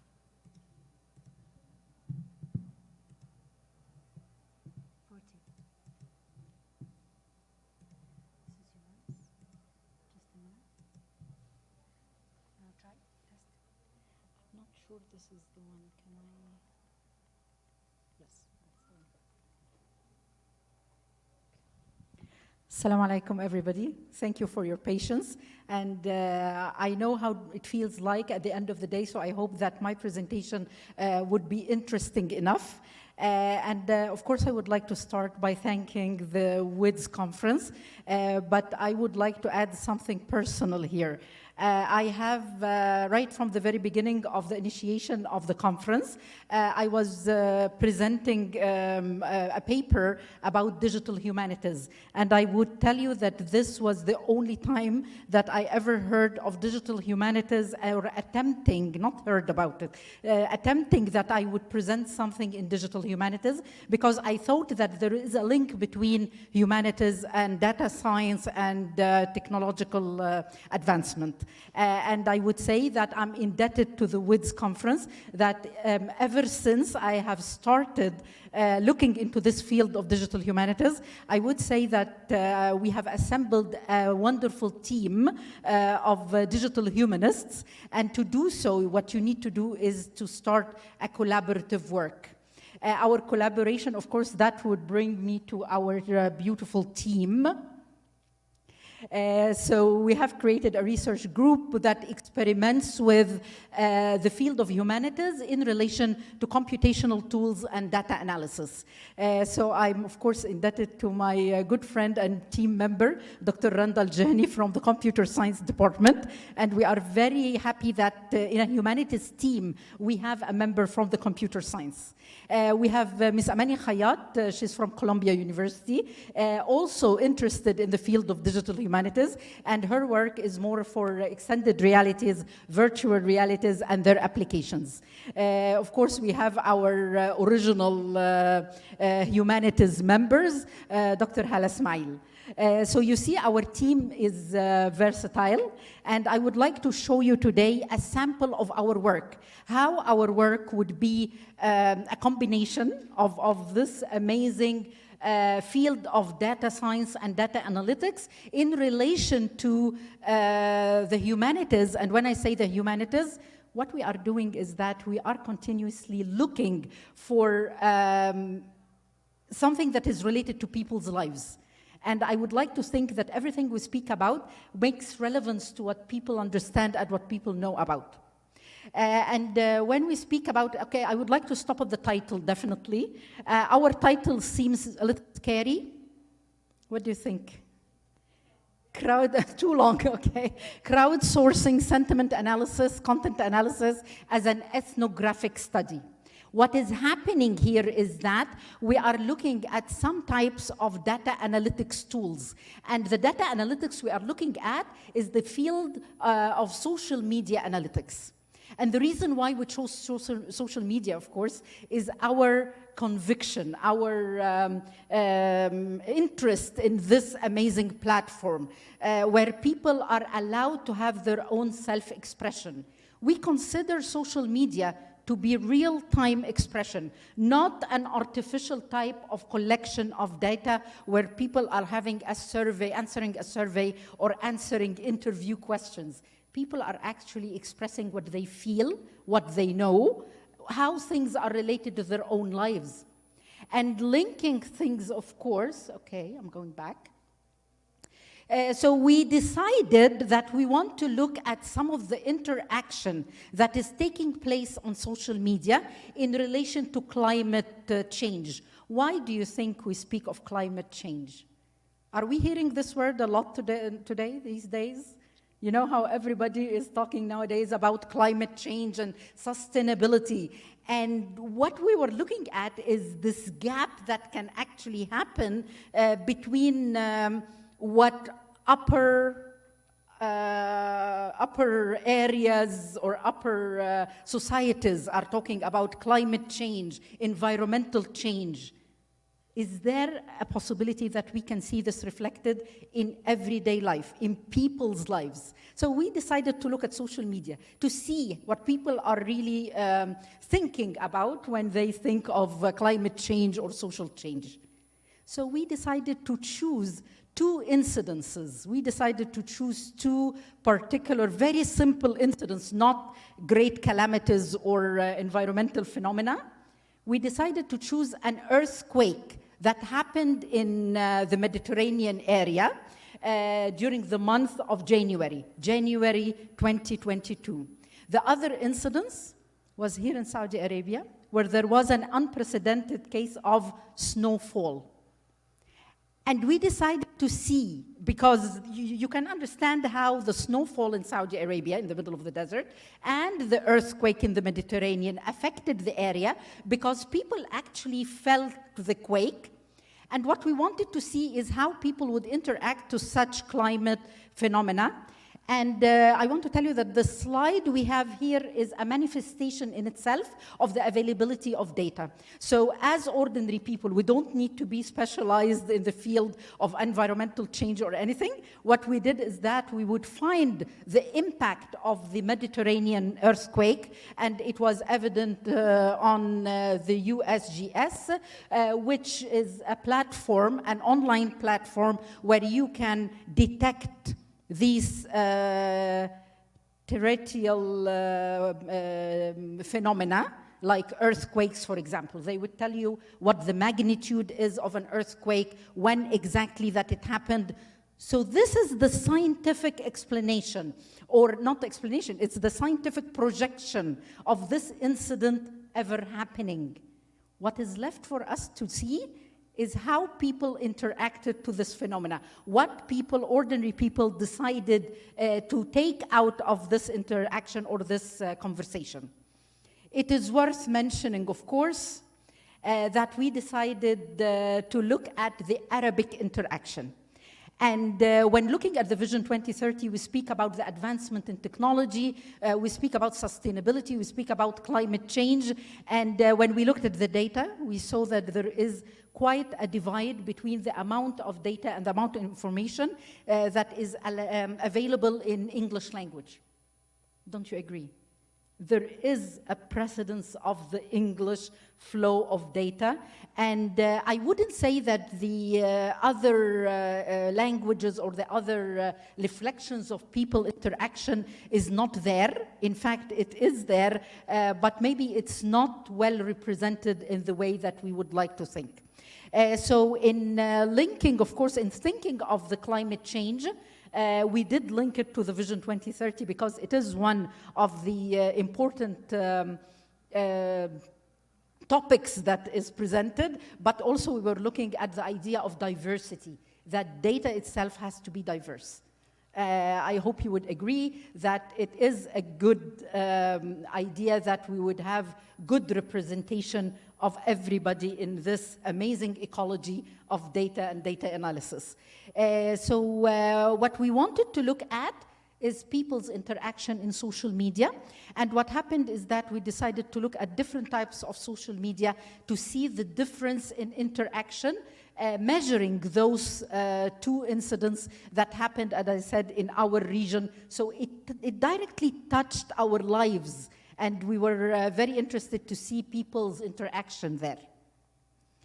So the four areas that we looked at, the platforms, I think all of them would count as social media analytics.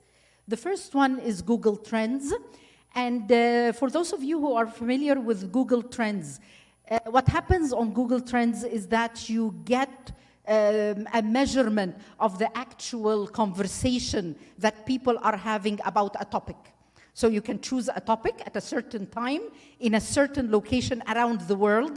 You will find all countries in the world included, Saudi Arabia included as well. So we were able to detect the traffic of people interaction on Google Trend.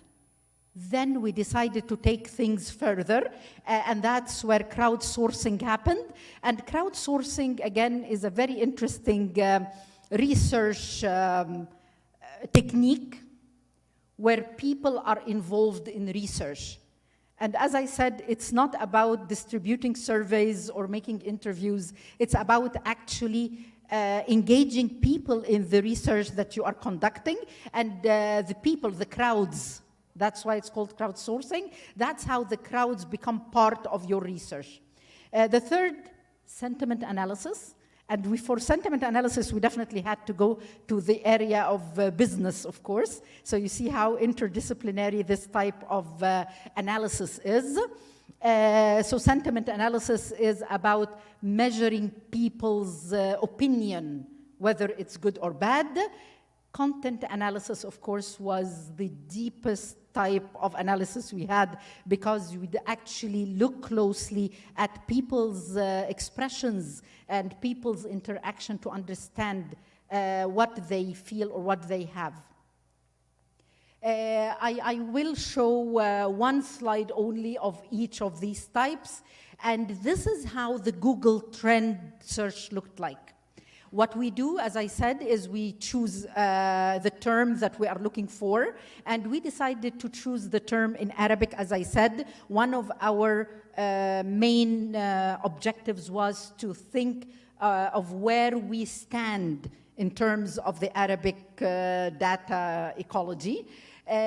So if you look closely at the first search, for example, where it says الزلزال, which is earthquake in Arabic, and you can see the spike. So you see how it shows that on this day, on the 11th of January, there was this spike of social media talk or search about earthquakes. So that is what Google Trends would give you if you decide to do some research using Google Trends. Then we decided to see if there is a difference between الزلزال. Do you see how it's happening here? What happens in Google Trends is that if you search for الزلزال, the earthquake, and there is an incident happening, they would start telling you what those people searching for the word earthquake are searching for as well. And do you know what people searching for the word earthquake search for? The dua for earthquake. You would definitely, if you have an earthquake, then you definitely, people now with that earthquake want to make dua, because that is a purely Arabic or Muslim inclination. And so I want you now to see how in our findings we are getting those unique traits that are unique to our culture that in a Western type of analysis that would not show. So you see that in the second slide you have earthquake, you have dua al-zilzal together with the zilzal, and those were the spikes on the day. So the spike itself shows where people were interested or were talking. They were actually talking on the social media. On the other side, you would see the weather, since we are talking about the snowfall that happened in Saudi Arabia. So again, you would see how it's not a spike, not one day spike. It seems that the phenomena was happening over some time. It's interesting, again, to make the comparison. سقوط الثلوج, that's the Arabic term for snowfall. But what was really interesting is the findings related to the snowfall, which is about people wanting to know what the weather is like tomorrow. And why do people want to search what the weather is like tomorrow? They want to look at the snow, that's a very good point, or they want to decide whether they would be wearing snow type of clothing or not. So climate change that is happening in the UNESCO or the United Nations or happening inside of laboratories would have a different type of data in everyday life. People are worried about what happens in an earthquake, and people are also worried about what the weather would be like, because maybe they would like to get more clothing, or they want to go and see a phenomena like the snow. And you would see later in some of the slides when we go deeper, as I said, that in a snowfall happening in the Middle East, what do you think would happen in the sentiments of people? Would people be unhappy or alarmed? We found it very interesting. One of the findings that we found was very interesting, that the snowfall was an amazing occasion where people were very happy that it was happening. Crowdsourcing, as I said, let me tell you what happened with the crowdsourcing. Some websites made a call for the people. If you felt the earthquake, tell us where you live, tell us where the location is, and how was it like. Now, in this part of the analysis, we used Voyant Tools. Voyant Tools is a very friendly platform where we were able to get those types of word interactions. So we were able to find out which words were more common, which terminology was more used, and in the crowdsourcing, it was very important that some people gave the answer, I live in a certain place and the earthquake was very strong, or no, it was not strong at all. But you would imagine that with human interaction, there was joking, there was people saying, we never heard of it, no, we didn't feel anything. Others took it very seriously. They were again asking for the dua, for zilzal, because that's what we should do in these occasions. Crowdsourcing is an emerging type of data collection. And I think it should be, anybody who is working in the field of data, I think should work on crowdsourcing. I think you will find it important that you are engaging people and asking them to contribute. In the sentiment analysis, those of you from the business departments know that I said we took it from the business because that's where branding try to see the impact of their businesses, so they try to see the impact of negative words and positive words. So it becomes a polarity type of research where you are trying to think or see people's interactions, whether it's negative or positive. So that's exactly what we tried to do. Again, this is another feature of Voyant Tools. I've included, of course, the link with the references. And what you can do with Voyant Tools is that you can find the exact count with the percentage of words that are negative or words that are positive. And as we said already, you already got it. People talking about snowfall in Saudi Arabia were happy about the occasion. And so what the sentiment analysis did is that it showed that this aspect, that it's an interesting occasion, it's a happy occasion, unlike in the Western world, for example, where it would be, I think it's exciting as well, but in a different way. Content analysis, I would say, is my favorite. That's the part where let me do this part, please, because we are actually looking at word choices, what people are doing. It's a qualitative, definitely, type of analysis, and it gives a very strong insight into people's interactions. What we have is, again, the nodes or the themes that we decided to specify. When we are doing content analysis, what we do is that we decide what are the main categories of people's reactions. So we divide the reactions into themes that we call nodes. And then everything would, in the analysis of the corpus, we start putting the words under, they would fall under each theme. I found those interactions between nations or countries to be, again, an interesting type that is reflected in social media analytics.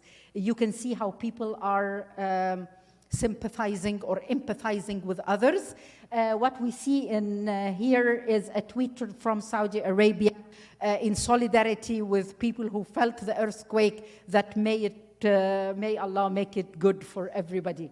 As for the word cloud, I like you to see how the word cloud reflects what we are talking about. Do you see how the word Allah is very evident as the most relevant word in the word cloud we had from the corpus? And Tabuk, it is obvious that the area where the snowfall was from Tabuk. What we have at the end of this research, I think it would be available if anybody would like to look further. What we did is that we have the strengths of each of these data analytics types and the weaknesses. So when you want to do if you want to do the same analysis, you will find here that we have included the strengths and weaknesses of each type. I'll end, of course, reminding everybody with the limitations of social media. Unfortunately, social media is real-time self-expression, conversation that you can get in a real situation, but it's not a representation of all stratas of society. We cannot rely on it generalizing that the whole society is doing so. It will remain, at least for now, for the special type or the special class of people who use social media. So I think this is the strongest or the biggest limitation with social media analytics. And of course, I thank you all for being here this late in the day. Thank you so much. Thank you, Dr. Urquida, for a very interesting presentation. Do you have any question for Dr. Urquida? Thank you so much. Yeah, before starting the next session, I would like to remind our students, if you have to share their thoughts through the Twitter and Instagram, PSU Twitter and Instagram. Now we are going to go to the next presentation about the analysis of dimensionality issues in house price forecasting modeling. Sabia Sakri, Zaytoun Ali from Princeton University. Please welcome the presenter on the stage.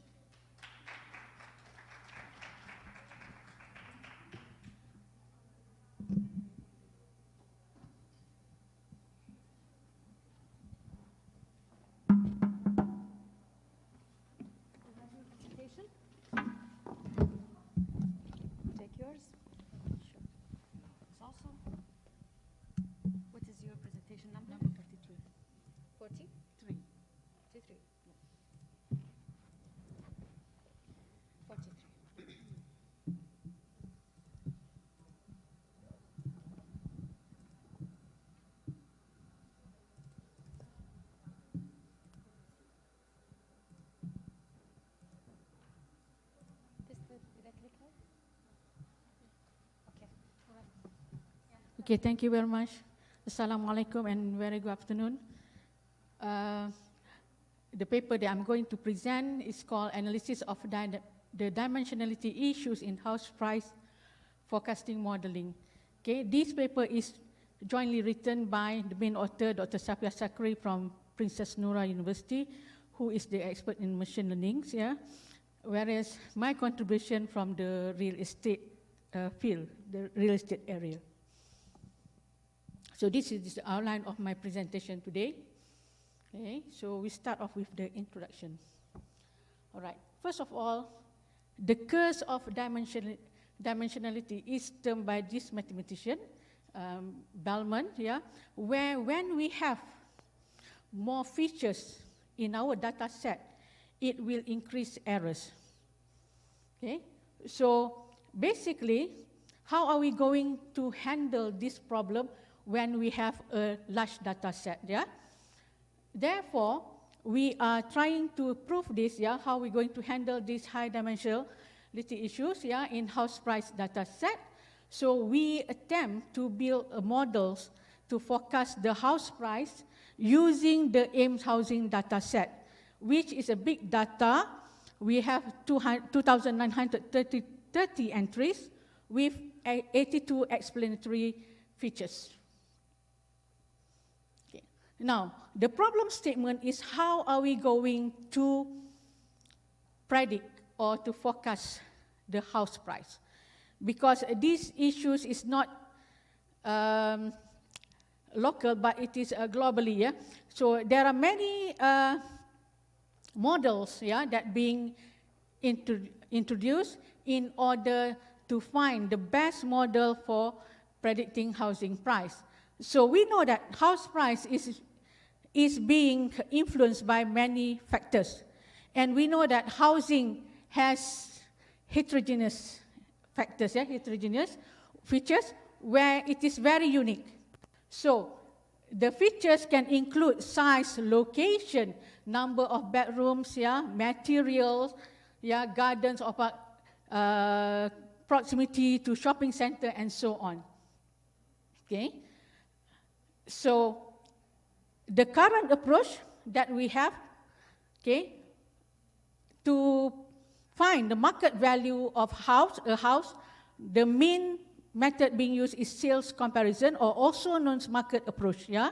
Market approach. So this is being used, and in fact, the main method we have to consider. The principle for sales comparison approach is about using the economic principle of substitution, where we have to extract the market data in order to determine the value of a subject property. So imagine if we are going to find a value of a subject property, only one property, the current approach is good, but the problem is when we want to do a mass appraisal, especially when we want to find the value of many properties for property taxation and rating, then it will become a problem if we are using the manual approach, yeah? Okay. Therefore, another shortcoming that being highlighted, because some of the features that we have is very subjective, and it involves subjective judgment. For example, if we have a property, we said that one of the attributes that will influence the property values is location. So how are we going to quantify it? If my house is located 500 meters from the school, how much should we add or we extract? Yeah, we make adjustment. What happens if it is 1 kilometer away? So that is involves subjective judgment, and it is subject to manipulation. Okay. Therefore, in this realizing this, we propose, yeah, why not we try to use machine learning algorithm in order to forecast the housing price. Okay. So far, the application of data science to predict the housing price involve multiple regression analysis, which is based on hedonic pricing model. Yeah. So in this case, we have the Ames housing data set, which have 82 explanative features and 2,930 entries. Yeah. So even though we know that this is data set is a regression data set, but we attempt to explore both classification and regression problems. Therefore, the uniqueness of this particular study, because we propose to use particle swarm optimization in order to address the dimensionality issues in the data set. As I mentioned before in the beginning, it is occurs, yeah, where when we have more features, there will be more errors.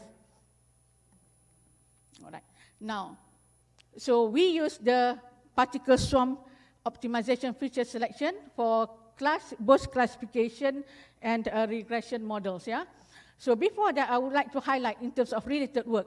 The related works that we focus on in this study, we have 3 themes. First, forecasting housing price using the hedonic pricing model, which is, as I mentioned before, globally used. Yeah.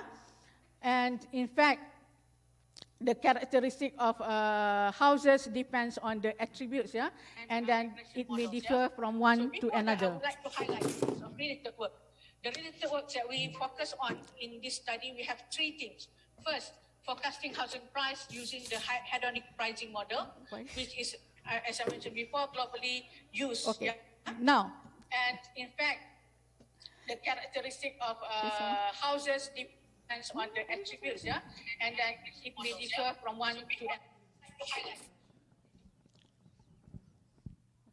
In this study, we have 3 things. First, forecasting housing price using the hedonic pricing model. Can I continue? But no, it's the echo.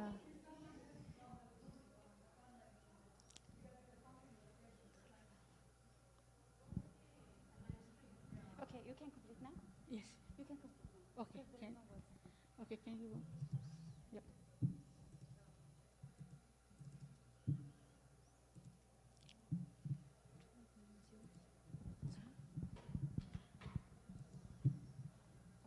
Okay. We have here the hedonic pricing model, which is commonly used, yeah, in order to help finding or forecasting house price, yeah, which being used for property rating and taxation. This involves mass valuation. Okay, so regression analysis has been used, and then there are attributes that we be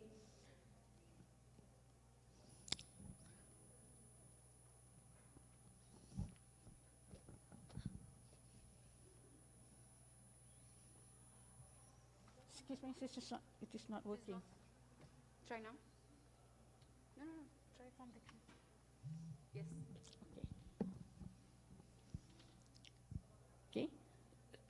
So, as in the previous section, I mentioned about the application of multiple regression analysis in order to predict the to forecast the house price. The next one, we also we are looking into machine learning. So our team moved on to machine learning. Yeah, one of the major challenges that most researchers face in using machine learning is selecting the most effective approach that accurately predict the house price between the regression and classification problems. Okay, so based on this, yeah, we know that the past studies divided into two broad categories, yeah, where the prediction of house price as continuous and using regression algorithm, and the other one, the prediction of individual price range using a classification algorithm. Okay, so we are trying, yeah, to combine to look at what happened when we have this particle swarm optimization, what happened to the result when to compare between multiple regression analysis and classification algorithm. Okay, so we know that the dimensional issues must be tackled, so that's why we have the PSO, yeah? Okay. So in terms of methodology, okay, in terms of methodology, we have 4 phases. The first phase is about the data cleaning. Okay, we call it data cleaning, where similar to the previous presentation, we clean the data. We have the trained data set and test data set. 70% goes to trained data set and 30% goes to test data set. And after that, we go into the second phase, where we build models based without particle swarm optimization. So we have 2 there, based on classification-based prediction models, and the other one regression-based prediction models, yeah? And we have all these classifier, and be random forest, yeah? And the third phase, we build the model with particle swarm optimization. So in this case, we will compare between the two. What happened when we have these two with and without PSO? Okay, these are the explanation. Okay, all right. So if you look at the data set that we use, yeah, we have 82. We can see in terms of there are quantitative and qualitative features. Okay, as I mentioned before, quantitative and qualitative features. So based on particle swarm optimization, the first thing we select the selected features that being chosen by PSO. There are 9 from 82 features. There are 9 from 82 features, yeah? Okay, and the classifier that we use include the NB random forest, multi-layer perceptron, yeah, and K and N, fast decision and linear regression, all this model. And these are the performance metrics for regression model. Okay, in this case, we are looking at, for example, we focus on root mean square error. There are 3 performance metrics, yeah, later on, yeah. And then for classification model, we have a performance metric in terms of accuracy, sensitivity, and precision. Yeah, and the result, and this result shows that, yeah, okay, for the regression-based model, okay, you can see that the first graph on the left, we have without PSO, yeah, and then the one in pink color, the result with PSO. The one without PSO has a slightly higher error, yeah, compared when we made it with PSO, the error is being reduced, okay? especially for random forests. Okay? And if we look at in terms of correlation coefficient, okay, the regression-based model, again, with PSO, the one in red color, okay, it is higher. The correlation is high compared before or without PSO. The same thing, the error without PSO, the last graph here, we look at in terms of there is an improvement, yeah, without, with PSO. And then based on classification-based model, again, okay, in terms of accuracy, performance metrics, yeah, the one in yellow, the first graph, the one in yellow, without PSO, okay, it has been improved when we have PSO. The accuracy has been improved, especially with the random forest, okay? And also with precision without PSO and with PSO, and the same thing with sensitivity, the performance metric. So basically, we conclude that, yeah, with using the PSO to address the dimensionality issues, our result is better. Okay, it's better. And as I mentioned before, we have the dominant one is multiple regression analysis based on hedonic pricing model. Yeah. So this model, one thing which is much better in the sense that in terms of speed, in terms of time, it can save time. Okay. And also the error is lesser. Yeah. So it can help or assist the work of valuers for mass appraisal, especially for rating and taxation purpose. Okay. So for future direction, we would like to explore more, and I hope if we have data set in Saudi Arabia, we may come up with a prediction for house price in Saudi Arabia. Okay. And also using clustering or deep learning techniques. Okay. Thank you very much.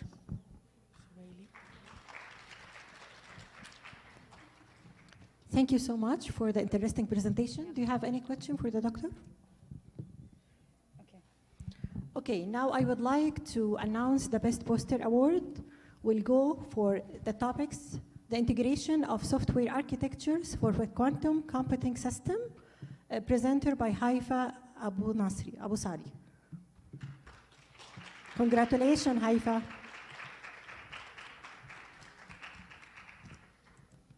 So now we'll go to the next presentation about the analysis of dimensionality issue in house price forecasting modeling.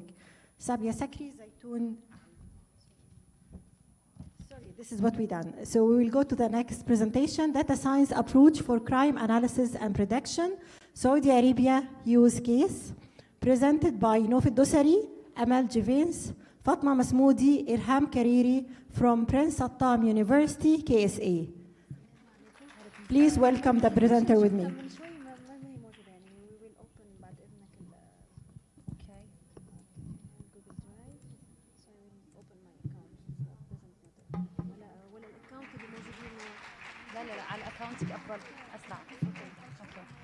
Sign in.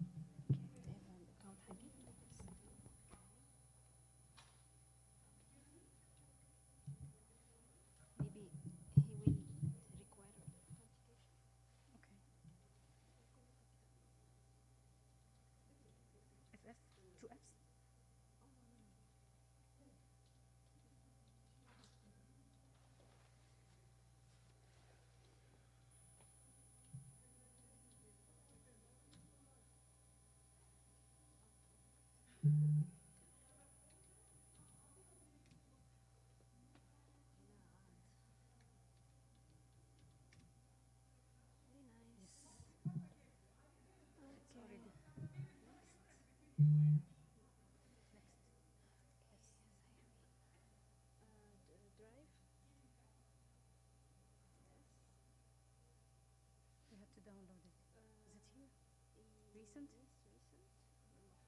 I uploaded it, yes, this one. Okay. already here. We need to upload download. Where's the download? Oh, okay. هذا هو ال to the next slide. وهذا okay. We need to just share it first. Okay. Which one? It's 40. It's 45. 45.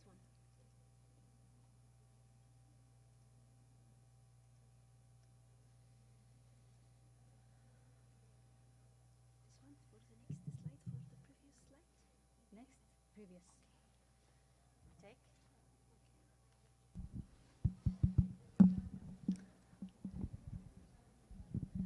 Assalamu alaikum. Good afternoon. I would like to introduce myself. I am Dr. Fatima Smoudi, an assistant professor in Princeton bin Abdulaziz University in Al-Kharj city. First of all, I would like to express my gratitude, and I am so happy to meet you again in PSU. So I am so fascinated about the achievements of women in Saudi Arabia in particular. So I wish you all the best in your future works. I will present today the work of the master's student Nouf Doseri and Amal Ghafis. They are graduated last year, and their capstone project deals with crime prediction and analysis, and we took the Saudi Arabia as a use case. So we used the business analytics, machine learning, deep learning algorithms, and text mining in very general, very specific to solve specific problems related to crimes. So, and today I will present a data science approach for crime analysis and prediction using business analytics and machine learning algorithms. A general overview of this presentation. First of all, I am not from the data science community, so I'm still new. Personally, I'm from the cybersecurity community, but when I started teaching data science courses, I discovered that in my thesis, I dealt with data science, but without knowing it. So maybe we practiced data science, but we are not aware of this. So just a little interruption. So the plan of this presentation is, first of all, I will present the general context of the work, highlight the problem statement, make an overview of the related work, then moving to the objectives, the methodology and the result, and to finish this presentation with the conclusion and our perspectives. The Kingdom of Saudi Arabia is the fifth largest country in Asia and the largest sovereign state in Western Asia. We noted in this country the Vision 2030, which aims at improving three main themes, which are a vibrant society, a thriving economy, and an ambitious nation. So the goal here, overall, is to ameliorate and enhance the quality of life of citizens. So it's a good dream, it's very nice, but how to ensure a good quality of life? Without security, there is no good quality of life. So this is why we focused on the security of people here. The improvement of security for the country in general and the citizen in particular. But we should take into account that security varies according to internal and external criteria.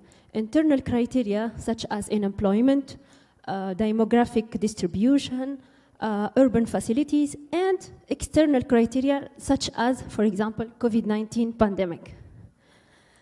Speaking about COVID-19 pandemic, so it first appeared in China in 2019, and a first case detected in KSA was in the month of March 2020.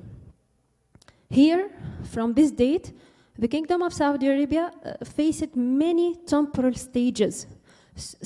ranging from suspending Umrah for citizens, study suspension, hanging prayer in mosque, determine the penalty of infecting others, etc., etc. So here, these changes in the kingdom certainly have their own consequence on many different cases. So here, with these impacts, so the problem here, the growth of cities create an opportunity for crime, first of all. Second, the government has reported an upsurge in crimes for all spots, including cyber warfare threats. Third, there is an unclear crime situation in Saudi Arabia. So the question here, how to help Saudi security organization to understand the situation of a crime. So here, before deciding to ensure the security of citizens, I must be aware of the situation of security in the country. Where are the problems in each regions, when the crime increase, etc., etc. So here for the related work. Many research, this is a sample of related work. So there are many works that focused on the analysis and the prediction in crimes in many countries. And they used a diversity of models ranging from KNN, CNN, linear regression, recommendation systems, etc., etc. And the analysis and the prediction covered many criteria, such as crime, the crime will be happened or not, the crime rate prediction, predicting time and location of the crime, etc., etc. But we noted there are something absent in these works. Here I would like to know what are the hotspots of the crimes in the country. First of all, I must know where are the crime happening majorly. And for this, our objective, our main objective is to help security organization in Saudi Arabia to understand the crime situation and to improve as well as security in the country throughout.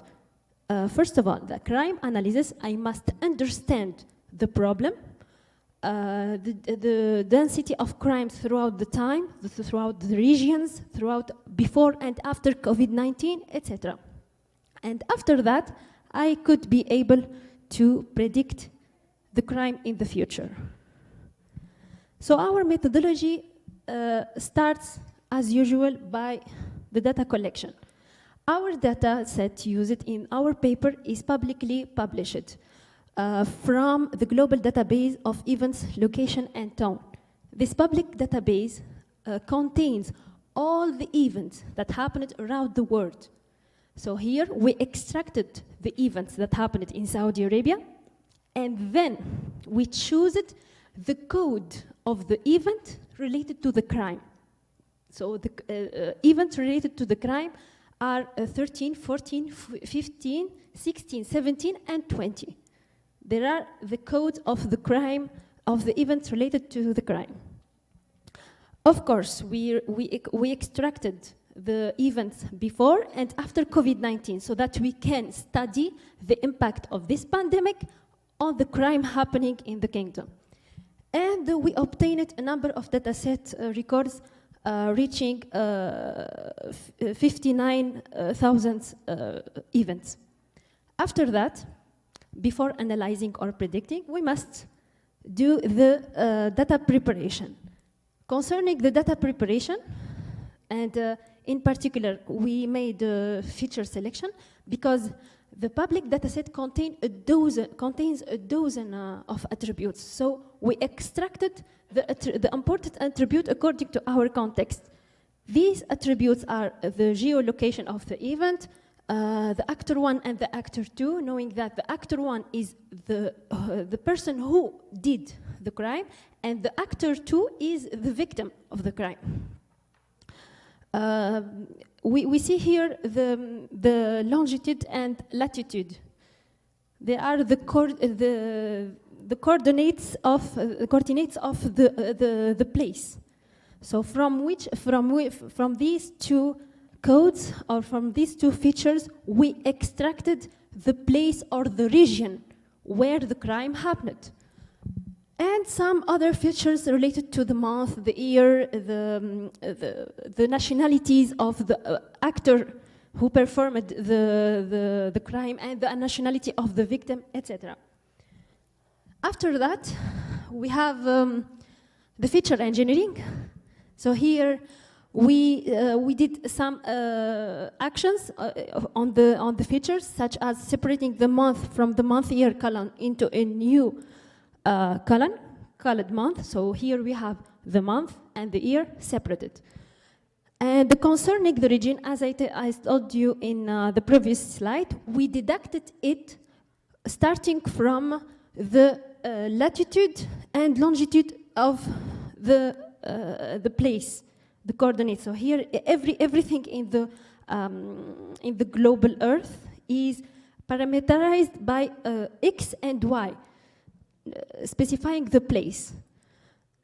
And we translated the regions from the Arabic to English. The final step of the data preparation is the data cleaning, data transformation and normalization, and the data deduction.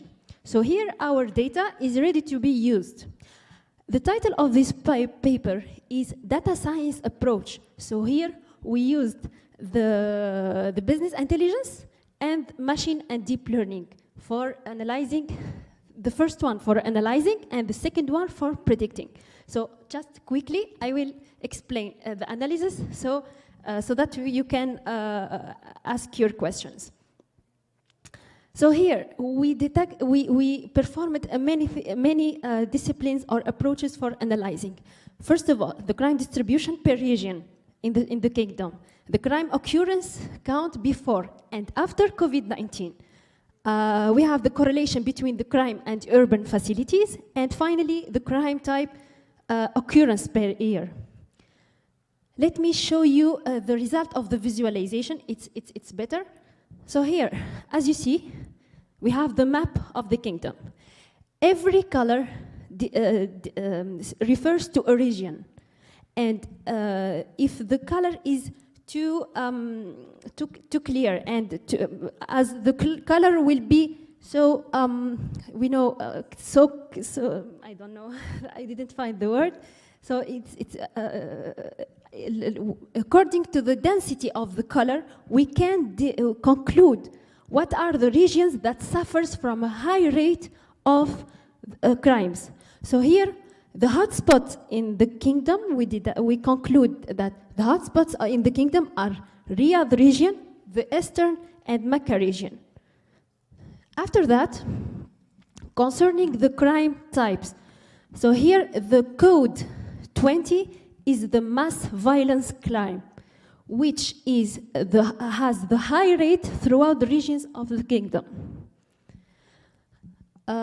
Here also, we studied the impact of COVID-19 on the crime rate in the kingdom. As you see, the crime rate decreases after COVID-19. Why? Because the kingdom faces many periods of lockdown.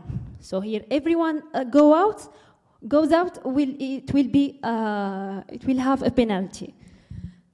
After that, we took Riyadh city as a hotspot, and we make a correlation between the urban facilities such as schools, parks, police stations with the crime occurrence.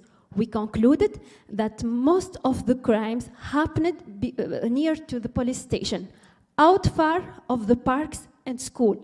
So as a conclusion, we conclude that each region with high rate of education has a low rate of crime. This one, so here for the prediction, we were based on a variety of machine learning and deep learning algorithms so that we can predict the occurrence of the crime. So here, the best algorithms, accuracy for algorithms is for decision tree, random forest, and Gaussian NB. So I must conclude so that I can finish on time. As a conclusion, so in this paper, we investigated crime in Saudi Arabia throughout analysis and prediction. The analysis performed via BI, business intelligence tool, to identify crimes, hotspots, and the relation between external and internal factors with crime occurrence. Finally, the crime prediction is performed throughout machine learning algorithms and focus on crime type and region. The prediction is shown a high accuracy reflecting the efficiency of the report or the paper. And finally, we aim at extending our work to treat other types of crimes. Thank you for your presence.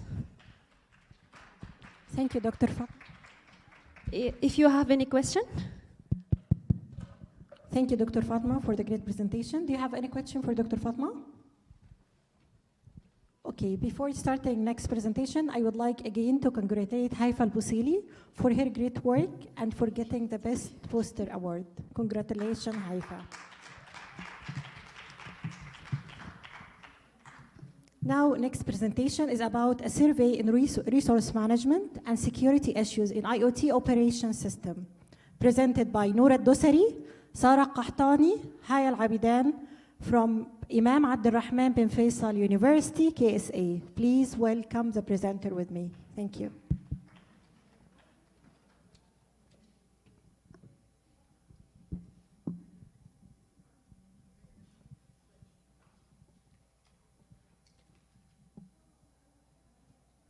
She's not here with us.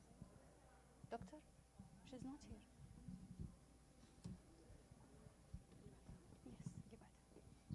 Okay, so we'll go to the next presentation about organizational culture and its impact on the successful of virtual software development project, presented by Noura Al-Ghanmi, Sarah Al-Jammah, Suad Larabi, Mary Sand, Lina Saber from Prince Sultan University, KSA. Please welcome the presenter on the stage. Thank you.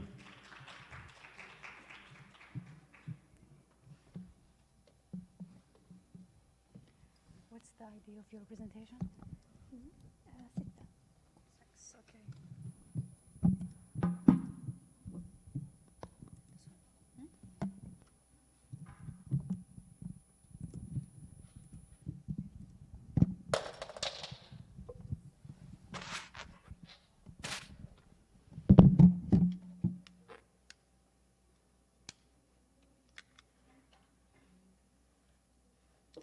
Hello?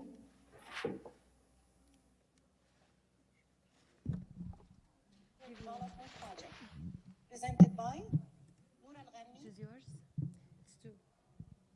Mary Sand. No, not this one. It's six.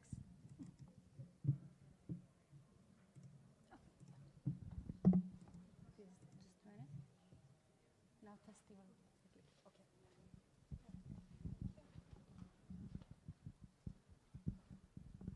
Assalamu alaikum. Hello everyone. Thank you for being here at this late hour. Okay. So our paper and the one that I would like to present to you is how organizational culture affects the success of software projects. So we did this research with the idea that we wanted to understand how the different organization cultures affect software projects within these organizations, especially when it is being done virtually and online. So over the past years, we have seen a huge change in the way organizations are working, especially with COVID-19. So many of these organizations moved into working online. So they are doing all of their, let's say, projects online. And these software engineers and all of those people who are working on software are now having to collaborate online. So within what we have seen before, and normally when people are working together within the office, they usually have different culture. So each organization will have its own culture in a way that, let's say, some organizations are more focused on collaboration, other organizations are more competitive. And if you put anyone from, let's say, regardless of their personality, within this culture, they get impacted. And it impacts the way they do their business. So how does that affect the project, especially when it is done online? Or will it affect it? So that was our idea of this research. And we did and conducted a survey within Saudi Arabia to understand how different companies are doing it. So the organization culture factors we have been seen in the previous research and what other researchers have looked at before are, let's say, the power distance, which is how, let's say, the management is, let's say, having more power and being, let's say, far away from the employees or close to them. And also, are there people collectivism or individualist? And then if it is competitive or more collaborative culture. Then also we get into how they are handling certainty. Are they avoiding it, or are they accepting uncertainty? And then we can see the long-term orientation, and do they plan for the future or for the short term? And how they are, let's say, indulgent or restrained. So these are some of the organization culture factors that we can see in different organization companies, regardless of it is public or private. So we had two questions that we were looking at. First, what is the relationship between these organization culture factors and the software success measures? And then also, if there is a relationship, what factors are the most impacting? So we did administer a survey. We sent it out to people within the country. So anyone that is working on software development, they had to answer this questionnaire. The questionnaire asked them first about the organization they are working for and what type of project they are working on. And then also some questions about the teams and let's say the participants themselves. And then the second part of the questionnaire is about the organization culture. So they had to rate the culture of their organization based on the organization culture factors we have seen before. And then the last part where they had to rate the success of their project. So were they completed on time, within the cost and scope or not? And based on that, we will measure. So the people who are answered this questionnaire were all of them working on within Saudi Arabia. So that was one of the, let's say, major things we looked at because we wanted to understand the culture within the country. And then also, if they are working fully or partially in virtual teams, so we had to be working in virtual teams. They couldn't be working physically within the office. And the last part is that they have to be working for at least 3 months within the organization. So they have more of a sense of the organization, and we could get more of quality results. So after that, we went and calculated the correlation between the different organization culture factors and the success measures of the software. And we have grouped them into 5, or classified them into 5 based on the correlation, if it is high, low, or non-existing. And then also we grouped the projects themselves into different groups. So there were successful projects, there were unsuccessful projects, and there were somewhere in the middle that are somewhat successful, somewhat not. Those in the middle we did not look much into because we were focusing more on the success or the failure. And then we grouped into them based on the organization type itself. So it is public, if it is private, and how large is the team. So we can see first, or actually before that, what we have, so these are the measures themselves and the factors of the culture we had the people measure themselves. So it is similar to what we have seen in the previous researches, and that how the management are, let's say, close to the employees, the power is not very distributed, and that people, are they collective or individualistic? Do they think of the group, or are they focused mostly on themselves? So based on that, we got some interesting results. So we have seen that it's actually very correlated. Some of the factors are very correlated with the success of software projects. And some of them were in a way that we were not expecting. So let's say one of these factors that we did not expect is that actually within private organization, competition was not a good thing. Competition was mostly related to the failure of these software projects. But on the other hand, we have seen that impulsiveness and people who are acting without, let's say, much constraint and thinking too much, they were doing whatever they are thinking, it's actually turned to be a very positive thing. And you can see that it is correlated with the success. So with the time and also the budget and scope, it was correlated with all of that, and it was correlated positively. So maybe it's a good thing that we should look into and have people being more impulsive and not restraining themselves. And another thing that we have seen, and I would say that is a bit expected, is that when management are humble and they are close to the employees, The power is not very distributed between the management and the employees. They are very close to each other. We can see that it's actually very correlated positively with the success of these software projects. So that is also another good thing. And we should look into implementing it within our organizations. So overall, from our results, what we looked into, what we have seen is that actually organization culture is a very important thing. And it is not only important within, let's say, physical organizations, even if people are working online. We should look into the organization culture. We should look into how to design it and how to build it in a good way, so people will work more successfully, and then they will have, let's say, better results and better projects. And that's what our data has shown. And then if we are building, let's say, a new organization, our recommendation would be that to focus on having people not restraining themselves and be impulsive. That's a good thing. Let's have open communication. Let's have more channels that are open. And then also let's bring the management closer to the employees, as that also will be a good thing. But of course, there are some limitations within our research. So one of that is that we have calculated the correlation, but maybe it is not the main cause. Maybe it's just a correlation. We need to look further into that, and we need to increase our data set. We need to also look into, let's say, different organizations and control for other variables.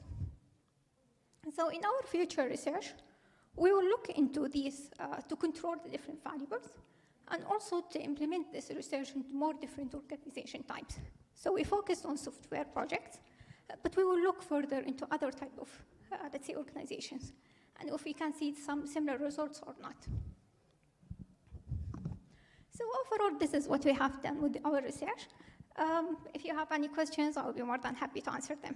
Thank you, everyone. Thank you, Ms. Nora, for your presentation.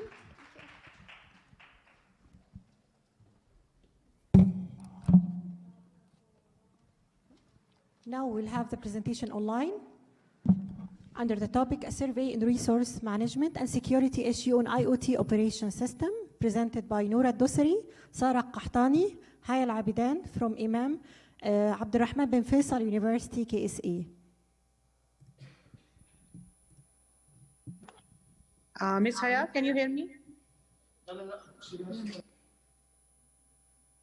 Yes, I can hear you. So we focused on software projects.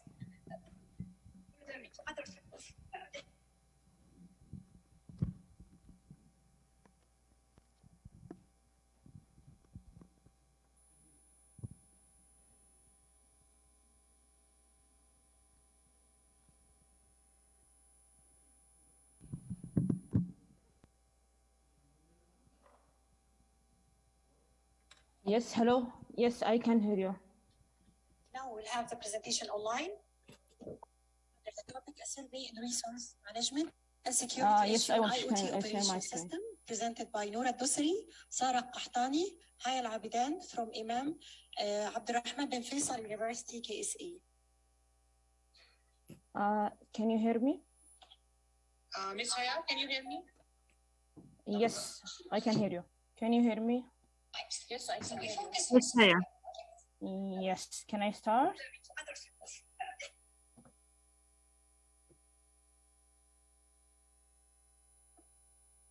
Can I start my presentation? We can talk. Yes, you may start. Ms. Haya, please start. Hello? Yes, hello. Hello? Yes, I can hear you. Please start, Ms. Haya. We can hear you. Okay. Assalamu alaikum wa rahmatullahi wa barakatuh. Good afternoon, ladies and gentlemen. It is my pleasure to be here. I'm Haya Al-Abidan, and on behalf of my team, Noura Dosari and Sarah Qahtani, I will present for you today our technical paper under name a survey on resource management and security issues in IoT systems. Before that, let me give you a brief regarding of ourselves. We are master students studying computer science in Imam Abdurrahman bin Faisal University with different focusing area. My colleagues Sarah and Noura focusing on security and work in this field as well. For me, I'm focusing on big data and cloud computing, and I'm working as a system administrator. And can you imagine that by 2025, the number of connected smart devices is projected to reach 75 billion globally? And from here, we become with this idea. The Internet of Things is the game changer for overall business ecosystem transformation. And in this paper, we will provide you with a detailed comparison of several existing IoT OS in terms of architect, memory management, power management, scheduling, programming, and file system. And also, we will discuss security features. In addition, we try to investigate a very famous IoT system, including TinyOS, RIT, and Late OS. And you can see it through my presentation. You will see it through my presentation. As an introduction, let me give you brief regarding of IoT. In short, the Internet of Things refer to the rapidly growing network of connected objects that are able to collect and exchange data in real time using embedded sensors. And as you know, we are in a Saudi kingdom. We always try to relate it. We always try to relate it our work with. We always try to relate it our work what we have in our kingdom within our Vision 2030. So, Saudi IoT Vision 2030 try to adapt IoT solution by some of the enterprise in the kingdom, result in early success in industry sectors of education, energy efficiency, environmental management, healthcare, or open data, smart city, smart manufacturing, and some of the major benefits that IoT adopting organizations have realized are enhanced productivity, safety, and security, improving asset management, real-time analytic cost optimization, and enhancing customer service. And regarding of the sum of many projects we have in Saudi Arabia focusing in IoT vision, we have Riyadh Metro, we have NEOM, Giddiya, and Red Sea projects.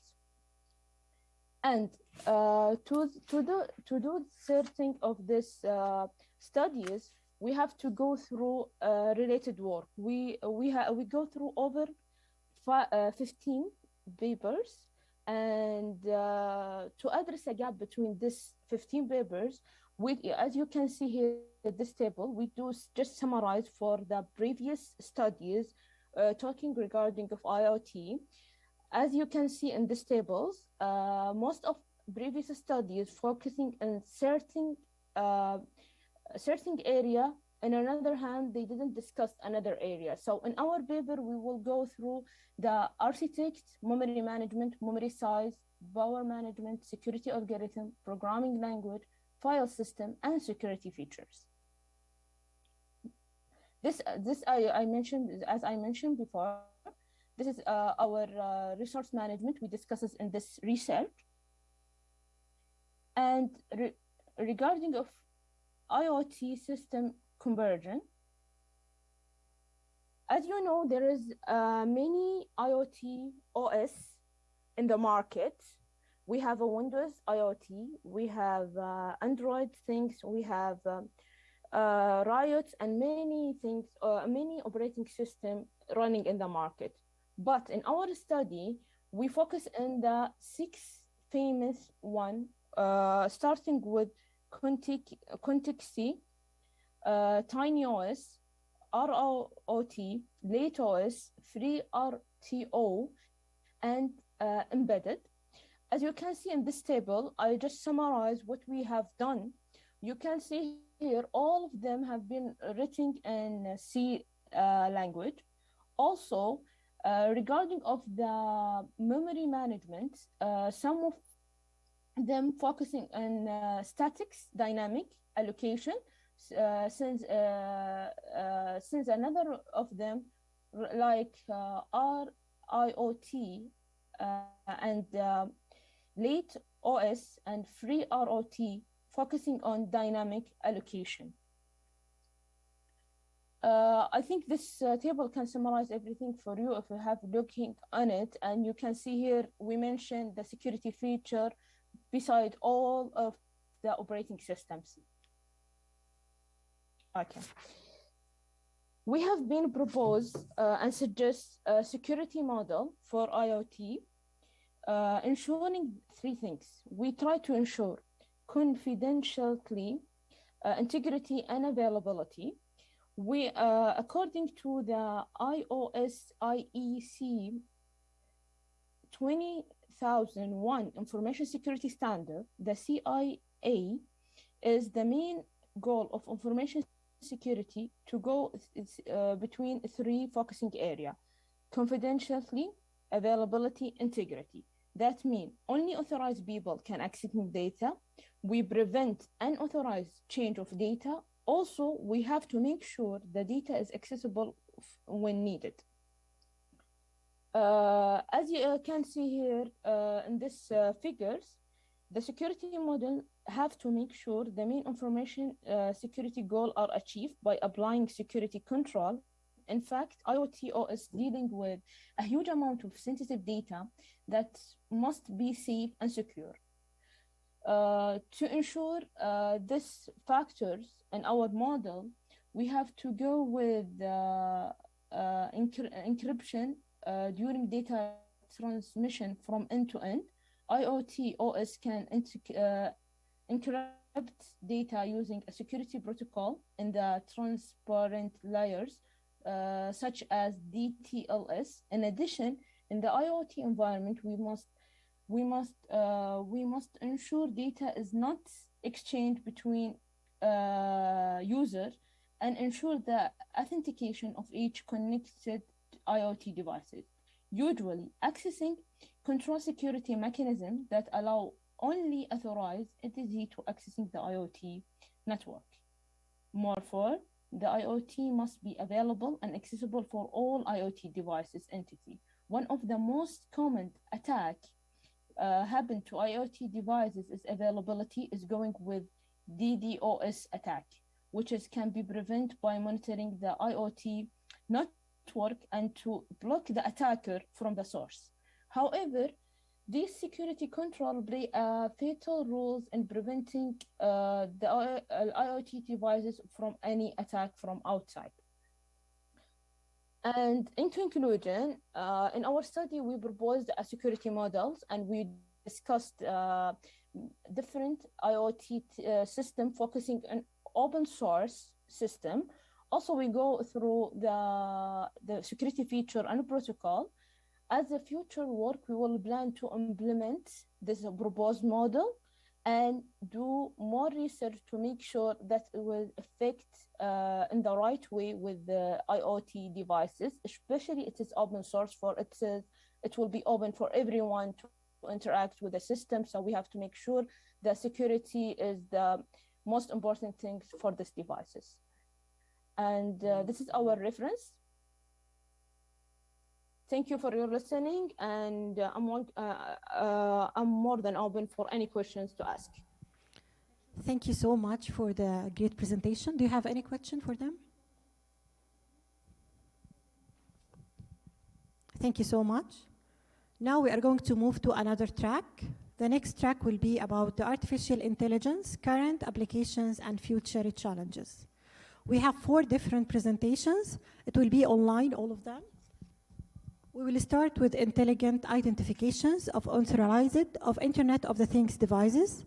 Abdurrahman Ahmad, Khattab Al-Haiti, Rasha Anwar from University of Anbar, Iraq. Can you hear me? Not very well. Can you repeat your questions again, please? No, it's not question. There is no question. Thank you so much for the presentation. Thank you. Thank you. Thank you so much. Thank you for this event. Thank you so much. Welcome. Thank you. Ms. Haya, can you hear me? Please stop the sharing. Yes, I can hear you. Stop sharing, please.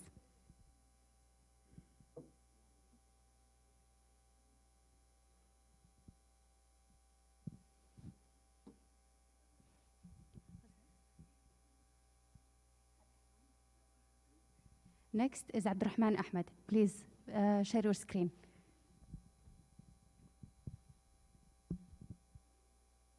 Dr. Abdurrahman Ahmad, can you hear us?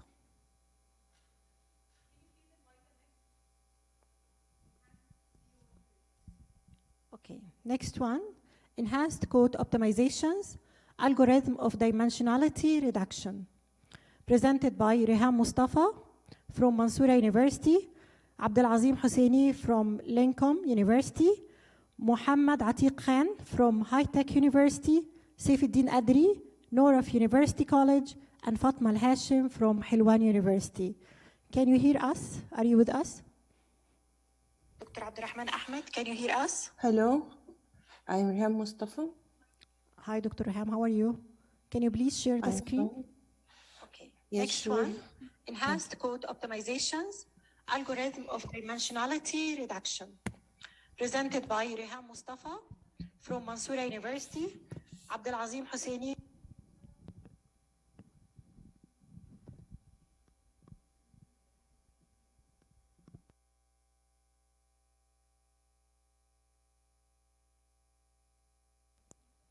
We can see your screen. You can start now. Please start. Yeah, our paper, Enhanced Code Optimization Algorithm for Dimensionality Reduction, presented by Dr. Rehan Mustafa, Associate Professor, Faculty of Computer Science and Information System. Are you hearing me?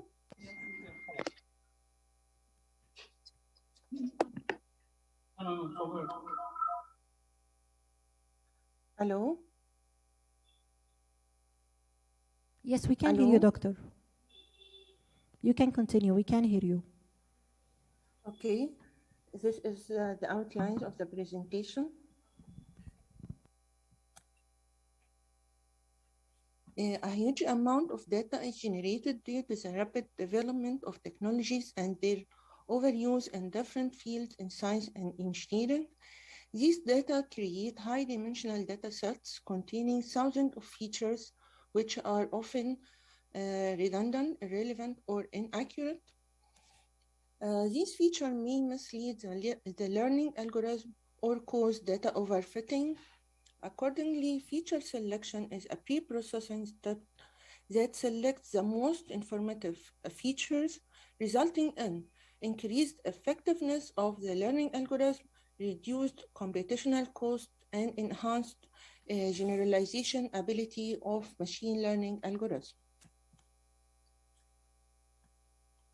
Feature selection is considered as an NP-hard optimization problem. Its objective function is to minimize the number of selected features while maintaining the maximum classification accuracy. Meta-heuristic algorithms, which have demonstrated superior performance in a variety of optimization scenarios, are potentially suitable solutions for feature selection problem. This is due to the dynamic search behavior and global search ability of the meta-heuristic algorithm. There are several meta-heuristic algorithms that have been applied in the literatures to solve feature selection problem. For example, particle swarm optimization, salp swarm optimization, and whale optimization algorithm. Most of the originally introduced optimization algorithms suffer from improper balance between exploration and exploitation stage, leading to trapping in local optima and slow conversions. To solve this problem, the researchers tended to introduce some improvement or hybridization between different meta-heuristic algorithms. For example, the hybrid between gorilla drops optimizer and bird swarm algorithm in reference 5, electric fish optimization and arithmetic optimization algorithm in reference 6, solve swarm optimizer and sine cosine algorithm in reference 7. According to no free lunch theorem, there is no algorithm better than all other algorithms with all class of feature selection problems. Hence, there is a need to propose new algorithm or to improve the original one by the introduction of some modification to their operators to tackle feature selection problem more efficiently. So this motivated us to propose an enhanced version of code algorithm named M-code method, which aims to increase the performance of the original algorithm. Code algorithm is a recent meta-heuristic algorithm that simulates American code birds when moving in the sea. Due to its simplicity, easy implementation, and efficiency, it has been used by many researchers in different fields. However, similar to other meta-heuristic algorithms, CSA suffers from the problem of trapping in local optima, slow conversion speed, and imperfect balance between exploration and exploitation phase. In this study, an enhanced version of code algorithm is proposed to boost the search ability and the balance between the exploration and exploitation of the original code algorithm. To escape dropping on local optima in the proposed M-code algorithm, two efficient strategies named opposition-based learning and orthogonal learning have been employed in the updating mechanism of code algorithm. The performance of the M-code method is evaluated in dimensionality reduction problem using 9 UCI dataset and compared with the original algorithm and 3 other algorithms. In this section, or in this point, I will talk about the main method used in this study. Here, I will talk about the original code optimization algorithm. As I said, code optimization algorithms simulate American code's behavior when moving in sea. Codes can move in one of the following 4 strategies: random movement, the chain movement, the movement toward group leader position, or the movement of leader group toward the best place. The code algorithm works as follows. In the first step, we generate the initial random population of codes using equation 1. The second step is to update the position of codes using the fourth strategy as follows. First strategy, if codes move randomly, then it will move toward a random position Q, which can be calculated using equation 2. Then move codes toward the random position using equation 3. Second strategy, which is the chain movement. The mathematical model that expresses the movement of a chain phase can be calculated using equation 5. The third strategy, in which the code adjusts its position according to leader position, can be done using equation 6. The fourth strategy concerns the movement of the leader towards the optimal area using equation 7. Opposition-based learning mechanism is used to enhance the first generation, which is random initialized, and it is also used to improve solutions in the update stage. It has been suggested by authors in reference 10, which evaluate the fitness of the solution and compare it with the fitness of the opposite solution, then take the best to the upcoming iteration. The opposite value of each solution can be calculated using equation 8. Orthogonal learning is counted among the techniques that are mostly used to maximize the process of searching for optimal agent, aiming to find the global optimal solution. Equation 9 is used to calculate the OL solution from the existing one. In this point, we will talk about the proposed MCODE method. The architecture of MCODE method is based on the use of OBL and OL operator in the initialization and updating process of original code algorithm. In the initialization phase, we first generate a random population, then calculate OBL and OL for each solution, finally select the best in solutions as a start generation. In the updating phase, for each individual or for each solution, we calculate OBL and compare its fitness with the original one. Next, we calculate OL and compare its fitness with the original one.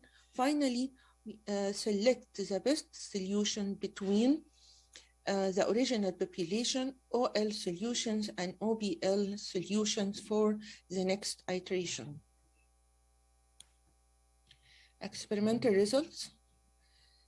The performance of the proposed MCODE method is evaluated on 9 benchmark UCI datasets as shown in this table and compared with other meta-heuristic algorithms. We are also used the 3 performance measures, which are mean and standard deviation of fitness value, accuracy, and feature size. Each algorithm was run 30 times, and the mean and standard deviation of the result was recorded. This table demonstrates the mean and standard deviation of fitness values. As shown from the table, MCODE method achieves the best results in most datasets. The best results are in bold. The same here in this table that demonstrates the mean and standard deviation of accuracy. You will see that the MCODE method achieves the best result in most datasets. Moreover, this table demonstrates the mean and the standard deviation of feature size. These figures show the convergence curve of MCODE and other meta-heuristic algorithms for each dataset. It is obvious that the proposed MCODE method, which integrates the code algorithm with OBL and OL operators, increase the rate of convergence towards the optimal solution. The same here in the box plot of MCODEs and other competitors. Conclusion. In this paper, a novel algorithm called modified code method has been introduced, which employ 2 techniques, namely orthogonal learning and opposition-based learning. OL and OBL strategy are used to enhance search capability of the original code algorithm and help to not trap in local optimum. MCODE has been successfully applied to feature selection problem. Future work. In future work, we can try to propose a multi-objective function of MCODE and apply it to other domains such as energy, agriculture, and so on. These are our reference. Thank you. Thank you, Dr. Riham, for the great presentation. If there is any question for Dr. Riham? Thank you so much. Thank you so much. Now we will go for the next presentation. Dr. Hala Fatayerji, are you here?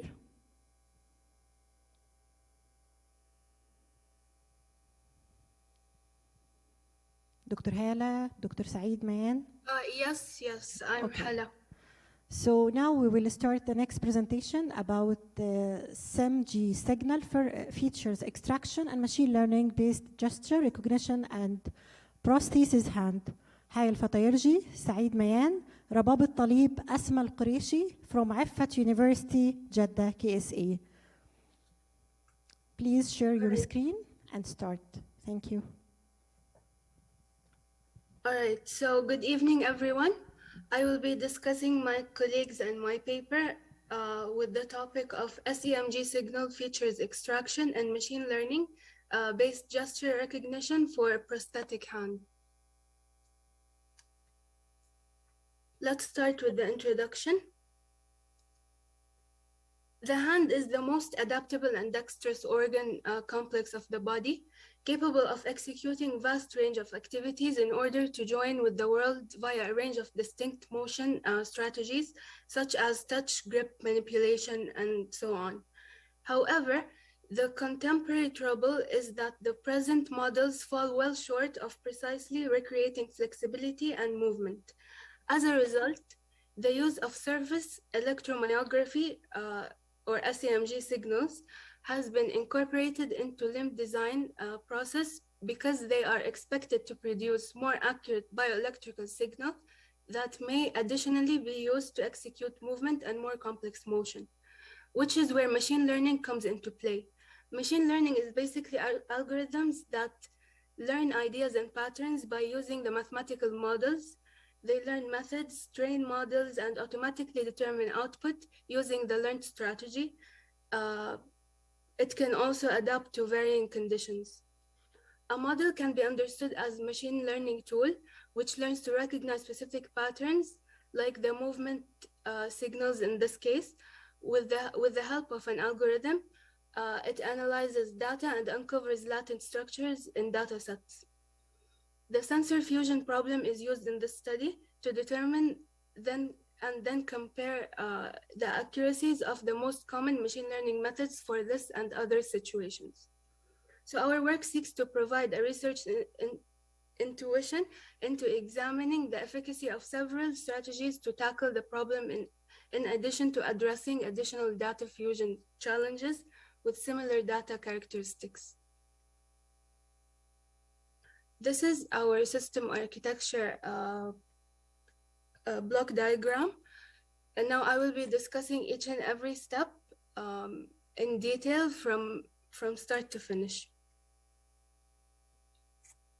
For the data set, it was collected from a study that involved freely and repeatedly gripping actions for various objects. The volunteers were requested to repeat 6 motions for data collection, which are these that are presented before you. The individual was requested to do each movement for 6 seconds, and the procedure was repeated 30 times for each fundamental movement.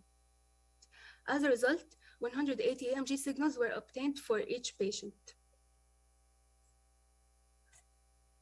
For ADC and signal conditioning, the signal conditioning is the manipulation of an analog signal to meet the requirements of the next stage for further processing. In an analog to digital converter application, signal conditioning includes an anti-aliasing filter. An analog to digital converter, or ADC, is a system that converts an analog signal into a digital signal, and an ADC converts a continuous time and continuous amplitude analog signal to a discrete time and discrete amplitude digital signal. The conversion involves the segmentation of the input for the equation, and for the equation, x of t represents the sampled version of signal band limited analog, and s of t is defined as a periodic impulse train. Now for segmentation, the feature size has an impact on the classification performance. Therefore, for increasing the feature size, segmentation of 5-minute length is done for all long consumption signals. To perform the segmentation process, rectangular window function is used. The windowing operation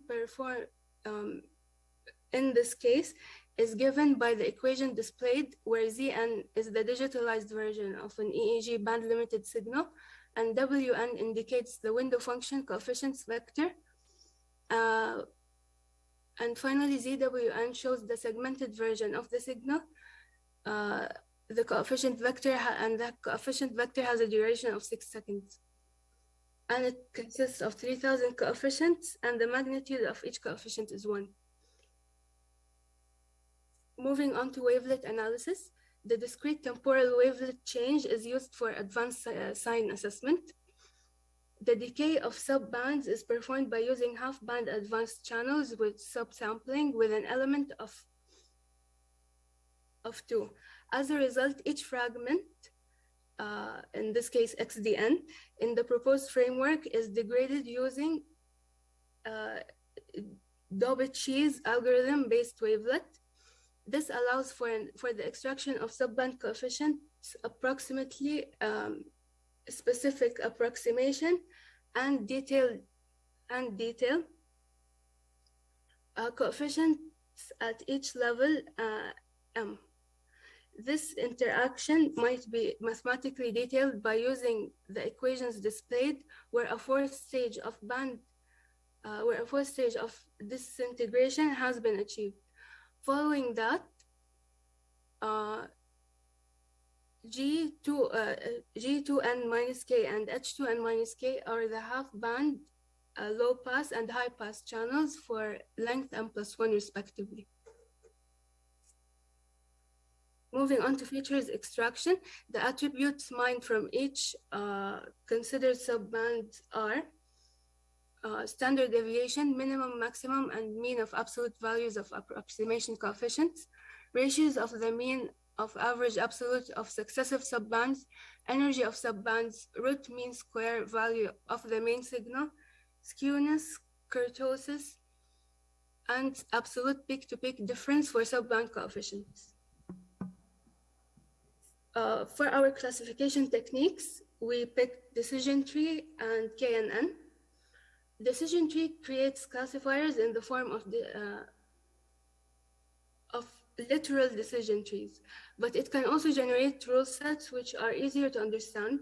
The decision tree begins by growing an initial tree using the divide and conquer method. For a given set S of cases, the tree is a leaf labeled with the most common class in S. If of all the instances in S belong to the same class, or if S is small. Otherwise, select a test that has 2 or more outcomes based on a single attribute. Make this test the tree's root with 1 branch for each test outcome, then divide S into matching subgroups S1 and S2 based on the outcome for each instance, then repeat the technique for each subset. Moving on to KNN, it stands for K nearest neighbor. It is a non-parametric classification technique that makes no assumptions about the original data set. It is well known for its effectiveness and simplicity of use. The data points in a labeled training data set are categorized into multiple classes, allowing the class of the unlabeled data to be predicted. Even though this classifier is simple, the K value is critical in detecting unlabeled data. The classifier can be run numerous times with different values to see which one gets the best results, thus the name K nearest neighbor. As for our evaluation measures, we'll start with accuracy. The accuracy of classification models is one of the factors to be considered while determining them. Informally, accuracy refers to a model's percentage of true predictions. Then precision. It depicts the precision of its positive prediction. The number of true positives divided by the total number of positive predictions is the definition of precision. That is the number of true positives plus the number of false positives. For recall, it is used to assess the model's ability to detect positive samples. The greater the value of recall, the more positive samples will be discovered. The recall is limited to the categorization of positive samples alone. This is true regardless of how negative samples are classified for accuracy purposes. Moving on to specificity, it is the percentage of true negatives that were predicted to be negatives or true negative. This means that a portion of true negatives will be predicted as positives, resulting in false positives. F1 score. This score presents a composite image of precision and recall since it is a harmonic mean of these two measurements. It achieves a pinnacle when the precision equals recall. For our kappa statistic, It is a measure of how closely the instances classified by the machine learning classifier match the data label. Finally, for the AUC, the receiver operator characteristic curve is a probability curve that displays the true positive rate, or TPR, against the false positive rate, or FPR. AUC is a summary of the ROC curve that shows how well a classifier can distinguish between two classes. The AUC evaluates a model's ability to distinguish between positive and negative classifications. As for the component that sums up everything, the confusion matrix, it is a matrix that is used to find how well a classification model performs. It is the number of target classes. The matrix compares the actual goal values to the machine learning model's predictions. This represents a transparent view of how well a classification model is performing and what are its shortcomings. I will show you our results and what we came up with. For this table, it is the evaluation measures for the KNN classifier. The table demonstrates the evaluation indices of all the classes of the selected gestures that were obtained using the KNN. It secures an average accuracy of 91.5% and precision of 78%. Moving on to the evaluation measures for our decision tree classifier. It secures an average accuracy of 93% and precision of 81.3%. Now this figure and the tables that I shared with you shortly before display that for the studied case, the overall average classification accuracy of 93% is obtained with a designed assembly of segmentation, discrete wavelet transform, subbands, features extraction, and the decision tree classifier. The KNN followed the decision tree by attaining the 91% average accuracy. It confirms that in the analyzed scenario, the decision tree is less confounding than the KNN. It is attained because of the better pruning capability of the decision tree in comparison to the KNN for the intended problem. Now, a performance comparison with previous studies is presented in this table. It confirms that the performance of suggested method is comparable or superior compared to the counterparts. The performance of the suggested method can be improved in terms of latency and processing efficiency by incorporating the event-driven techniques. It could be beneficial for a real-time implementation and in the framework of mobile healthcare. I'm so sorry for telling you that you only have only 1 minute. Okay. Excuse me? Yeah, please continue. You have only 1 minute. All right. In conclusion, this paper presents a new automated approach for the hand gestures recognition by processing the SEMG signals.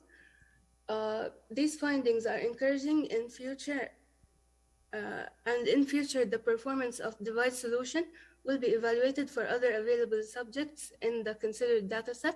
Moreover, other robust classifiers such as the SVM and artificial neural networks will be used, and the incorporation of ensemble and deep learning algorithms will be investigated. Thank you. Thank you so much. Do you have any question for Dr. Hala? Dr. Asha, sorry. Okay, now we have the last presentation about tumor segmentations in breast MRI using deep learning. Dr. Zaljamatic and Sividdin Adri, are you here? Are you with us?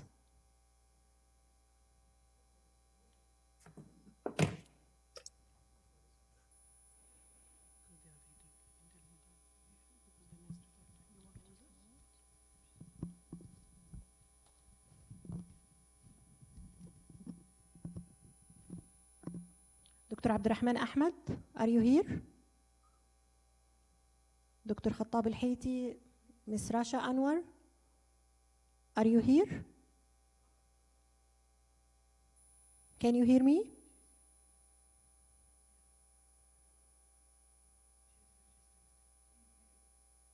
Okay, so now we will go to the intelligent identifications of unauthorized Internet of the Things devices, presented by Abdurrahman Ahmad, Khattab Al-Haiti, Rasha Anwar, University of Anbar, Iraq.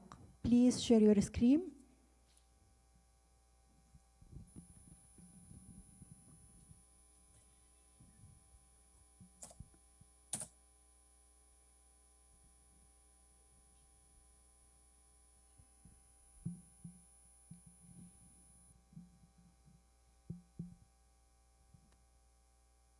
Ms. Rasha, can you hear us? I hear you. Okay. Assalamu alaikum. Alaikum assalam wa rahmatullahi wa barakatuh.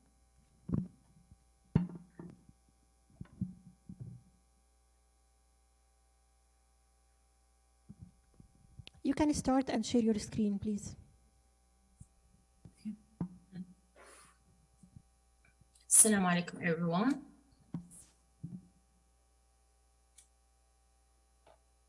Do you hear me? Yes, we can hear you. And we can see also the screen. Our paper title is Intelligent Identification of Unauthorized Internet of Things Devices. The introduction. First of all, every system in the universe needs a special identification system in which every being has features that are not similar to the other. Secondly, our system that we worked on is the Internet of Things system. As one of the features of this system is the speed of expansion, as every moment new devices enter into the system, which we relied on the definition of the communication packet information. Finally, in building this system, we used scientific methods where we followed the latest published scientific paper and applied different procedure to obtain the best results.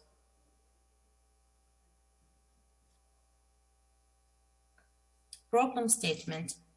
Every moment in the world of the internet enters many devices, whether in companies, smart homes, or smart cities, and they are connected to the network and have access and use their own IP.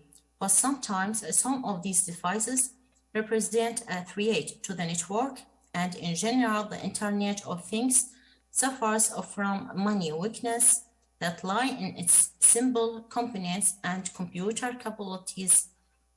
Therefore, the network needs a strong identification system capable of identifying the device whose activity does not represent a threat to the network and which represent a threat.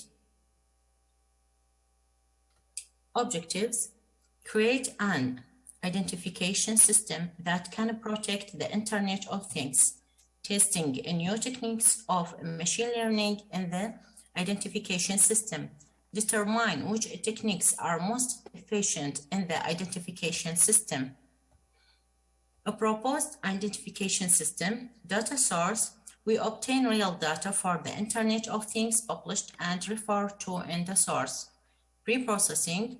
We cleaned the data by testing the relationship and removed the features that were not related to the classification. We proposed the data before starting to work with standard scalar and divided it into two parts, training and testing. Proposed and identification system. Classification. We apply many machine learning techniques to classify devices and will compare different results, then choose the model we choose.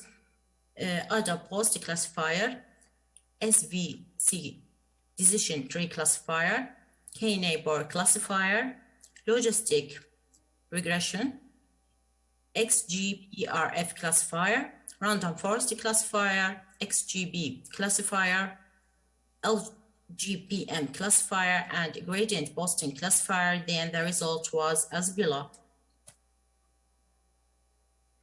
This is the experimental result.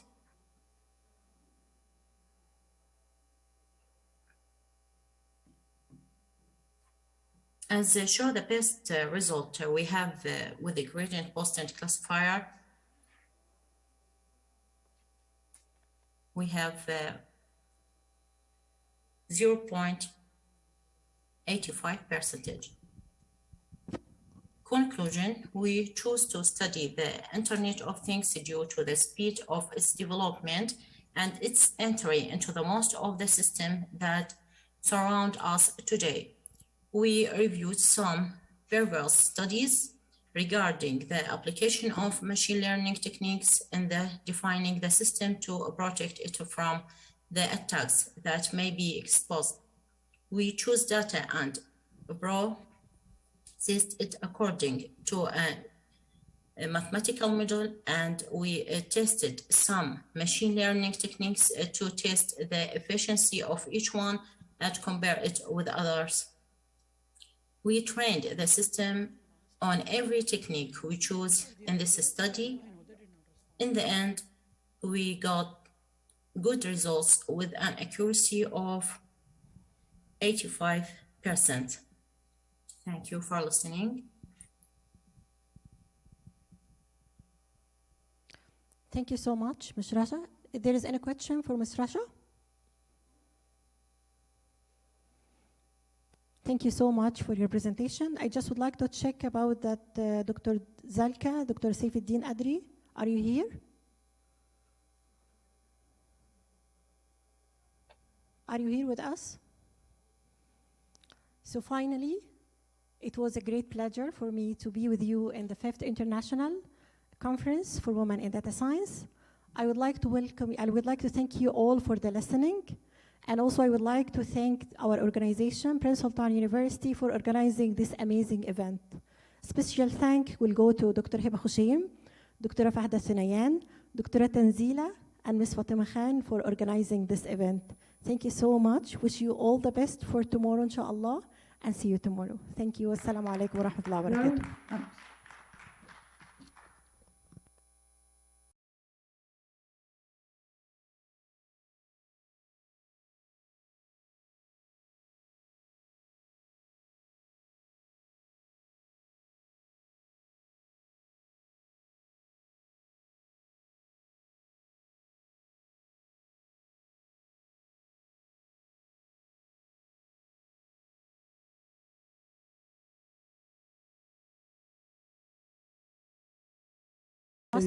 Presentation, tumor segmentation in breast MRI using deep learning, Dr. Zalce Kamatek and Dr. Saifuddin Adri, Noraf University College from Norway. Please share your screen.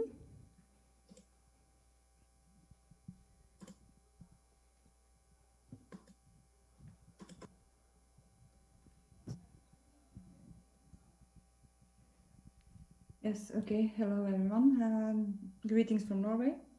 And I'm going to present our research topic, that is tumor segmentation in breast MRI using deep learning, on behalf of Saifuddin and myself. Here is the outline of the presentation. I'm going to start the motivation of the work and just to introduce the topic, and I'm going to discuss the data set used in pre-processing implementation later on. Breast cancer is the leading cause of cancer deaths in females globally. 2.3 million women were diagnosed with breast cancer in 2020. And to have the best possible prognosis, the early screening is very important. And importance of segmentation is in treatment planning. When we quantify the regions of interest, it gives more accurate results of the classification later on, and helps to evaluate the therapy response. So what is the semantic segmentation? That is assigning a class to each pixel in the image in order to determine which pixel belongs to which object. In our case, we segment breast tissue abnormalities, hence each pixel is classified as either a mass or a background. So it's the binary classification. And below you can see the MRI, breast MRI with the corresponding segmentation mask. Challenges in the field is the size of the data sets with annotations, And the generation of those data sets is very expensive and time consuming, especially for 3D images. So the solutions is the use of data augmentation techniques and transfer learning. The background, using deep learning to process medical images has become a hotspot in recent years, and it has shown remarkable results in classification when using CNN. But when applied to segmentation task, it was not accurate enough because it loses spatial information at the end of the network because of the fully connected layers. So network based on convolutional structure were introduced. The very first one was fully convolutional network that became DeepLab, SegNet, PSP, and among others. And UNIT. UNIT is designed for biomedical image segmentation, and since its introduction, it has been the most commonly used architecture.